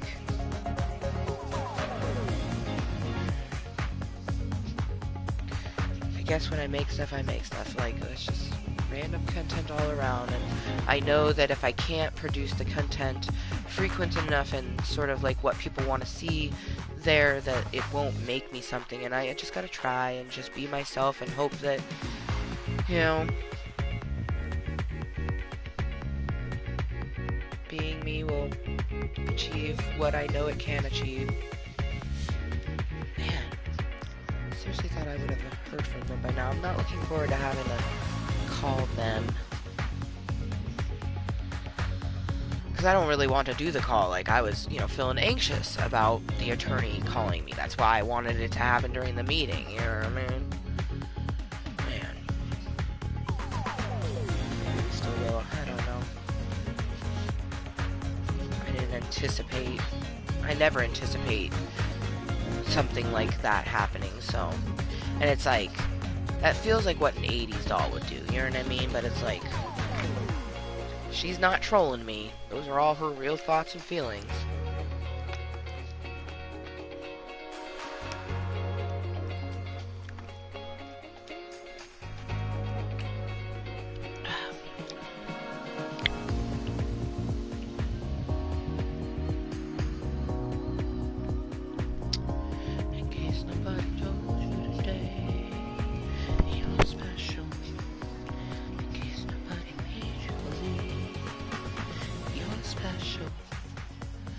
I will always love you the same.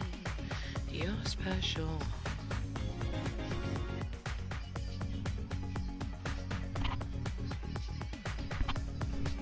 Special. You are so special.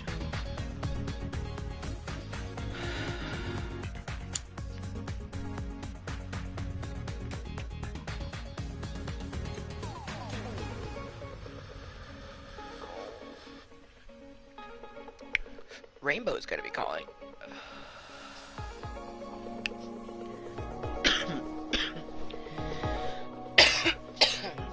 Watch, I'm gonna be on the phone with Rainbow, and the attorney's probably gonna call. That's just Murphy's Law, man. Well, it's 2:15, so if I don't want to be in Clip Kottontale for all of that, I guess I would need to end the meeting now, because Rainbow will probably call me about, like, I don't know, 2:45-ish, when she gets home from school type of thing.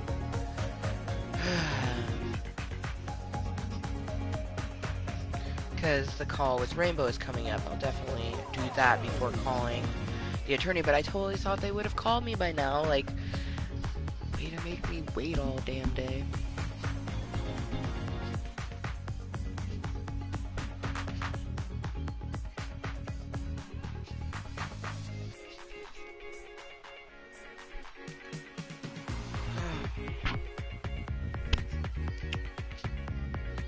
It's just like, it's so rough.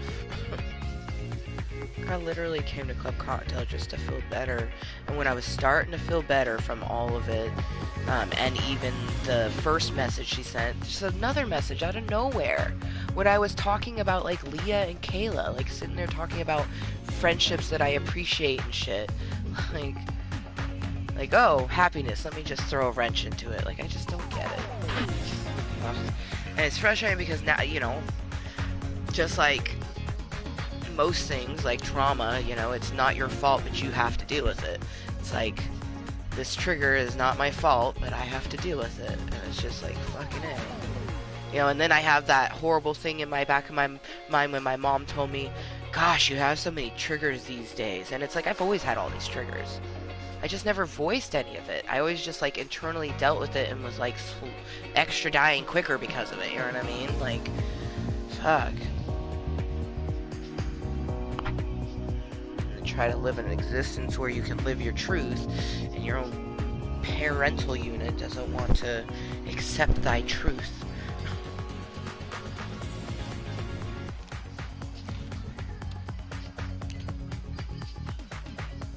And I've never told her that what she says is wrong. I just say that we have remembering it differently.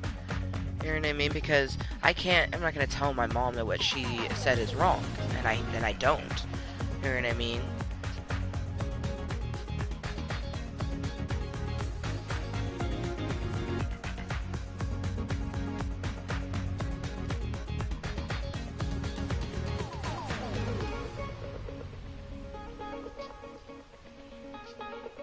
But it's like, especially when it, like, we haven't discussed anything in adulthood because, you know, things that happen in my adulthood, like, I'm an adult, you know? I've been dealing with it with therapy and stuff like that, but, like, stuff as a child, that's the stuff that, like, I don't understand why she gets so frustrated or angry with it.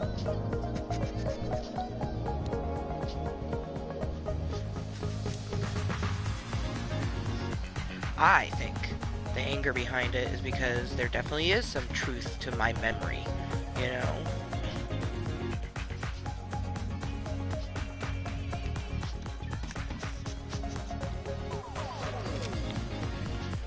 But who knows, because I already tried that once, and it was really hard to try, like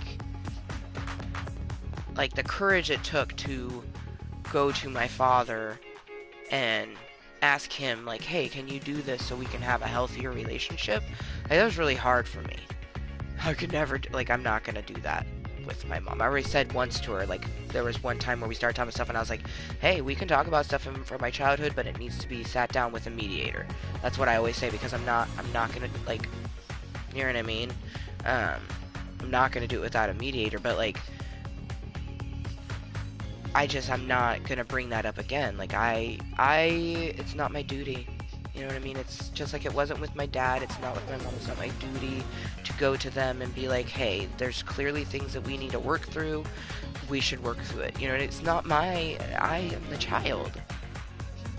It is not my job to do that. My job is to navigate my life now and raise my child and do what I feel is right, just like you did what you felt was right.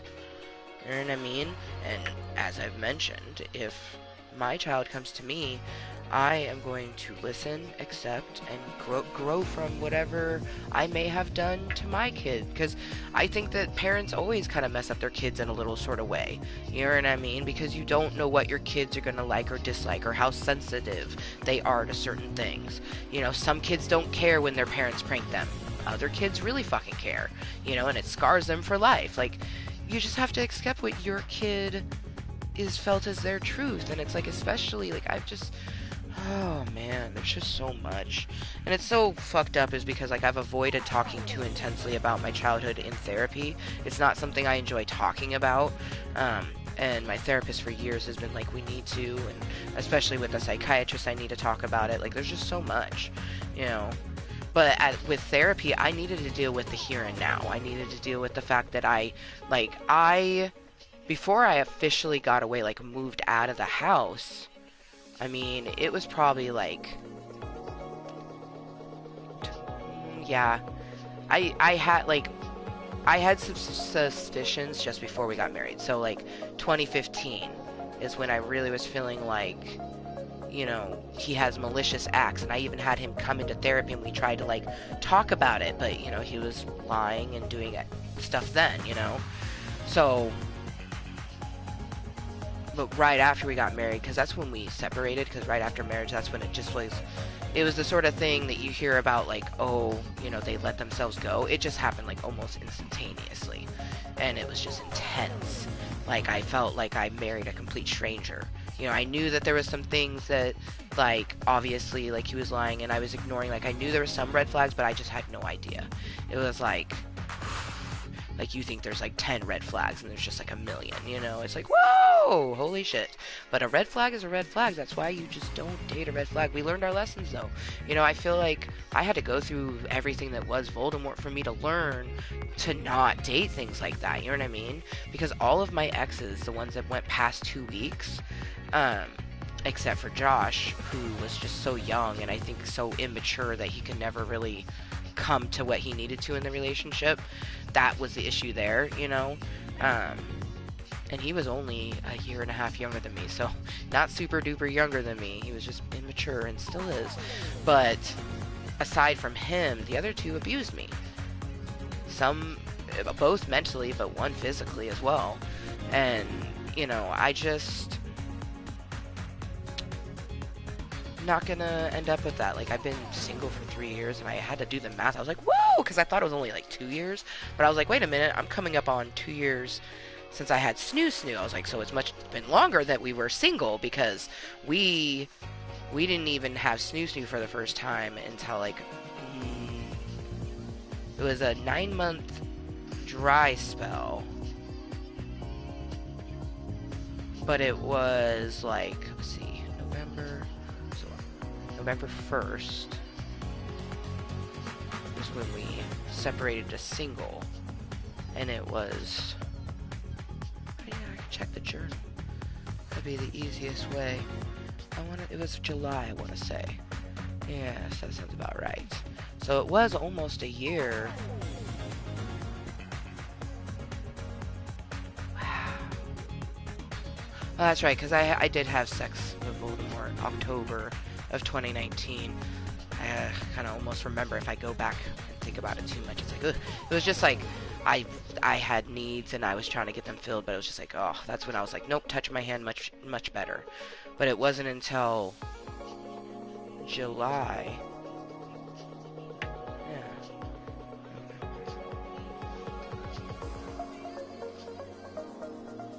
Yeah, 9 months. Okay, wow, yeah. Hey. Memory and math is pretty good still. That's crazy. Most people get like back on the fucking horse like immediately, even with that sort of thing, because, you know, I was doing just the casual thing at first, but for me, I didn't want to give anybody a piece of me of anything. Like, I didn't even put myself back in that realm of trying to look until spring of the following year. And I almost feel like I should have waited the full year, you know, because that would have been beneficial, or even just fully waited until I got out of the house. Like, but everything happens for a reason, you know what I mean? And I am glad that we had the 3 little encounters, because it just really taught us that we don't want casual, you know? We don't want any of that, so we had to go through that to be able to learn, you know? So now we just sit and wait for our prince, which I still feel like the prince is looking in castles and towers, and I'm in the cave, so once they change their search, we'll be good to go. So Rainbow gets out of school in 5 minutes. I'm still surprised I haven't heard from my attorney yet. I'm just kind of like, okay, like, add extras anxiety. I have such a fucking headache right now. Oh, it makes me wish that I could just, like, take my glasses off, but I'm not wearing my glasses. I'm wearing my contacts. And I can't just, like, but that's what, like, that's the one thing that I like, is I almost feel like there's an advantage sometimes with glasses. Like, sometimes you just don't want to, I don't want to look at the world. And when I can take my glasses off, everything just becomes blurry. So it's kind of nice sometimes. But I prefer myself with glasses. The reason I wear contacts is because when I sweat, they don't hurt as much for whatever reason. Maybe it's because of the barrier on my eye. But when the sweat gets in my eye with contacts, it doesn't hurt. When I'm wearing my glasses, it's like, like... So we put our contacts on. Plus I can, like, stretch and everything without worry of, like, my glasses getting in the way. They don't get fogged when I start sweating, you know. That's why we got our contacts, is for those beneficial things. And also, Rainbow likes to touch my face a lot, so wearing contacts is easier for when she bumps into my face. I don't have to worry about my glasses breaking as often. Goodness. Excuse me.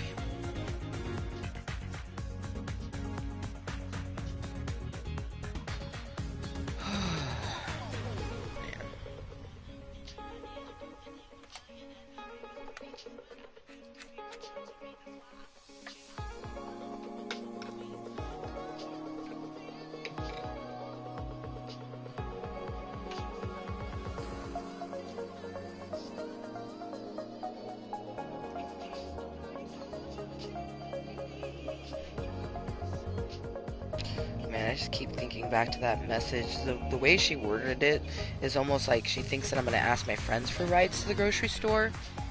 I haven't asked a friend for a ride to the grocery store since Michelle was my roommate. Or not my roommate, my neighbor.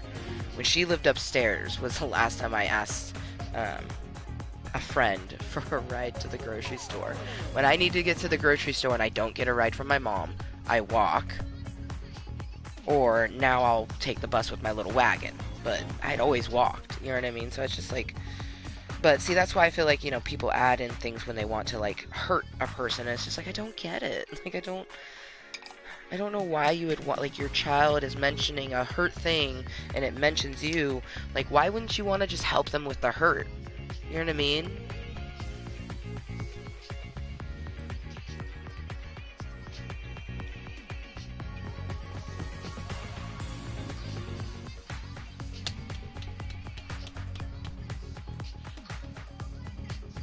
And if you don't want to acknowledge it, just like, or you don't understand it, just like, let them feel their feelings.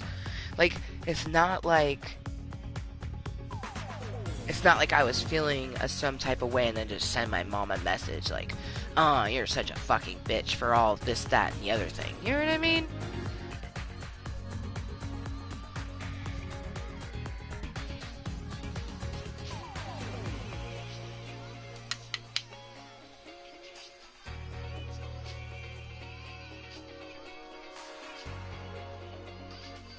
Like, I'm not like I'm texting her like, hey, you know when I was fucking 16 years old and you did this thing? You know? Just trying to navigate. Like, my club of Kottontales is like therapy for me. Like, that's what it is. Oh well. I hate that, like, you know, my brains can't stop thinking about that now. You know what I mean? And then the extra can't stop thinking about, like, what the heck? Like,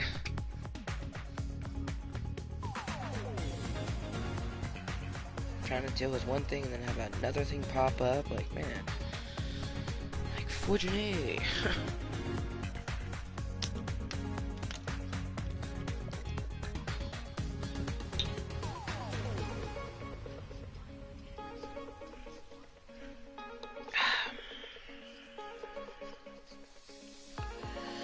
I gotta vacuum. Shit. That's something I should do today. Is I got to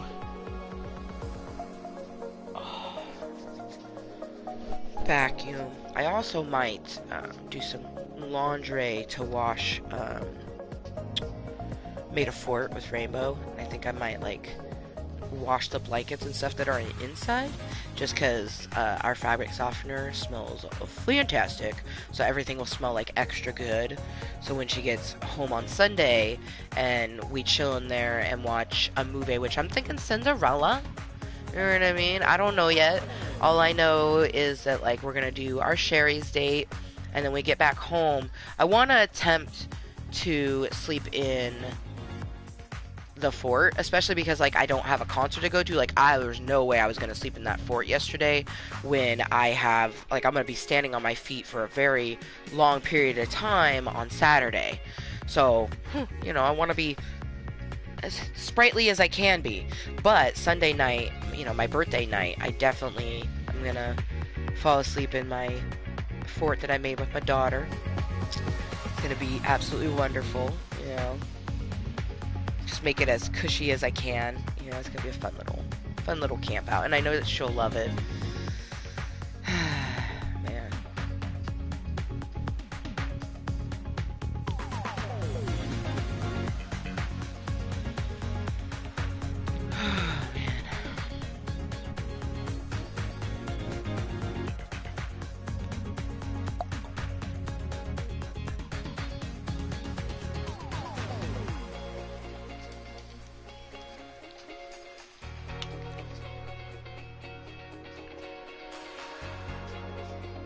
ears have been ringing for a long time, so I already know someone's talking about me.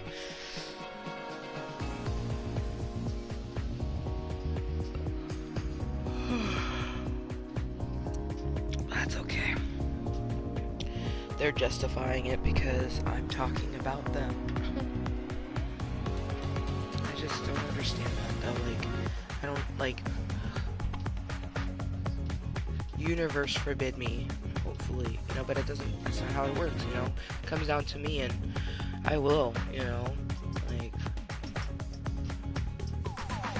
I do that all the time. Like, whenever I'm doing certain things, I think back to my own childhood, and I think, like, how I would want it to be interacted, you know? But, like, navigating with Rainbow at the age she is, it's just, like, it's bringing up so many triggers for me, and it's so difficult, because I can't even, you know, I don't have any support for that, and then try to come to a place where I support myself, and then, you know, get more triggers, just, like, fidgeting.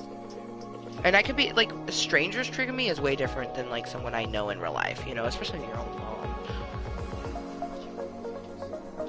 And when it's added onto the thing that was already previously triggering you, it's like, you're already being triggered by something, and then the thing that, like, aided in that triggering now comes about, you know? It's like, ah! Save me, please.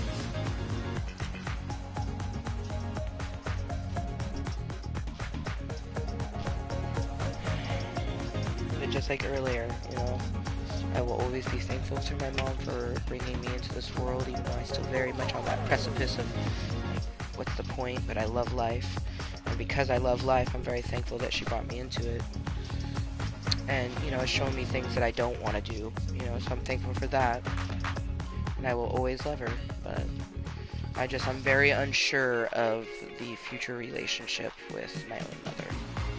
I have a feeling that it will be, you know, basically just, are you respecting me enough in order to have a relationship with your grandchild? I would never, like, say that she couldn't see my grandchild, because my daughter, is, you know, couldn't see her grandchild, because, like, my daughter is going to ask for her grandma. She loves her grandma. She loves her grandma a lot. You know what I mean? Like, I'm always going to allow her to call her grandma or something like that, so I just hope that, you know, her grandma can accept it to be that way, because if I can't evolve and grow and do what I need to be healthy and safe in my own skin, I'm not gonna have a relationship that's going to affect that. Like, it's not worth it to my own health. Like, life is so fucking difficult. You know, that's why I've been just doing the mantra, my life is easy, great things come to me, the universe is magnificent. Because even though I feel the opposite and think the opposite and just, like, have been getting the opposite, you know, I'm gonna say it. My life is easy, great things come to me, the universe is magnificent. You know, so when my life is feeling the hardest, that's when I say it's the easiest. And when it actually is easy, I'm just gonna enjoy it and still say my life is easy, great things come to me, the universe is magnificent.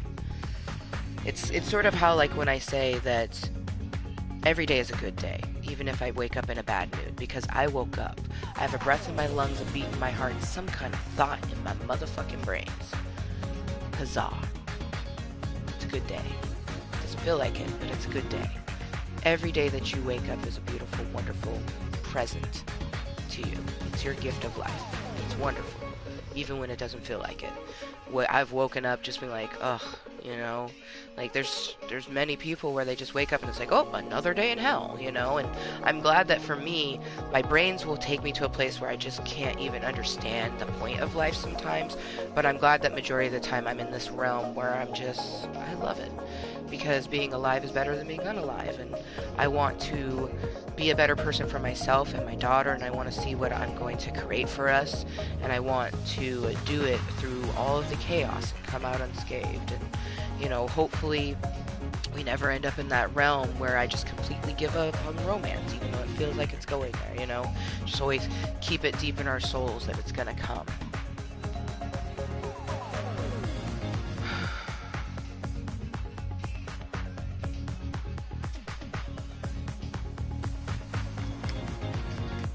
It really is just weird trying to navigate .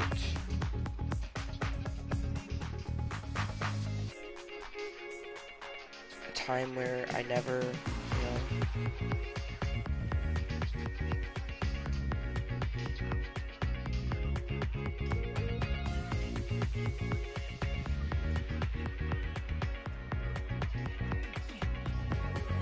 like brief hopes, because I've always been very optimistic, you know what I mean? So it's like, whereas I never saw myself getting to 35, I definitely remember being 15 and being like, in 20 years, it's gonna be, better, like, this is what she could achieve, you know what I mean? And it's like, I just feel like I'm consistently doing that, like, okay, look into future Amber and what she can achieve, and that's why, like, now I'm just trying to really accept present Amber for what she's done, and, where we haven't gone back to and what we consistently do to get to the future portions,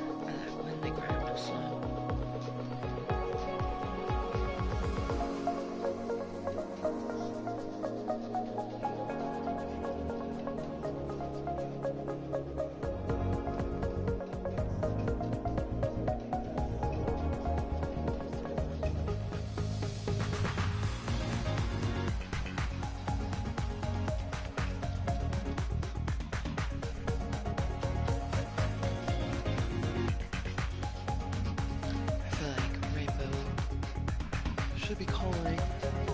She got out of school about 9-ish minutes ago.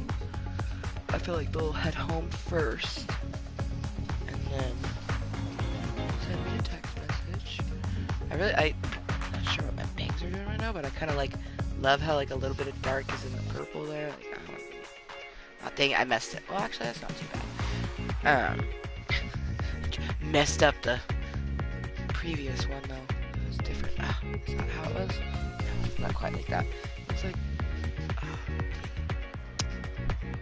that's too pretty. That's not how it was. Dang it. It was like messy. I'm not mad at that. Like, you can see like, just like this itch. Nah, let's do this. Do it straight across because I can't remember. Oh yeah, that's good. Yes.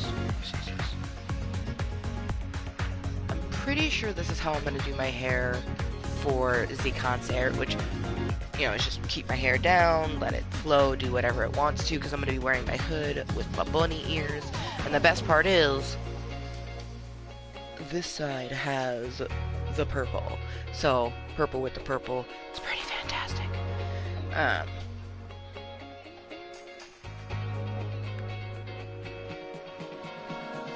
pretty sure.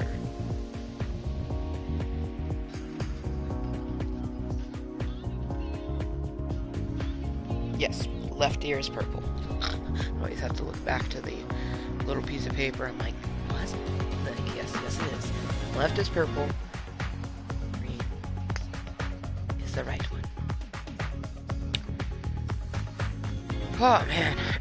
What a freaking day. Thankful Thursday, as it used to be when I was kind of doing, like, the Twitter toast thing. And, I just, like, even if I didn't have the feet finder, I wouldn't be able to keep up with the Twitter as I had wanted to either, So it is just a link for it to get to my feet finder that I randomly post on, but I'm thankful every day, but especially, you know, I'm thankful for my daughter. She went to school. When she gets home, she wanted to call me, you know. She wanted me to go with her. Like, I was like, no, baby, you're gonna go to your dad's, and then he's gonna be taking you. And she was like, but I want you. And it's just like, man. I think my kid can sense that I'm just, like, feeling extra sad lately, and, like, with my birthday coming up, you know, no one should feel sad around their birthday.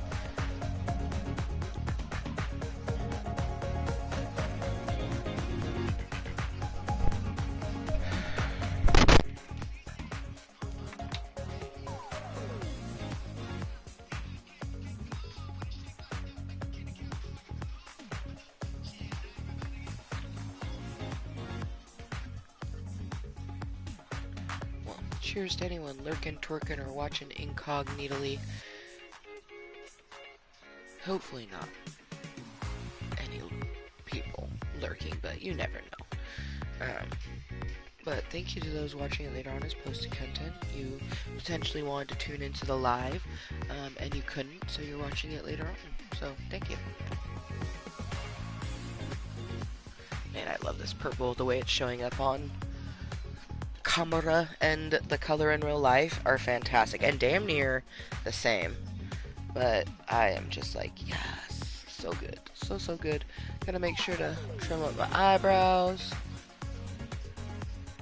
shave this if I need to. I'd lick it. That's usually how I can tell if there's any hairs there, because I can't really see them. Oh wait, I think I can see some, but I mainly like when I lick it, I can feel them. And then I don't know if I'm gonna wear makeup or not. I might do no makeup just because, like, I feel like I'm gonna cry. Like when I meet Alaska Thunderfuck. Alaska 5000. So, meeting the most amazing alien ever, I probably am gonna cry, so, you know, if I do makeup, keep it simple to where I can, like, wipe the under portion of my eye.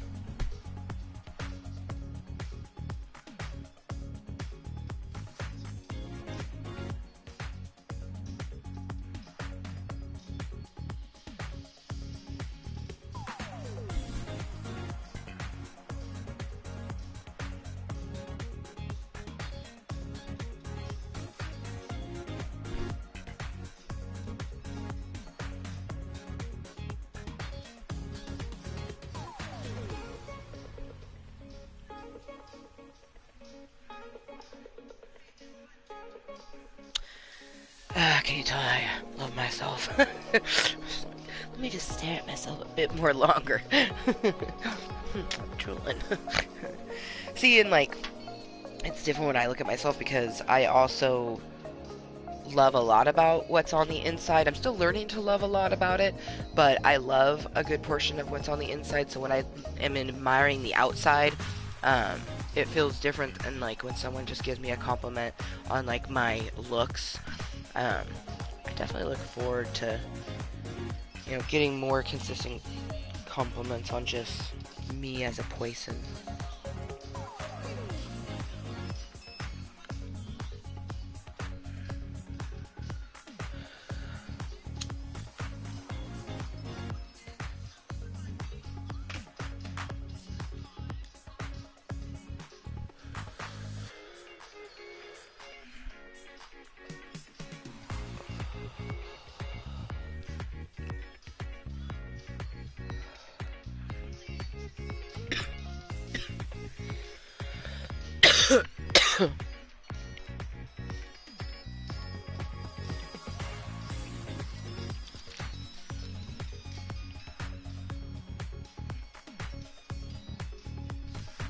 Oh, I finished my water. Damn.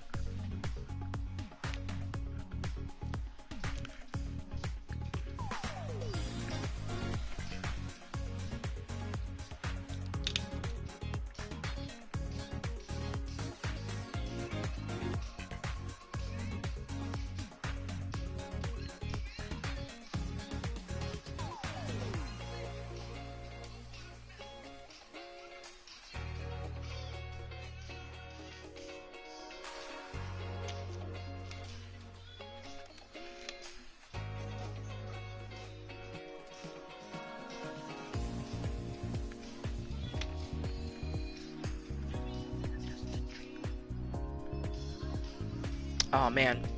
So I've had this movie on VHS for like a long time. Um, gosh, probably. I can't remember if like when exactly I got it. Anyways, I have A Knight's Tale on VHS, which is fantastic, and I watch it on my little TV every so often. It's actually currently in the little TV, and I might just finish watching it via the comforts of the fort, because the fort is pretty fantastic.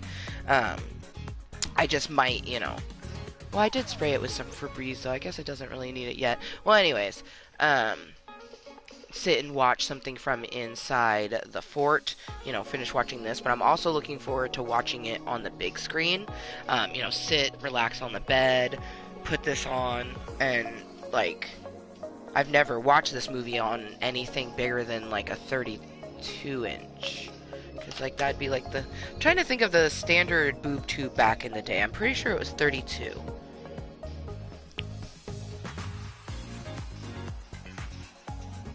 I feel like that's wrong. All I know is I didn't get a flat screen until I moved in with Voldemort, and it was really small. It was much small. It was like around the same size. Oh, okay. So Junior's gonna call me, so I'm gonna put you on mute, and I'll become mime.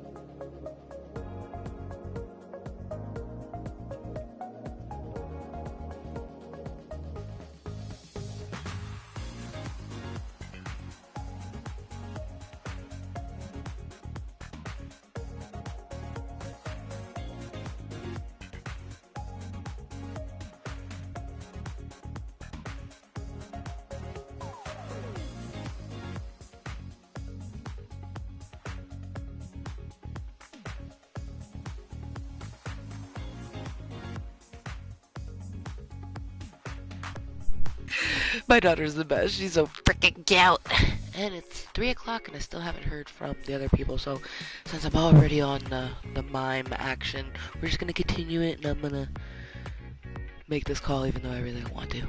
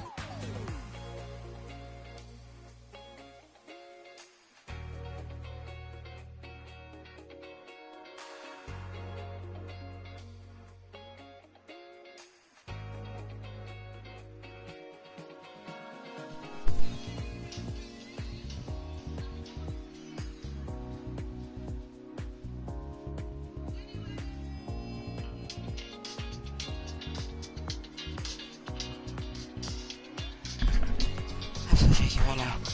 I'm about to move you, so I apologize for anyone who gets very good, but I want to show you my Christmas tree because I've had it lit and it's so beautiful.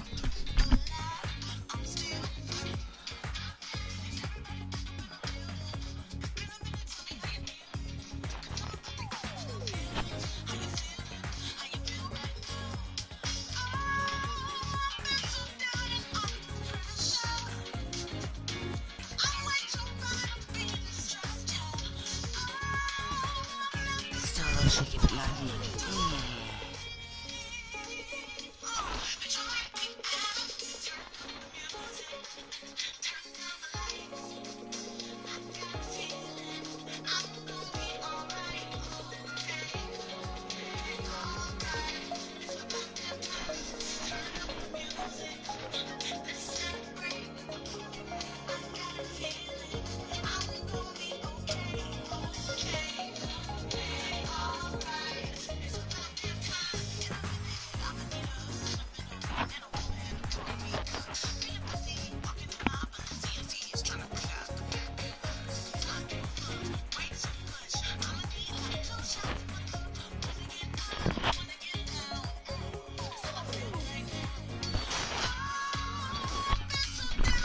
honestly, I've never felt so accurate to when she just said that just now. She's like, one to get up and one to get down. Like, I could use a motherfucking shot right now. I'm so fucking picky. This has been one hell of a motherfucking day.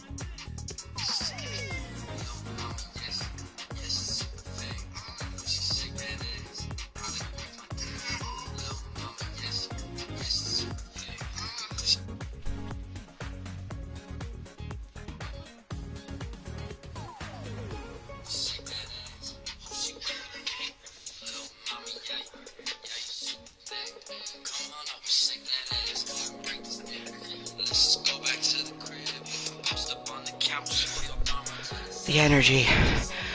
We were the lead up. The lead up was for that Social Security call. We done with that now. Now, it's time to get birthday lit.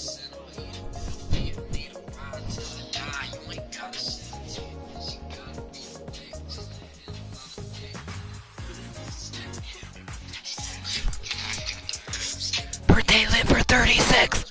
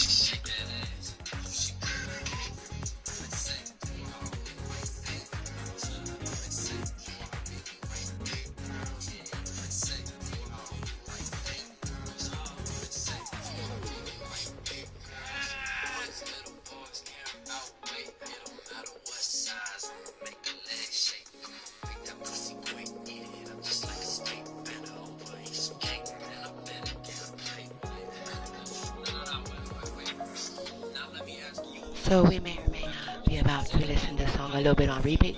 Yep. You better come break this dick.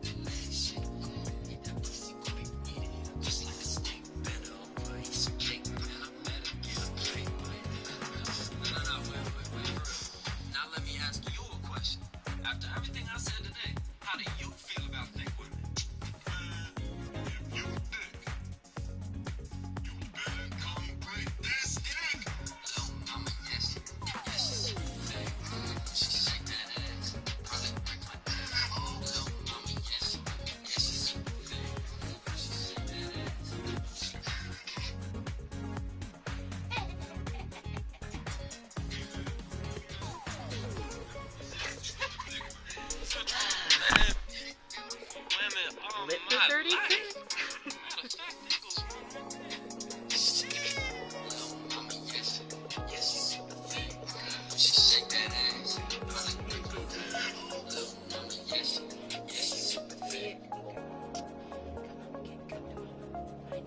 I know, I'm erratic right now. There's so much going through me. There's too much going through me. I'm like so shaky.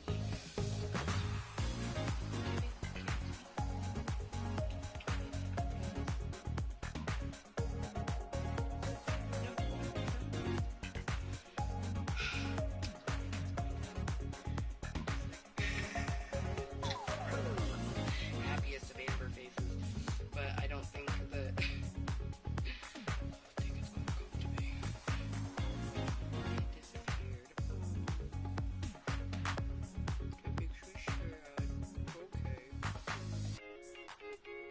The face when you do a suction snap and it disappears. Okay, you're just gonna like, can't even take a picture, okay? Snapchat is like, no, you're done. More for you.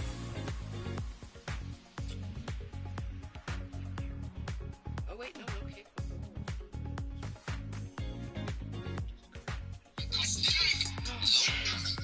It's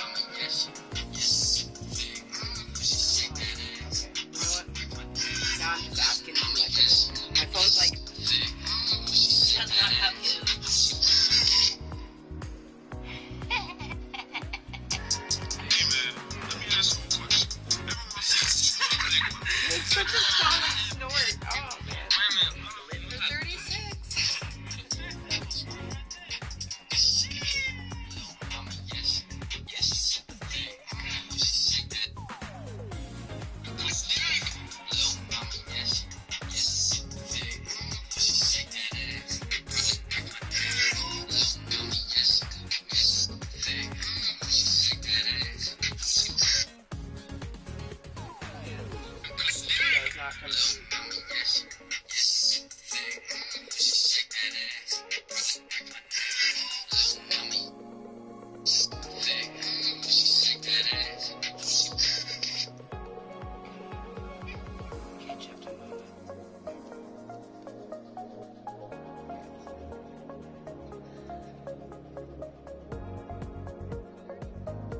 wanted to save so bad, but it's like, it's like my phone's like, that's not happy. Poor thing. Ooh, new episode of Doom Patrol.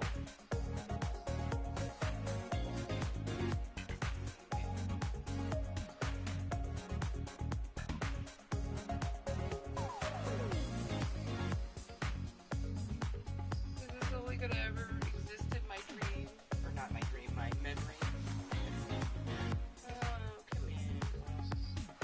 Yeah, it's all boggity bogged. So, I don't know if it's saved. It probably is.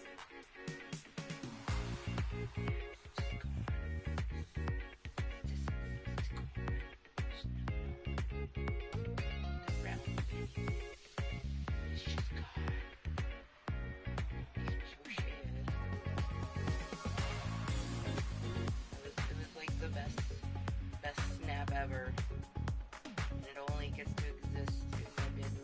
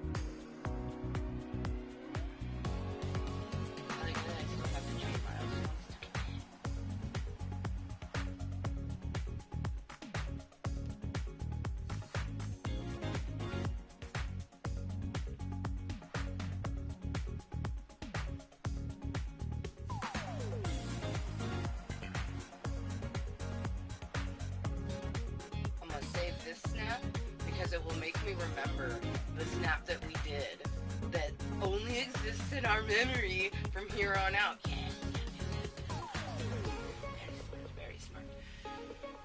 Whew, tell you what though, I'm just like, after like I had to do the call, like we had a call, well not I had to call, Rainbow called me after schools, and then I hadn't heard from the attorneys yet, like they missed our meeting at 1, it was at 1,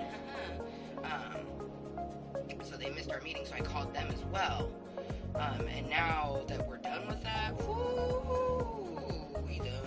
Woo.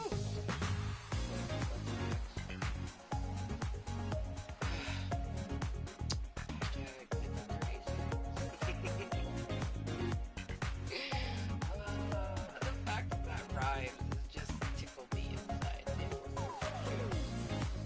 I hope this energy kind of like sticks in to, you know, the future of.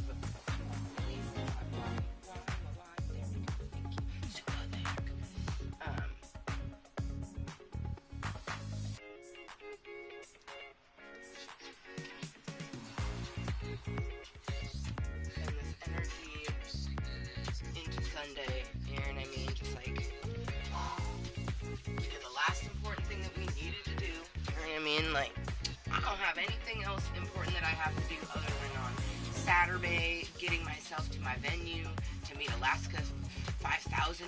Oh, Miss Thunderfucker herself. I'm so excited. So excited to meet a 7-foot tall alien. Oh, very excited. That's gonna be phenomenal. I don't know, I feel like, because like the whole lead up, oh man, that moment when like I'm just like talking as if you guys can hear me normally. I mean, I know this microphone's really good though, so I know you can hear me. But let's put these back on. Live at 36. Anyways, so I'm just like, gonna keep this energy like something after, doing with the lead up. The original reason we were doing this meeting was because we had the Social Security meeting. We got that done. Now I wait a few weeks, like, whew, I don't have to worry about that until next year. And the only time I have to contact them is when I have any new doctor's appointments. But yeah, I plan on, just keeping that focus of health, home, future. So now that we've done that, let's finish having ourselves some medicine. My tum-tum is a bit achy because we're hungry, so I might eat some of these goldfishers right here. And then we gon' get into some calisthenics, you know what I mean? Get a good little sweat on.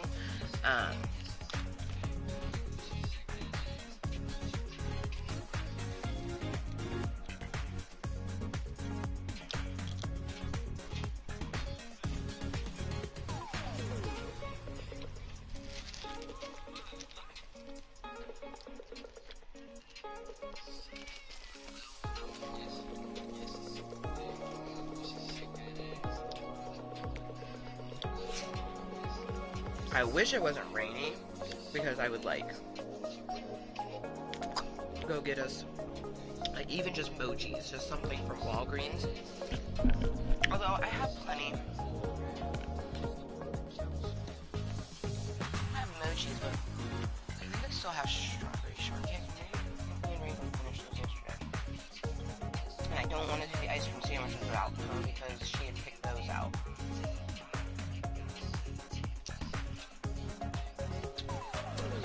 Earlier. So I'm going to stop raining because it's not raining right now. I'll go figure. It's not raining right now, but it's going to start raining in like an hour.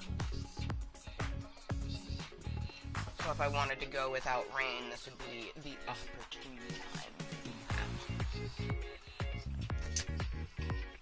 But ooh, my goodness. I may just very much stay in the cave the rest of today, because we do have all day tomorrow, so we could wait to go out on a venture for tomorrow and get ourselves those things.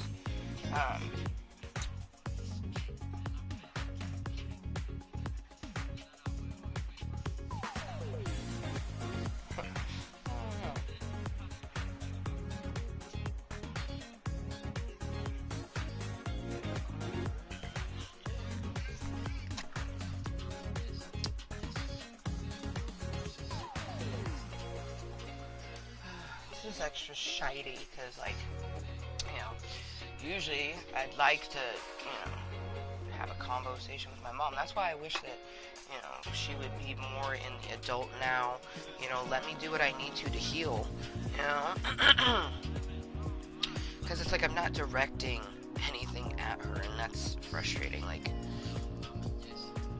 and I don't, I come to my safe place, But I do wish that, I could just have a conversation, because, I don't really have anyone else to talk to. I'm chatting with my friend Kayla, but, Kayla is an hour ahead of me, and in a whole other country. She lives in Canada, you know what I mean? So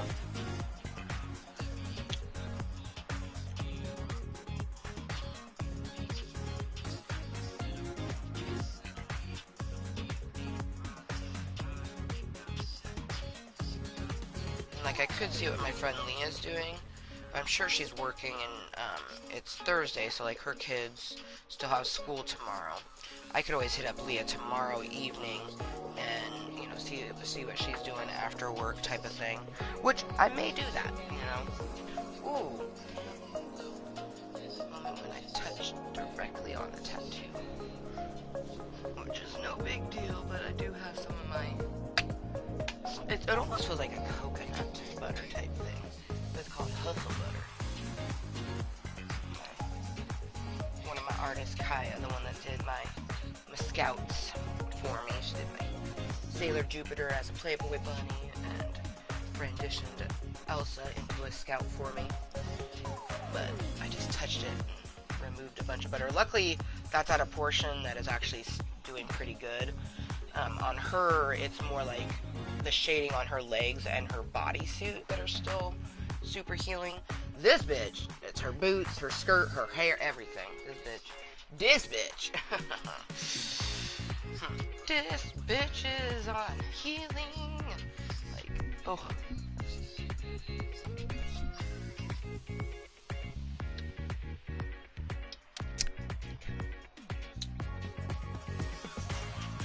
Oh, motherfucking flea. Get you, you little bastard, and we're gonna kill you. And that's not a grass flea. This motherfucker was bigger. Grass fleas tend to be like pepper. This is an actual flea, and it's like you don't even know where they come from. Where did you come from, you little bastard?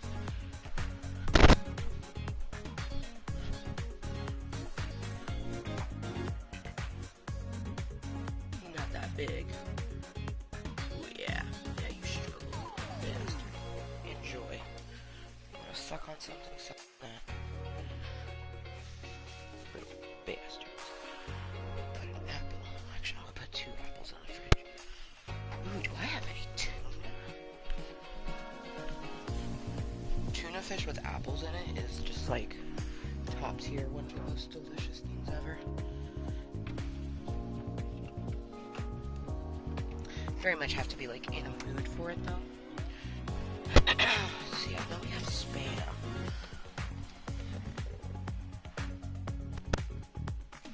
Spam, noodles, soup, corned beef hash. Which corned beef hash is gonna be, that's my birthday dinner. I'm gonna do a Sherry's Day with Rainbow, but I already know that we'll eat something later in the evening. And that's gonna be some eggs with corned beef hash.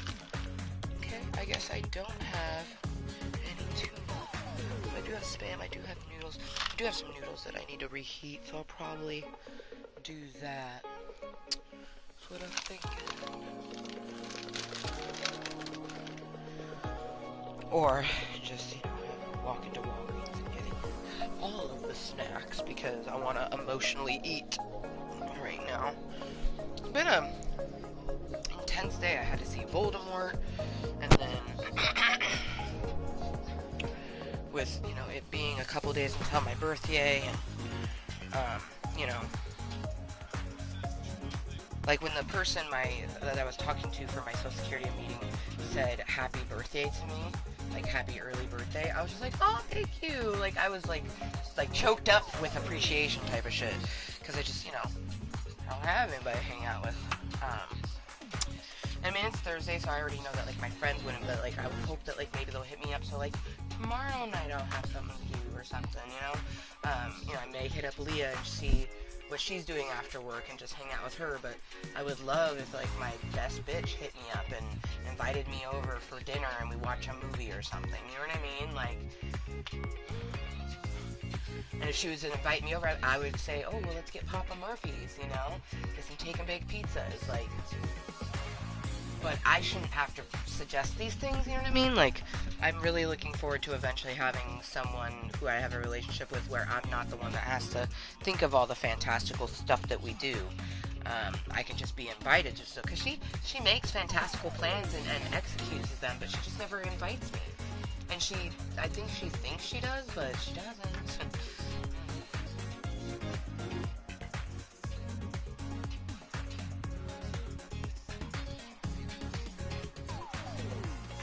Yeah, get myself some, just some junk food, you know, like some chips and dip and things like that.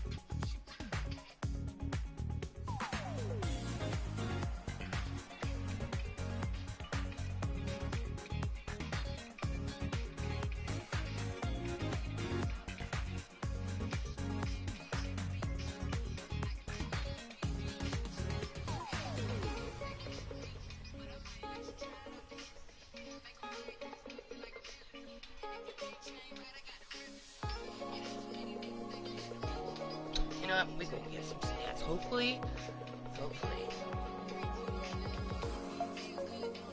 they've updated it.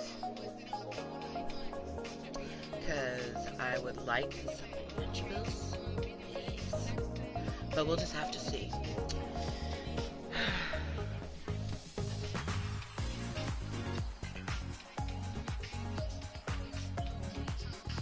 Also, I'm trying to like convince myself that you gotta do the fitness. Like, for one, you know, you always feel good afterwards. And I'm like, you know, yeah, it hurts your hip, but it's good to do the fitness.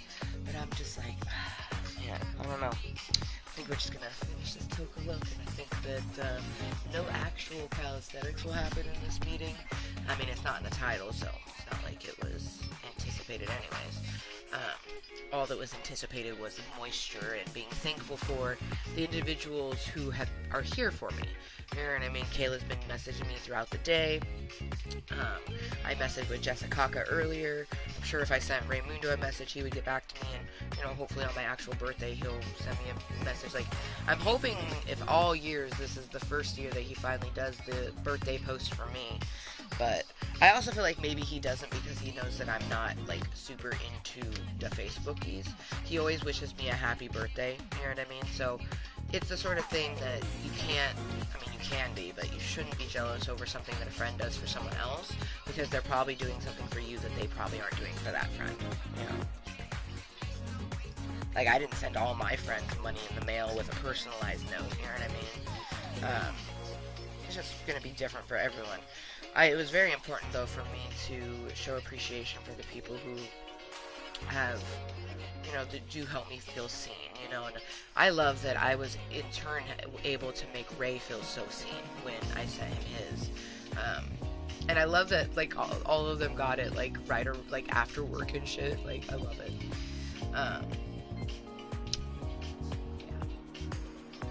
May not really have support locally as much as I need. You know, I have Leah, and, like, I love her family. She's actually another one that I am giving some dinero, because I just, for one, I know her family could use it, but I also know she'll really appreciate it, you know. She's definitely an all-over-the-place person, but she has 4 kids, and 3 of them are under the age of 12, so, like, she's gonna have 3 teenagers at one point, like, all 3 13-year-olds, like, I can't imagine. I won't imagine, because I don't see myself ever, like, if I would end up having 3 teenagers because I date someone who has teenagers, that would be why I have teenage children, because I would never have multiple teenage children if it wasn't for that. Like, I really truly feel like Rainbow is my one and only, and it's meant to be that way. Like, her and I's relationship is going to be just such a stupendous, wondrous mother-daughter bond, you know. There's not many, like, mother-daughters where the daughter is the only child, where it's not just like this crazy, stupendous, you know, intense bond, even more intense than just a mom who has a daughter but also has some other children, you know, has multiple daughters, or has a sons, you know, like, that mom-daughter relationship when the daughter is an only child is just very different, and especially when the mom is a single mom like me. Like, Rainbow goes to her dad's house where she knows that, like, Lady Voldemort is her alley mom. I know that. I'm okay with this, you know what I mean? I love that someone loves her, you know what I mean? And things that I struggle with, I deal with on my own time, and I do go to therapy for, you know what I mean? I just love that she has multiple people who love her, you know what I mean? So she has, at her dad's house, she has a dad and a mom. Here at mom's house, she just has her mom, and I'm her ultimate mom. She knows that I grew in her belly, and she came out my vagina. Like, she knows these things, you know?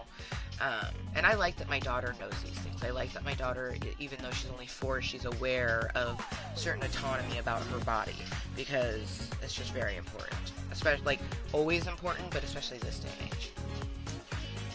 And then it just makes me think about, you know, the messed up things with my childhood, and, you know, and then I think about, like, my lack of romance, and I don't worry about no romance, because if I have romance, that means I eventually have to introduce that person to my child, because if I don't, then I'm not letting them in. Like, that could come off as you know, just like, okay, well, why am I not important enough to meet your child, you know, like, but maybe not, you know, maybe I meet a person who understands everything that I've gone through, and that's probably why I'm hella reserved with it, you know, it's just, it's a sort of a realm that I'm not 100% sure I'm ready to navigate. It's like, I'm ready for romance and love, but I don't know if I'm ready for all of it, you know, and I think that you're not fully ready for all of that, because there's so much to it, but I will gladly be single until, like, Rainbow is, like, what, 16, you know, just, like, much older, like, better yet, like, when she's married, I will start dating.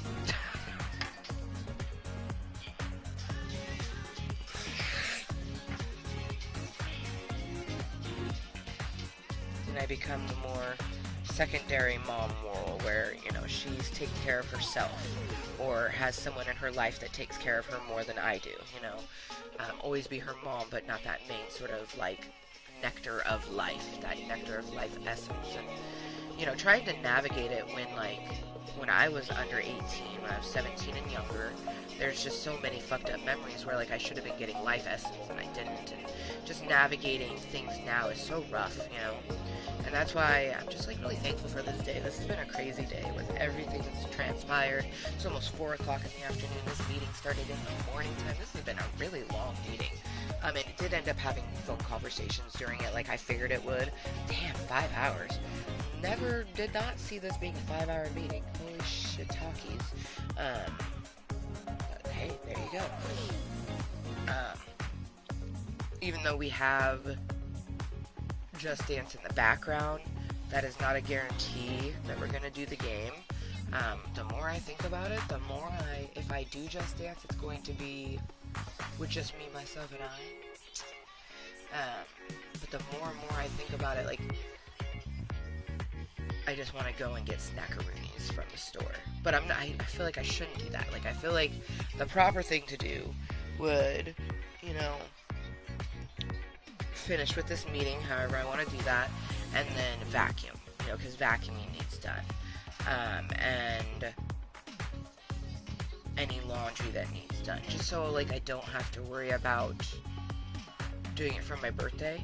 And then also I was like, oh, you know, I should wash my bedding so I have that extra nice, clean smelling feeling.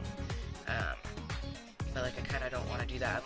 I'm so drained right now that I just kind of want to do the things that I do want to do, which is go to the store, see if they have mochis, get 2 of those, maybe even 3. Maybe some corn dogs, because they had corn dogs and that sounds delicious, and dip it in the cheese sauce. I want to get some chips to dip in the cheese sauce. Maybe get some more jerky. That's what I want to do. But I'm trying to, like, combat it and do the things that I know I should do, which is, you know, stretch, eating right, not just shoving a bunch of junk food in our body, cleaning, because we know that we don't really want, you know, we want to have a nice cleanness. But I also realize, like, I have all day tomorrow. I literally have all day tomorrow that I could do all that cleaning and stuff. So we don't need to do that. So it comes down to the junk food. And I'm an emotional eater. Food has always been a very difficult thing for me.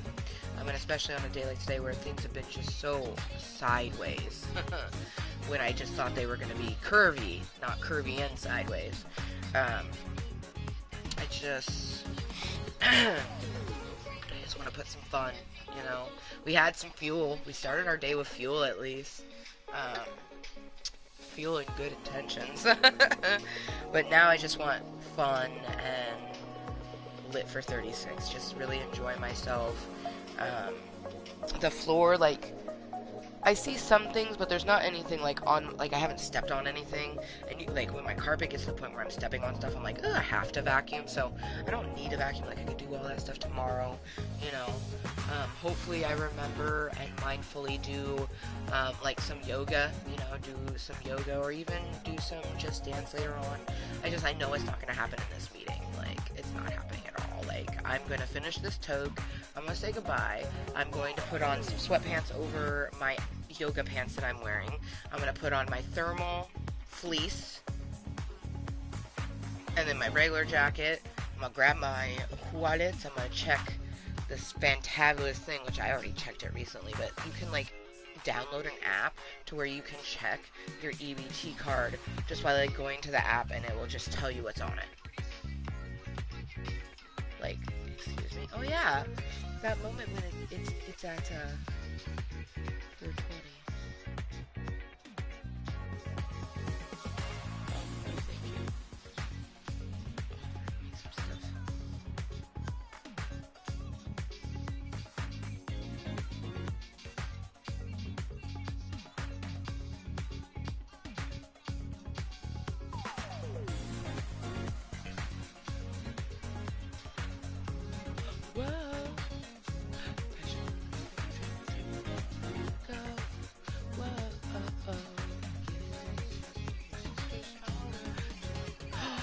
That moment when I could watch everything from the fort because I could bring in the laptop.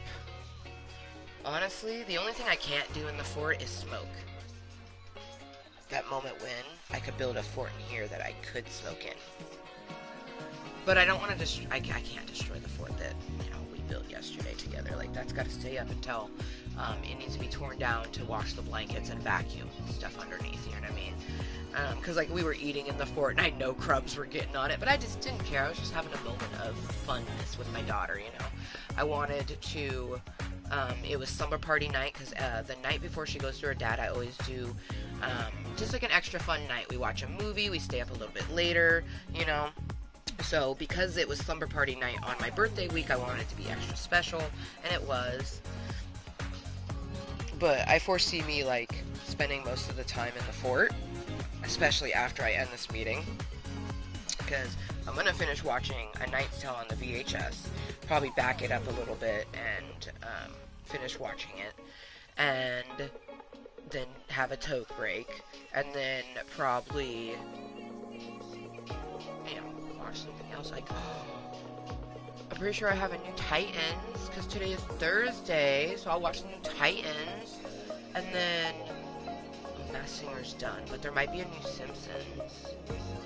Yeah, there's always some. I'll find something. Yeah, cheers.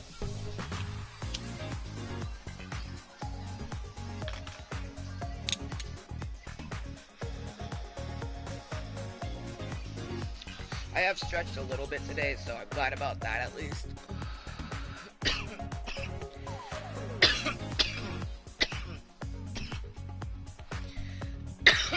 I'm always disappointed when my emotions get the best of me.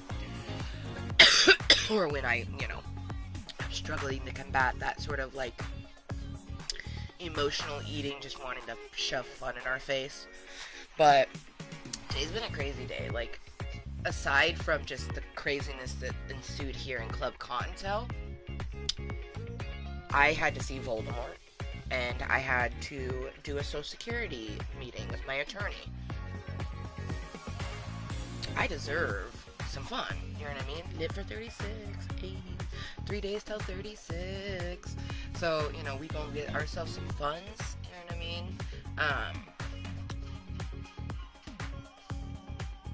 I might still vacuum tonight, but I don't think so. Like, it's already 4 o'clock, and I really could do all of that cleaning tomorrow. Like, I need to just, like, I think a part of it, though, is that cleaning does help me get into kind of, like, a calming space. So, I may end up vacuuming before I, like, have my toke and then transfer over into the fort, which is in Rainbow's room. I also may vacuum her floor before I, settle in. I don't know, though, if I save it for tomorrow, I save it for tomorrow. If I feel like cleaning because it does bring me joy, then I clean because it brings me joy.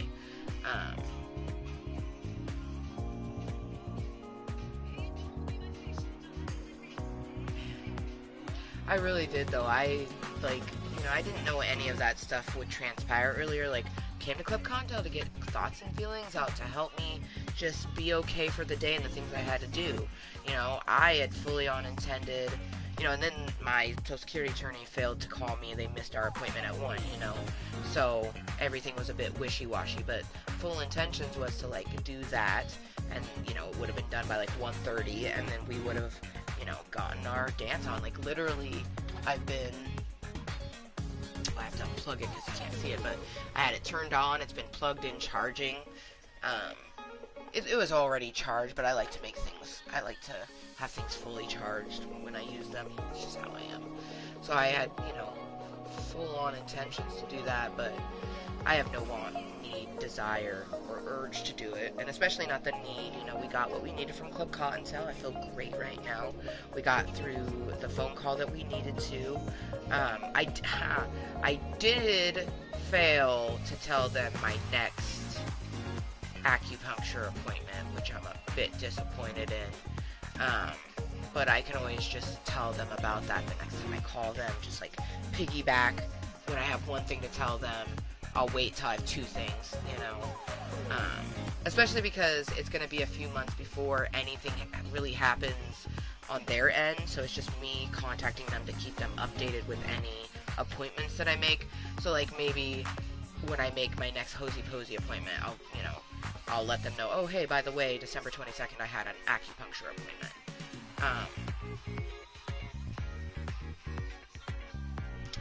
But yeah.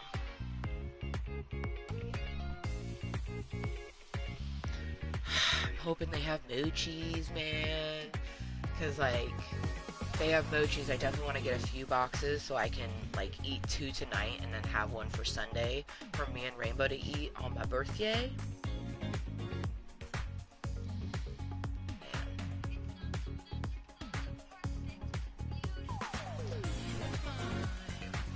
What else can I do?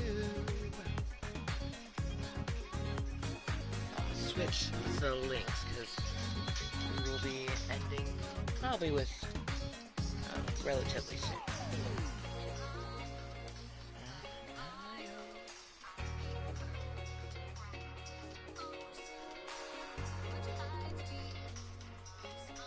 Aww.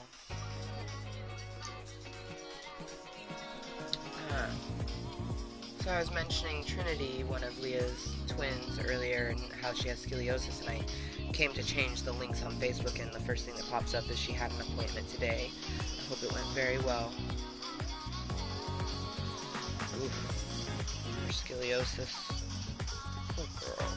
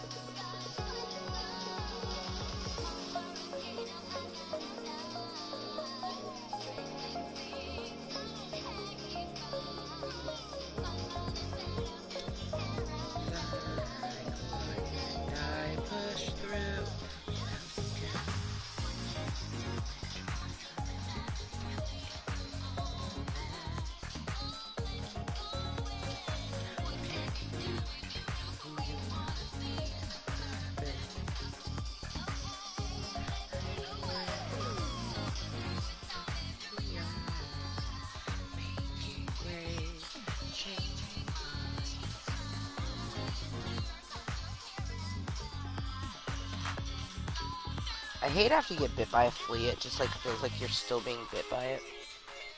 What else can I do?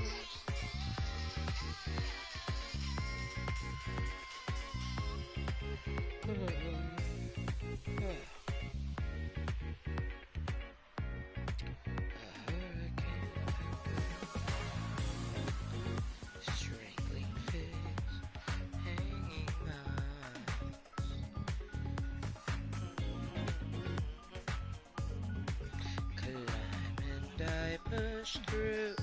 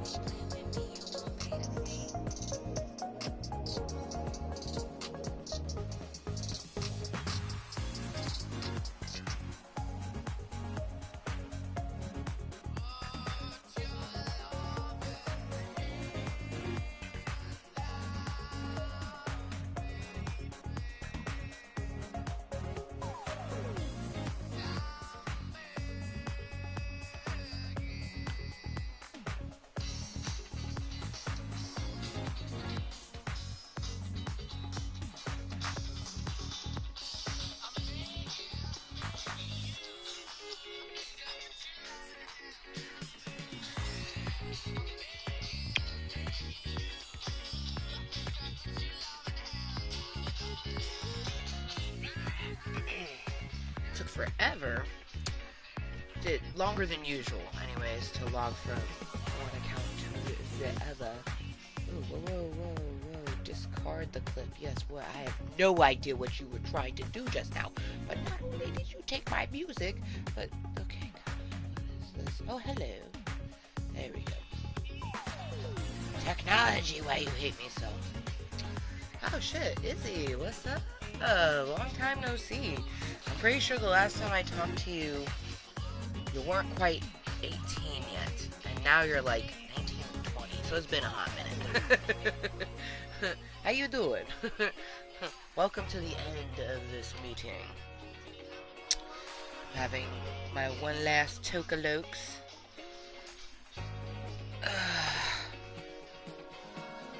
Gosh, yeah. It's even extra crazy. Yeah, 21 now. I was gonna say, I was like, doing the math in my head, I was like, wait a minute. I think she's 21, because, like, I'm gonna be 36 soon. And I started making content when I was 29. And I'm pretty sure you met me after I turned 30. Which was 6 years ago now. So crazy.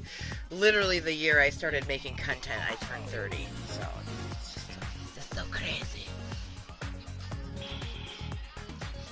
But it's nice to have someone pop in and talk with me even at the very end. That's nice. Yes, life is so very crazy. Yes, no, you didn't miss the last toke. Heck yeah.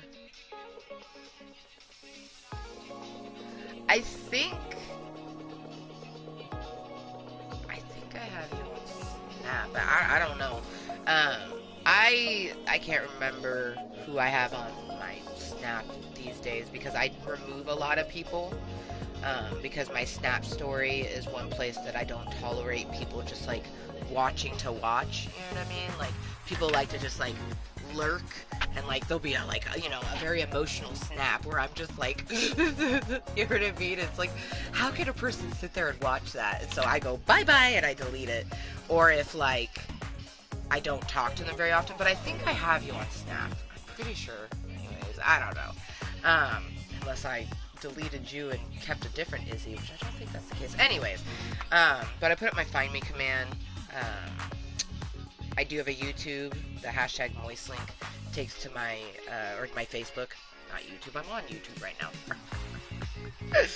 My Facebook, but like my Facebook, I don't really update like a normal person updates it. I only really share contentery. I've been sharing a bit more now, just because my birthday's in 3 days. So like. And I've been emotional, so I was like, I must share with anyone who might see this, even like no one sees it. But yeah, I don't really like, YouTube is really the only place that I post anything about my life, and I'm not on any other social medias, like Snapchat's it. And Snapchat's where I update the most, and it is like, it's just all thoughts and feelings, like whatever, like this times like 4,700 because like on YouTube, you know, especially depending on how you make the contentery, like since there is a game in the background, like I have to find even more loopholes, whereas if like I was to do a meeting directly from my phone, so like I can talk about much more, say on Snapchat versus something else. Okay, so yeah, I definitely did not have that one. As I get a fucking ad request, I definitely did not have that one. No way you have a YouTube. Thank you. Yeah. Lit for 36. I have 3 days. 3 days till I'm 36 years old. Hey. I'm going to a drag show on Saturday. Oh, I'm so fucking excited. Like, unbelievably excited, actually. I don't know if you know who Alaska Thunderfuck 5000 is, but she was on RuPaul's Drag Race. That's kind of where I first saw her, was RuPaul's Drag Race, and then I just got obsessed with Alaska. But Saturday, the day before my birthday, she's going to be coming to the Hawthorne Theater, which is a theater in Portland, which is not in my city, but close enough that I can, like, get to a bus to it. Like, hey, it's a long bus ride, but it's going to be worth it. I'm so excited. Like, I'm doing the meet and greet, so I get to actually meet her. And I've never done a meet and greet, like, ever. I've never gone to a meet and greet. The celebrities I've met is, like, I met a basketball player one time because they visited my school, you know what I mean? Like, that sort of situation, but I've never, like, gone to, like, a concert and met the people. So I'm really excited to, like, go to Alaska Thunderfuck's show, but then before the show, do her meet and greet and get to, like, meet her and, like, hopefully not just, like, lose my complete shit, you know what I mean? So excited. I also don't get out at all. I very much am, like, a super, like, immersed into the stay-at-home mom, mainly because, like, I don't have friends that I hit them up, they just don't hit me up, so I don't have people to go do stuff with, and it's really difficult for me to do stuff by myself. To the recommendation of my therapist is why I try to do things by myself, and I have been a lot more going to do things by myself. Like, I went to a medieval restaurant bar by myself. I went to another show by myself. But yeah, going to see Alaska. So excited, right? It's so dope.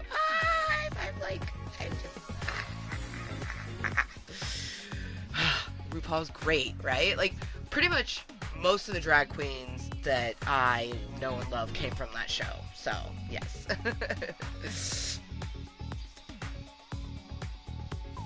Nice. See, I'm always trying to do that. I'm glad that you've been reaching out more to try to make more friends. You know what I mean? I'm sure, like, especially, you know, I think I can add it without leaving. Okay, took me to Snapchat. I didn't want that to happen. I just wanted to accept it. Thank you very much. But I'll chat with you. I am a very chatty person. And especially if you watch my stories, I require that you talk to me. Because I'm not going to...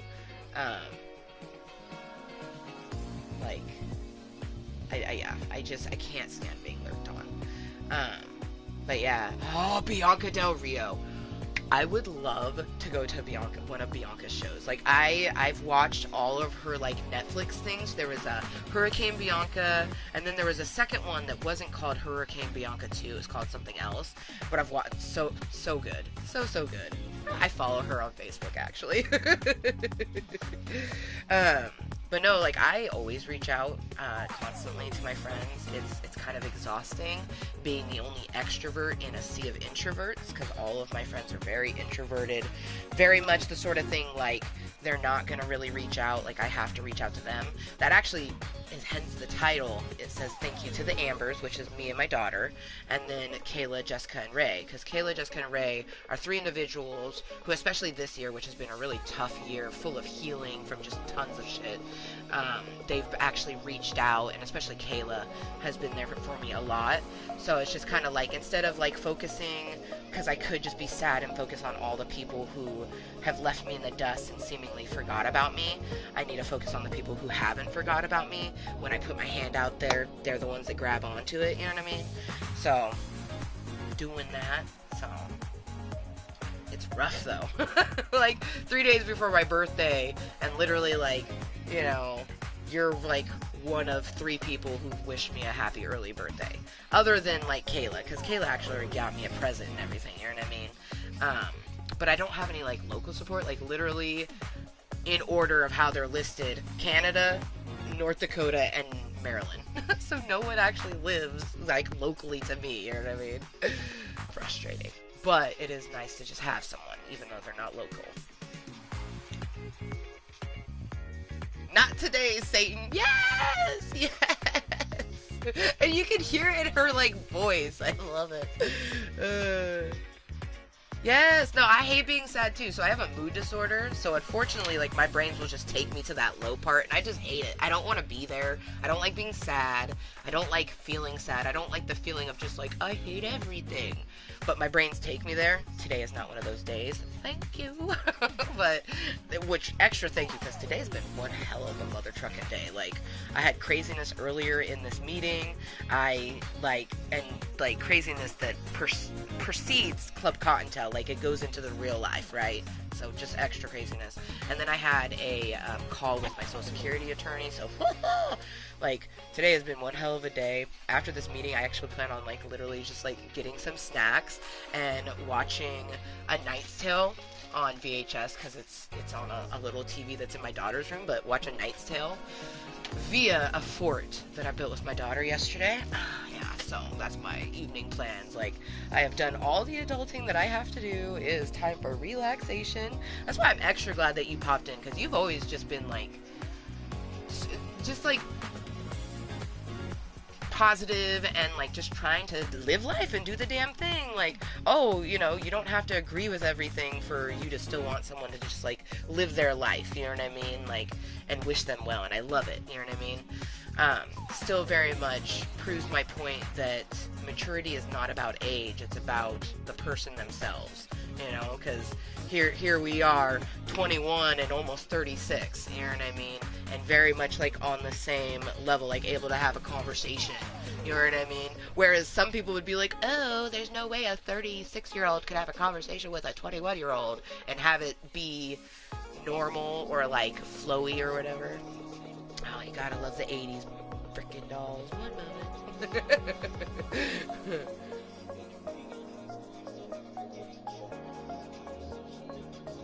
For anyone who doesn't know what an 80s doll is, that's what I call my trolls. So when someone pops in doing private dating chat girls, like, what is that? That's not even a coherent sentence.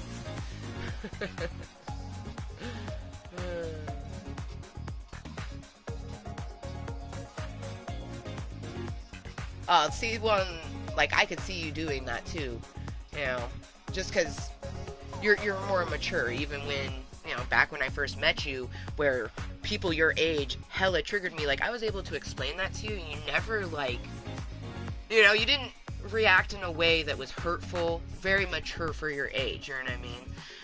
And that just, like, that in itself is a bit, because there's grown-ass adults older than me who can't handle someone else's mental health problems. So that is a beautiful quality to have. Oh my gosh, now that you're 21, I think if you're still living in Cali, you can go into the dispensaries and get yourself some buddy buds. I have, it's called, I put it in my cute little honeycomb container because I think pretty much anyone who smokes herbage, they put it in a different container. But this is some pink lemonade diesel, and it grinds up purple. It's so gorgeous and tastes phenomenal. And then I'm almost out of this crumble, and I have another crumble that's really good that's called Oregon Nitro. But this one is called Wonder Chunk, and it's so good. Oh, man. Oh, yeah. Yes, and I do.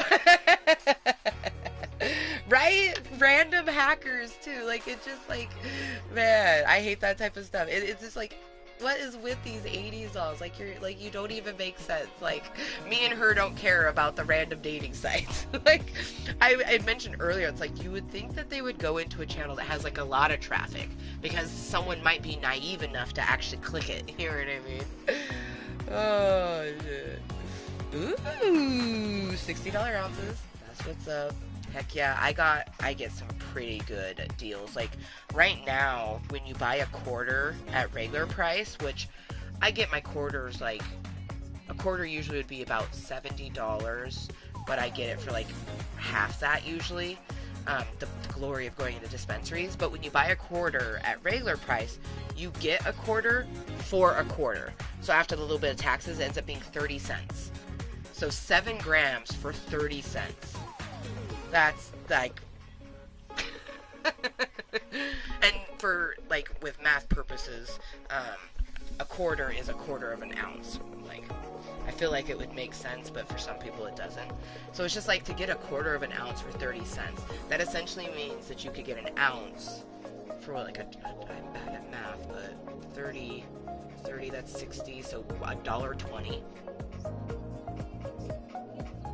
I mean, it wouldn't work out that way because you have to buy the regular quarter, but, like, they have quarters that literally go for $5 because they get, like, low shelf, but they call it green leaf, and it's still good stuff. It's just, you know, less quality than, you know, the thing that's $10 a gram. It's $2 a gram. It's just like, fucking A. Like, dispensaries are great.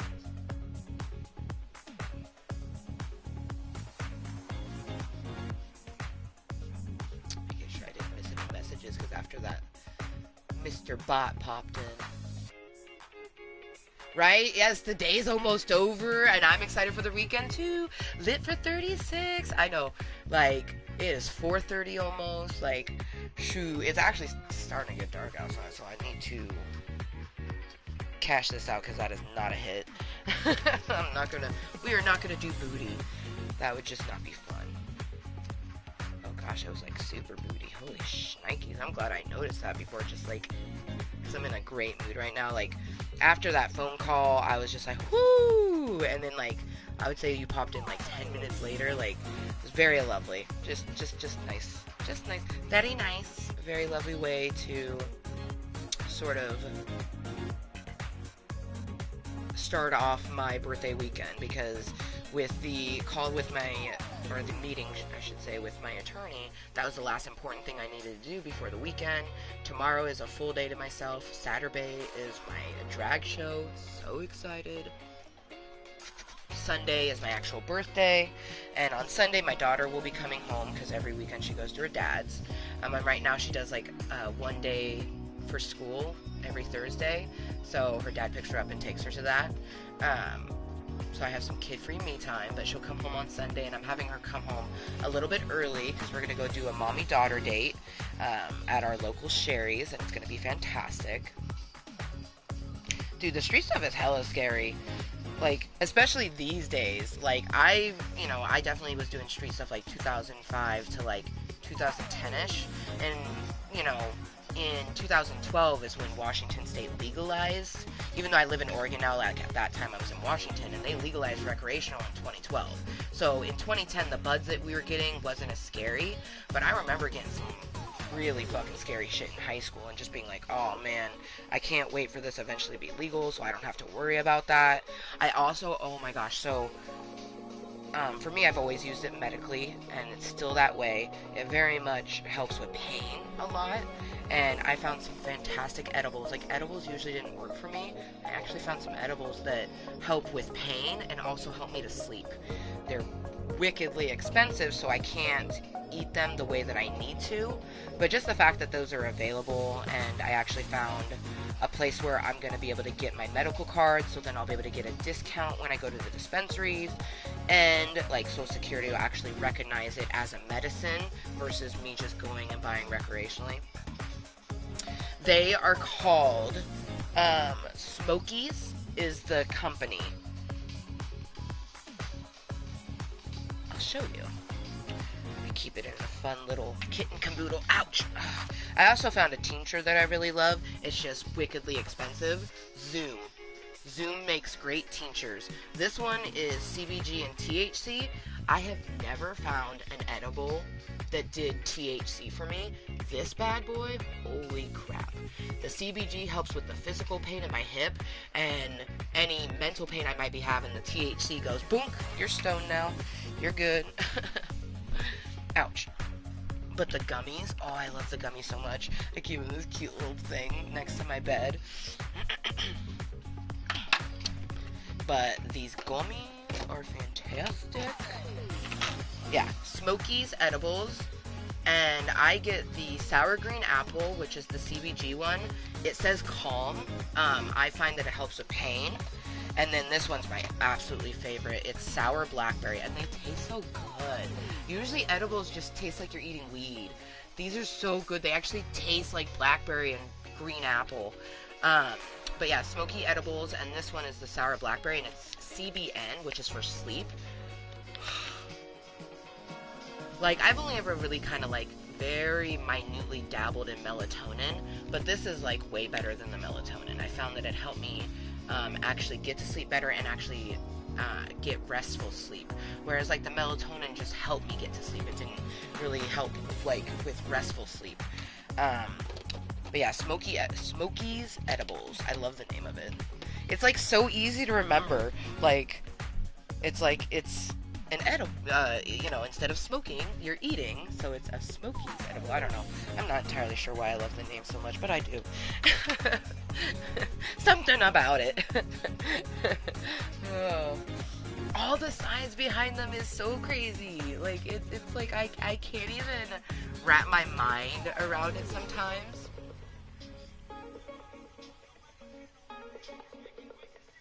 oh man, you have this one type, but it just passes me out, or I don't feel it. Ah, see? I hate that. And, like, up until this point, like, the tincture, you know, I have never found one with THC that did that, but, like, the tinctures would help with pain. Like, I could do a CBD or a CBG, and it'd help with pain, because I have a lot of arthritic pain and joint pain, and it helps with that, but never the THC.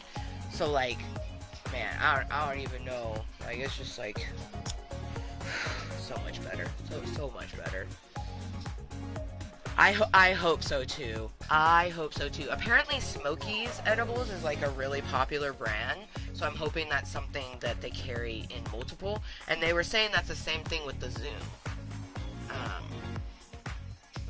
Like, apparently the people at my dispensary said there was a thing that, like, oh, Zoom before you Zoom, because, like, this Zoom meetings or whatever. I've never done a Zoom meeting, but, like, a lot of people had to work through Zoom during the, like, pandemic, so, like, people would go get their Zoom, and they'd be able to handle having to work through Zoom for your Zoom. I don't know, but apparently that, like, hopefully because of that, you can get it everywhere, you know what I mean? And I feel like the Smokies ones, like, it makes sense that, like, oh, of course you can get Smokies Edibles everywhere. It just feels like something you should be able to get everywhere. Some of the other ones I know are just local to, like, the region, because they say it, or it's, you can tell. Like, there's one that's called Drops, and I feel like that's everywhere, but that might just be regional. I don't know. It's also crazy. It's also crazy. Like, everywhere where it's legal, you have dispensaries like a Starbucks. And sometimes, literally, you got a Starbucks right next to the fucking dispensary sometimes. Right? Mom-daughter dates are the best. Yeah, I have to go back, because I miss things. I get to talking and I don't check it. Plus, I don't ever really have anyone here, so I gotta get used to checking it.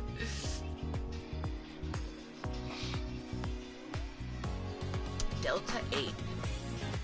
I think so. It sounds familiar.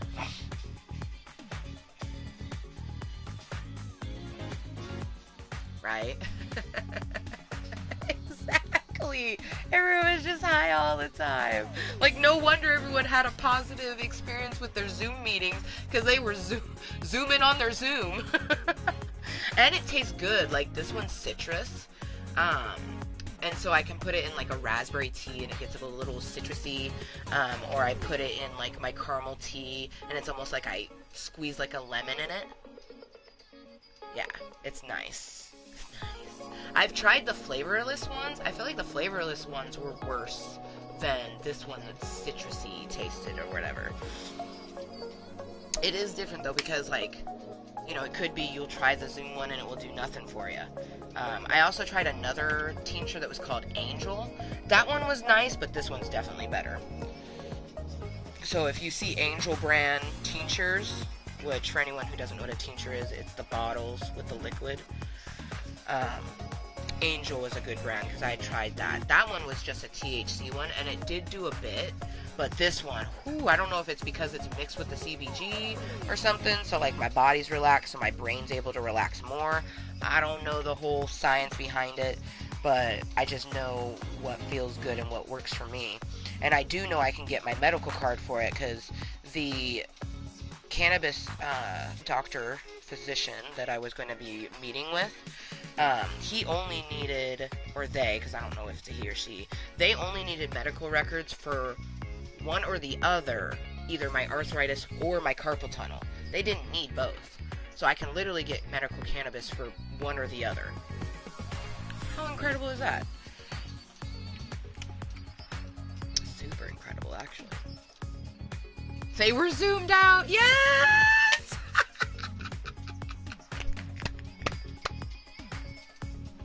Oh, I love punny things. They were zoomed out. Oh, it does make so much sense though to why you always saw so many goofy things. Like, I swear I saw so many memes about, like, people doing shit to their background of their Zooms, you know what I mean? And it's like, I always thought that was just because they were bored, but some of them were so hilarious. It's like, nah, man, you were on something, and they definitely were.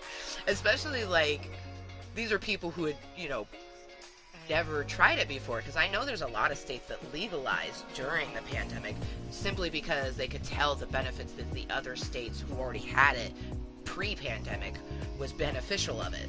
So like there was people who had never tried it ever, and then all of a sudden getting it for the first time, and just like, you know, someone's always a little bit ballsy and does too much. You know, I've been medicating since I was 16, so almost 20 years now, right? So in my 19, almost 20 years of medicating, I still go in gingerly. You know what I mean? I start small and work my way up.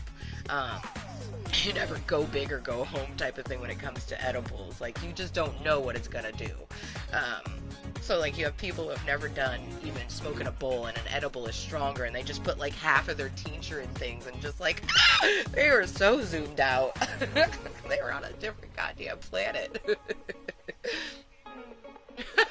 Oh my gosh.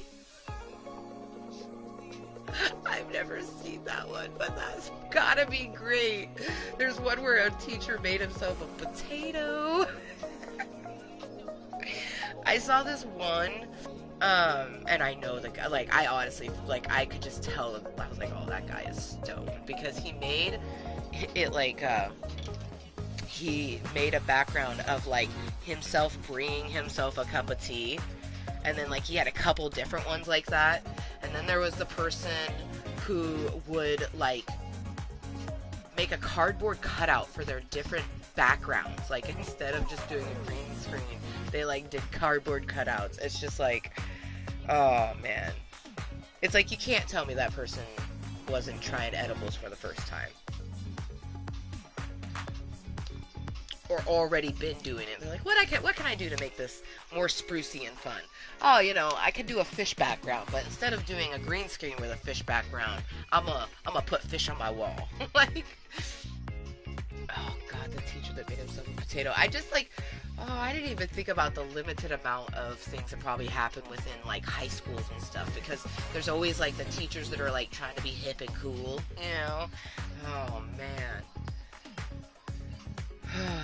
I know I'm not hip or cool. I just be myself, and if it happens to fall into the realm of something that someone thinks is hip and cool, then hey. But it's like, I'm a disabled 35-year-old mom who has a buttload of geriatric hairs. Like, I know I'm not. Like, I'm cool. I'm fucking amazing. But hip? I don't know about that. You know what I mean? Gigi Hadid is hip. Doja Cat's still relevant, right? I've been hearing some things about her. I feel like she might not be as relevant.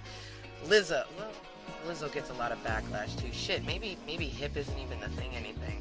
Maybe I am really hip and cool, and I just question my own-ness. I'm still healing from a lot of Nikes that Voldemort put me through. Anyways. I know to 11, well, no, I have 11-year-olds that think I'm amazing. There's like a fine line of like, I think it's like 13 to like 16. They don't think I'm hip and cool, and I don't give a fuck if they don't think I'm hip and cool. Oh man. I know, seriously. I have so many silver and white hairs, it's ridiculous. They're not even gray. They're silver and white. Like you can see them shining. You can see those. It looks like I have highlights. Yeah, those are my geriatric hairs. I love it though. It's actually really lovely. It's perfectly speckled throughout, and because they're not gray, it almost looks like I purposely did it. Oh, me, same. All the best people are weird, but like Doja Cat's like definitely extra weird. I feel like a lot of it is, I don't know, I don't think you can fully anticipate the intensity of a fan base, and I think a lot of that is what you get some of her like erraticness, you know. I also know that she's stressed because the girl still looks great, but I can tell that she's like, I don't know, she's just looking a bit paler and thinner than, you know, like not healthy sort of thing. Of course, that could just be because she, like, is playing around with contouring. You know, who knows? I don't know. Um, I love her, though. I would, oh, man, yes.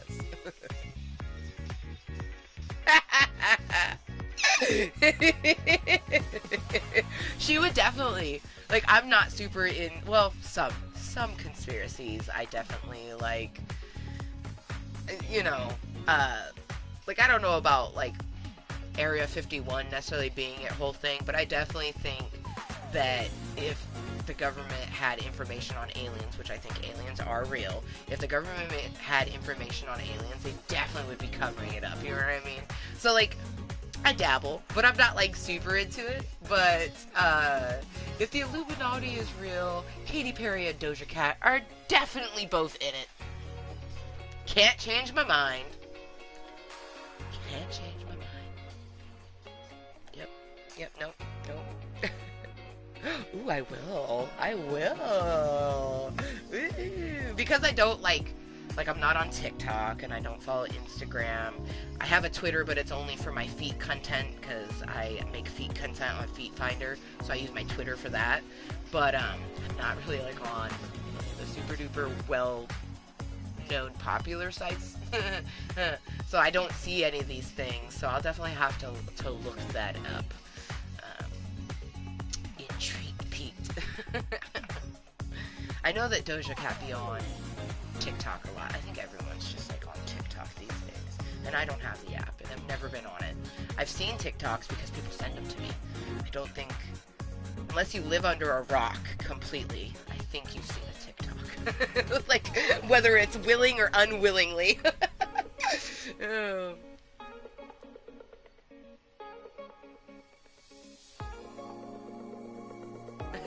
Aww.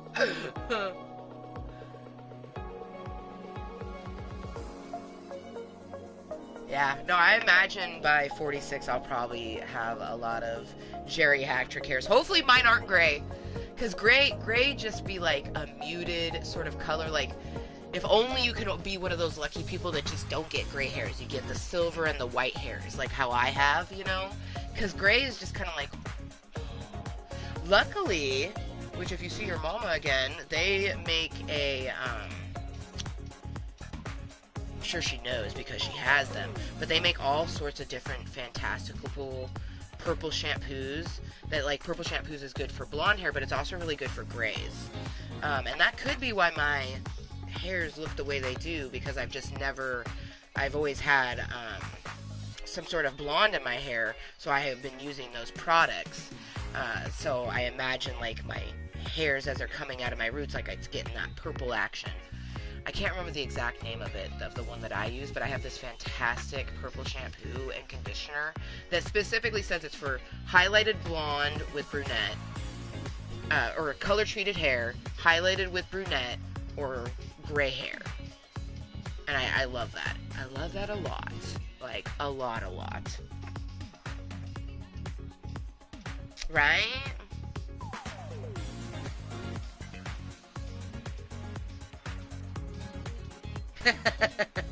Heck yeah. That's what's up.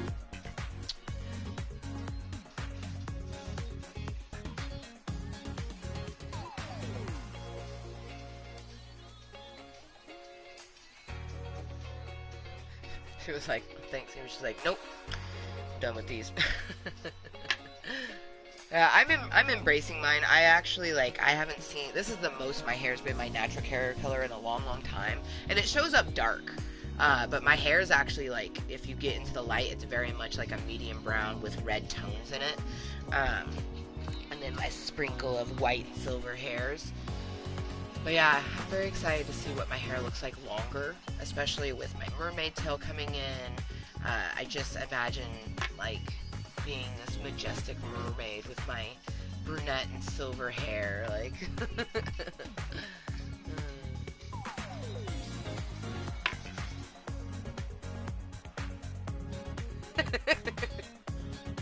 That's funny that she would low-key be upset, like, okay, thanks, but where's my shampoo?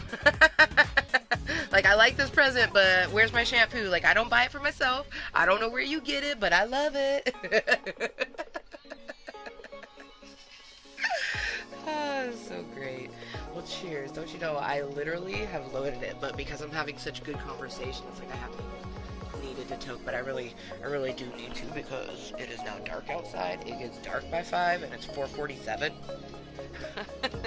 But I don't have to go far. Luckily, the Walgreens is literally like a 3-minute walk. It's just like I can stand at the end of the driveway and I could do a really shitty throw and still hit the building. Like, as long as there was momentum behind the object, like it would need to be a ball or a rock. Like I couldn't throw a feather and it would land, but like it's just right there. Like I could, like, literally, if I was living in this spot, if like my child was like, say, 10 years old, I would stand at the end of the driveway, watch them walk to Walgreens, and then, you know, come back. That's how close it is, you know. Very nice. Very nice. Yeah. Well, it's gonna be cold. The cold I've already accepted. It's the darkness that I don't like. Especially because with it being cold, you wear a poofier jacket, so your peripherals are affected more. I don't like really going places at nighttime, but since it is just literally so very local, I'm not too worried about it. I'm mainly worried about how much pain it's going to be to get up the stairs, because my hip has been killing me. A huge reason, or not huge, but part of the reason why we didn't actually get to do any of the Just Dance, because my hip was just like, nope. Between our brains and dealing with everything that we had to deal with today, we just don't want to add some physical pain in on it. I'll probably stick to just doing some yoga or something before bed. Still keep our body moving, but not moving so much that we're like, ouch, ouch, ouch, and the next day just be unbelievably in pain. I am not trying to do anything to mess up me going to my show on Saturday.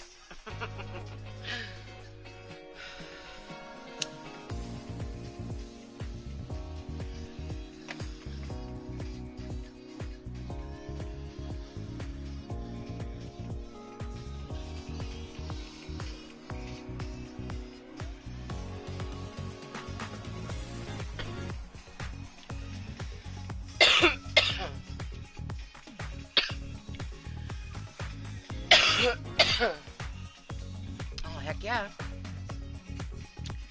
Yeah, brown with red tones is so different because most of the time it just looks brown, but then you actually like floof through it and you're like, whoa, my hair is so much lighter than I realized. And especially like when your hair's short, it just looks darker. When my hair gets about this length, it's just like super apparent that my hair is like this mahogany color. And I don't know how I'm going to like gear that. Like, I just don't know. It's been a long time since I've embraced my natural hair color. Like, when I was a teenager and in my early 20s, I definitely embraced my natural hair color. But after I started really doing fun stuff, I just kind of, like, never went back. And the only reason I'm not bleaching now is, one, I want to just give my hair a break, and I really like just the skunk stripe. Like, it still gives me my pop of color without having to, like, damage all of my hair. And I do really want to see what, like, my natural hair color will look longer, you know? I can always dye it in the future, you know? Bleach will always be there for whatever I may want to do.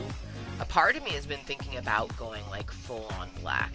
You know, just having, like, black with my skunk stripe, because the contrast of the dark with the light is so fantastic. But maybe not. Maybe we end up, like, doing it and we go even lighter, like, instead of dyeing this a color like purple or something, we just keep it blonde, or, you know, the platinum color, so then we have like this mahogany color with this streak of platinum, you know, almost like a more natural Ginger from Spice Girls, because Ginger from Spice Girls has like an intense red with the white, so it'd be like that, but with just like one and not intense red, more of a natural. Mahogany is like a red-brown, so that's why I use that color as my example. But some people don't know what mahogany is. It's like a reddish brown.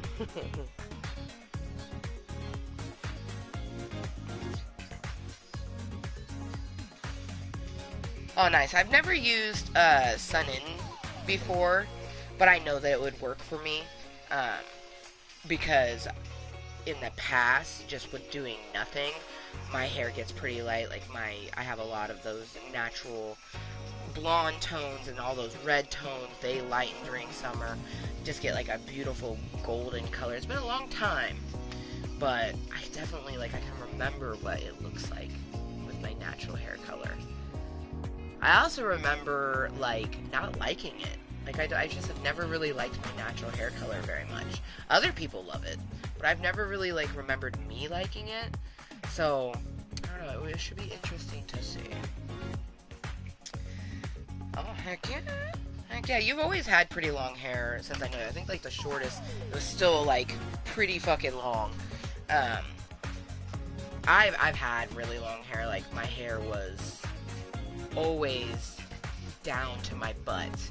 But then once I cut it short, just kind of always stayed there. And in the last few years especially, something about shaving your head can be so freeing. So after I had done it the first time, it just felt really good to do it the second time.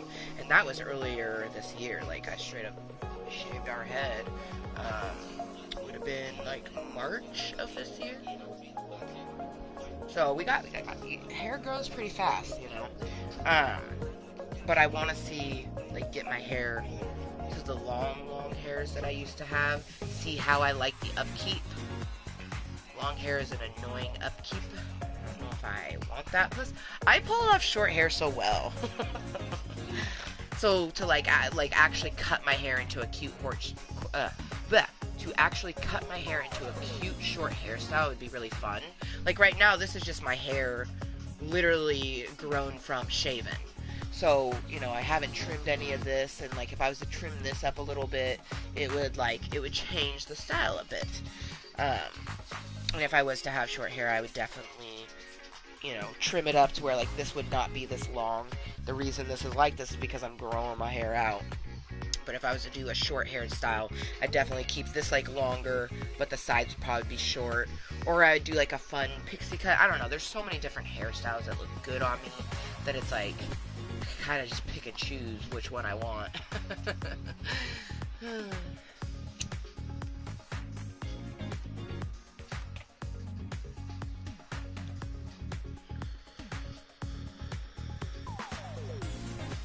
It is nice though, because probably 3 months ago we were still in that really short awkward stage. So it's been nice actually getting to where my hair lays flat. If I wanted to, I could do, teeny tiny adorable piggy tails and ponytails and stuff like that. It actually lays flat on itself. There's an awkward stage in between the cute spiky and this length that's just oh man. You almost have to put product in your hair or just wear hats, which is what I would do, is I just wear hats. But you either have to put product in your hair to coif it, do pin curls or something like that, or just wear a hat or a bandana, because it's just such an awkward hedgehoggy spiky stage. Because the short spike is super cute, but you get to a certain length of spike that it's just I mean, it can still be really cute, but it's more of a punky rocker look, and for me, I like to be very cute and coiffed and girly. But damn. I put a lot of crumble on that bad boy. Thank you so much to XIzzyX for popping in. And I look forward to, chatting with you more now that I actually have your correct snap. And of course, thank you to anyone that's been, lurking, twerking, watching incognitely, watching this later on as posted content. As it is very much starting to get dark outside. Hopefully it's not all the way dark. I can never quite tell because I can't see the window. I just go by the light that's on the staircase. But I know that around 5 is when it starts to get dark, and it's 4:57 right now. So we're going to do one last hit ski and then say our official goodbyes. This has been a great meeting. It has been like a 6-hour plus meeting. Fantastically long, haven't had a meeting that long in forever. And we were able to get lots of thoughts and feelings out. Had, meetings and phone calls that were important done. And, now we just enjoy the lead up. Lit for 36. Like, 3 days until I'm level 36. 5:59 a.m. on Sunday. I will officially be 36 years old. It's insane. Absolutely insane. Man. I don't feel 36. Most of the time, when I look at myself, I don't even look like, just now, like, I would say 28. You know what I mean? Like, I'm finally getting older than some of, like, oh man. There for a while, it was like 21 to 26. That's what everyone thought I was. Like, just, like, forever. It's like now, it's, you know, people starting to guess, like, upper 20s and lower 30s, you know, so it's starting to get closer to my age. But then there's some people that are like, oh my god, I thought you were 26. I'm like, no, I'm almost 36. Like, I feel like there's always going to be that person that's just flabbergasted that I'm over 30. Which I'm okay with that. But I feel like definitely, like, allowing my hair to be natural, I think that will help with it a little bit. Like, obviously when I had fun colored hair, of course I look much younger. I have purple and rainbow and galaxy, all these fun colored hairs. Like, I'm not gonna look 31, 32, 33, you know. I don't miss being 26 though. Like, in my early 20s, early to mid 20s, people just thought I was a teenager. I was just, like, stuck between the ages of 16 and 19. That was frustrating. I don't miss that. No one mistakes me for a teenager no more. Sometimes you get someone that's like, oh, you look like you're 21, and I go, oh, you're so sweet. But I'm so glad that I don't have anyone that goes, oh, I legitimately thought you were 19 years old. Like, what? Like, what 19-year-olds do you know? Like, how haggard are they? You know, like, I say haggard with love. Oh, cheers.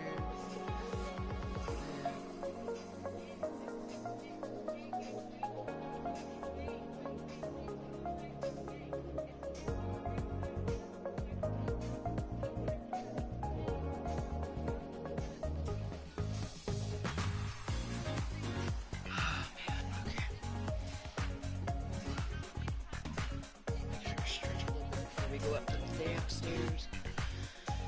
Cheers.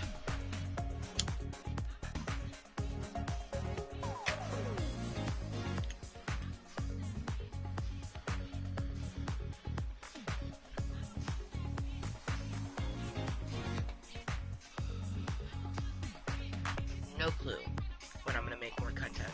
Per the usual. Random content creator. Always gonna be so, like, I don't know when the content's gonna happen or what's gonna be the content. It just will happen. But until then, and always, please do remember to be kind to yourself and everyone else. And we will see you next time. Bye.